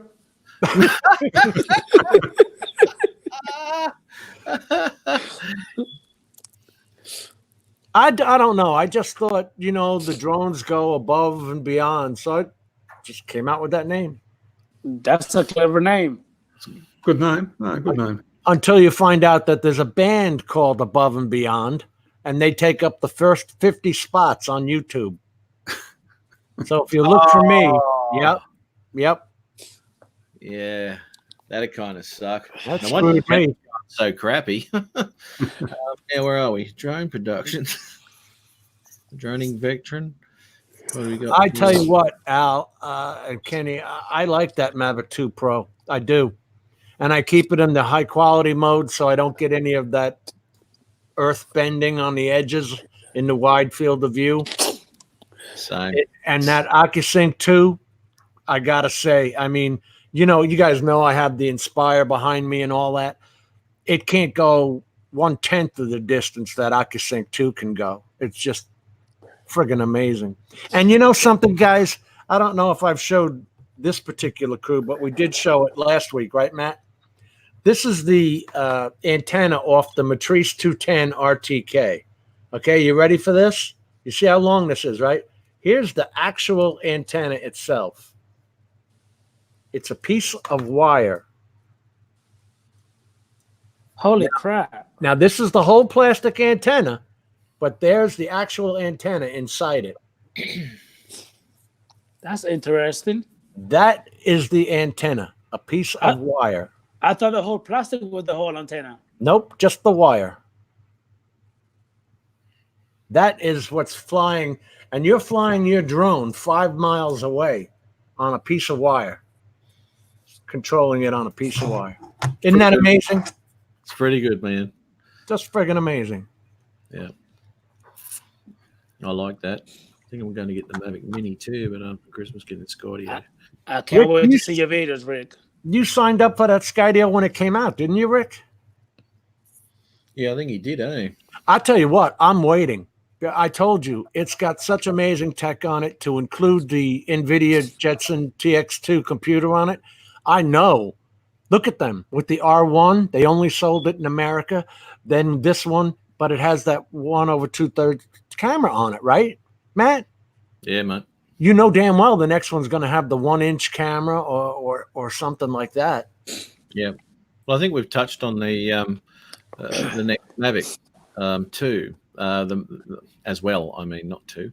And what that's going to be capable of. I'm not saying that it's going to be the same as a Skydio, and I'd like to see what they do with the camera, to be honest. Yeah, because everyone will expect that the next Mavic to come out will have a better camera than what it's got at the moment, because this is what this camera does. This is what this is what this drone does best. It is a photographer's camera. It's a filmographer's camera. Do you know what's going to stop them? Sony. What? Sony. Everybody's using Sony sensors, so until Sony can come out with a sensor that can be cooled, that was the problem with the Mavic 2 Pro camera, with the line skipping and all that, and it wasn't using the full one, is because it's got to be cooled. Yeah, okay. Camera sensors get hot, man. Well, you know what? If the camera gets bigger, and they even put a fan at the top of it, who knows, mate? Because it is a pretty enclosed sort of unit. Fuji camera, Mavic 3. Was he going to be hanging fucking GoPros off him again, eh? Yeah. I mean, how in the Mavic line, keeping it at that size, because that's what they're trying to make them as portable as possible, right? Isn't that the goal of all this? Especially the Mavic Mini. Absolutely. But when it comes to a high-end drone, you're not going to get a backpacker by a Mavic 2 Pro to do all of his traveling and all that sort of stuff, who's not really into their videoing and photography. They will go and opt for a cheaper drone that's going to be one in their backpack, chuck it up there, do their stuff. Skydio, if they're going to do that sort of stuff, on their traveling adventures and extreme sports wherever they're going, the Mavic Mini, awesome little thing just to chuck out and all that sort of thing. But I see the Mavic 2 Pro as being more of a drone that someone's going to be serious about, and the Mavic 3 will be the same if it comes out or when it comes out or whatever. It's for someone who is really into what they're doing, man, and getting the best they can out of it. And that's generally what people. I almost guarantee that anyone with a Mavic 2 Pro does not do selfies and doesn't do, they're out there doing the shit, And, they're not jerking around with droney shots. No.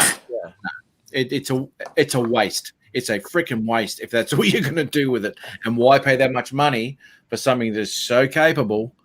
So, yeah, that'll be a cheaper drone for sure. So, yeah, the Mavic 3 or any specs on that, who knows? I can't see it being exactly the same when it comes to sensors as the Skydio. But then again, as I said, it's not the drone for that. If history teaches us anything, and stop me when I'm wrong, guys, but look at the X5. The X5S is actually lighter than the X. Let's say the X5 for the Inspire Pro was 596 grams. The X5S is 496 grams. And then they're micro four thirds cameras. So if you're talking about going up into, now that Sony is into the full size, full frame, 35 millimeter, shot, I don't know how you're going to get that on a drone as small as a Mavic. So that's our stopping point, right, guys? Better camera. Exactly right. Yeah. If it hasn't got a better camera on it, then what's the point? Yeah. Right. I mean, the Skydio is a smaller drone than the Mavic, and that's what it's for. It's a smaller drone, less chance of hitting shit. The next Mavic to come out won't be any smaller than what we've got. I can almost guarantee that. But you would be looking at something a little bit decent when it comes to Look what Al. Oh, I'm sorry, brother. Al made a comment there. If you get the 1-inch sensor on a mechanical with a mechanical shutter on the Skydio 2, I'm all over it, especially for mapping jobs. This is where we started off the stream 4 hours and 13 minutes ago. Oh. Here we go. Said, I said, the Skydio 2 sitting there already built with the Drone Deploy app working in it with that crappy 1/2 sensor that's been around since 2015 with the rolling shutter is not doing drone deploy work when your real estate agent is calling for 20 megapixels now. So you know darn well if they already have the computer on it, they already have the group together with drone deploy, that their next venture is going to be a real camera. I bet it's the 1-inch sensor. It'd have to be, So, mate. Yeah. So, Matt, Jim, Peter, That's it me. is 12:30, and I have to literally be up by 8 o'clock to get this little girl for I her know. little tournament. You're right. I think I need to go get a little bit of sleep. I'm going to be over there with my little pom-pom falling asleep, cheering for my daughter. So, hey, Matt, I already got the pom-poms ready. I got my clothes ready, my hat. I'm ready to go. Let me tell you, have you got a GoPro or whatever? No, I don't. So okay, And they will not let me fly my drones inside. no, because we need footage of you with the pom poms, mate. To be honest. Oh yeah. Oh man. Here. We do. Oh man. Here. We do. I'll lend you this. Oh man, I need that. They're awesome too, Matt. The little Osmo. Because The Osmo Plus. we need to have an excuse. We need proof. We need to have an excuse. There you go, Peter. There you go. So hey, Peter, Matt. we It's do. gonna be like, give me a A. I mean, I'm gonna be ready. I'm gonna be ready to go, sir. Give me an A. You've got to put the pom poms because we need an excuse for Peter to do this.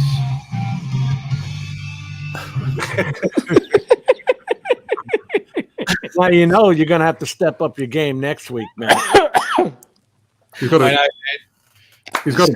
wear a short skirt as well with his cheerleader outfit. Yes, you go. There you go. And the last and final zing before I leave. Yeah, Paulie, I think you're right. I think it's bedtime for all of us. Yeah, I think good idea. I think. I think so. It's been a while. It's only been 4 hours, 16 minutes. God damn it. You're killing me. Oh, mate, I tell you, it's been awesome, fellas. Awesome in the chat. Awesome here. Absolutely fantastic. Thanks, everyone, again. It's been another nice Saturday. Everybody in the chat, thank you for dropping by. Matt, appreciate you as always. Love you, brother. Thank you, mate. Oh, no worries. Jim, my brother from another mother. Love you, sir. Peter Carroll. Yes. Always a good time, mates. Love you, brother. All right. Oh, hey, Jim, did you see that? What Pete do? I went like this. Pete went like this. But what is that about? What was that? That's Benny Hill. That's Benny Hill.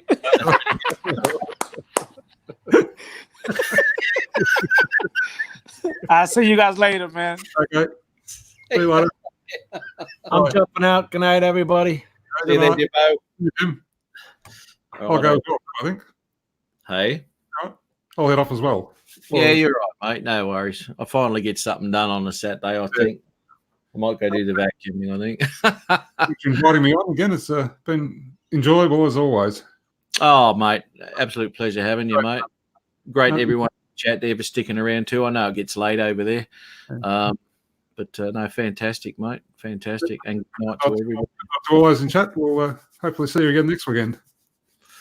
That's the one, mate. All right, another catch you later. fun-filled episode. See you, Pete. Right, see ya. See you, buddy.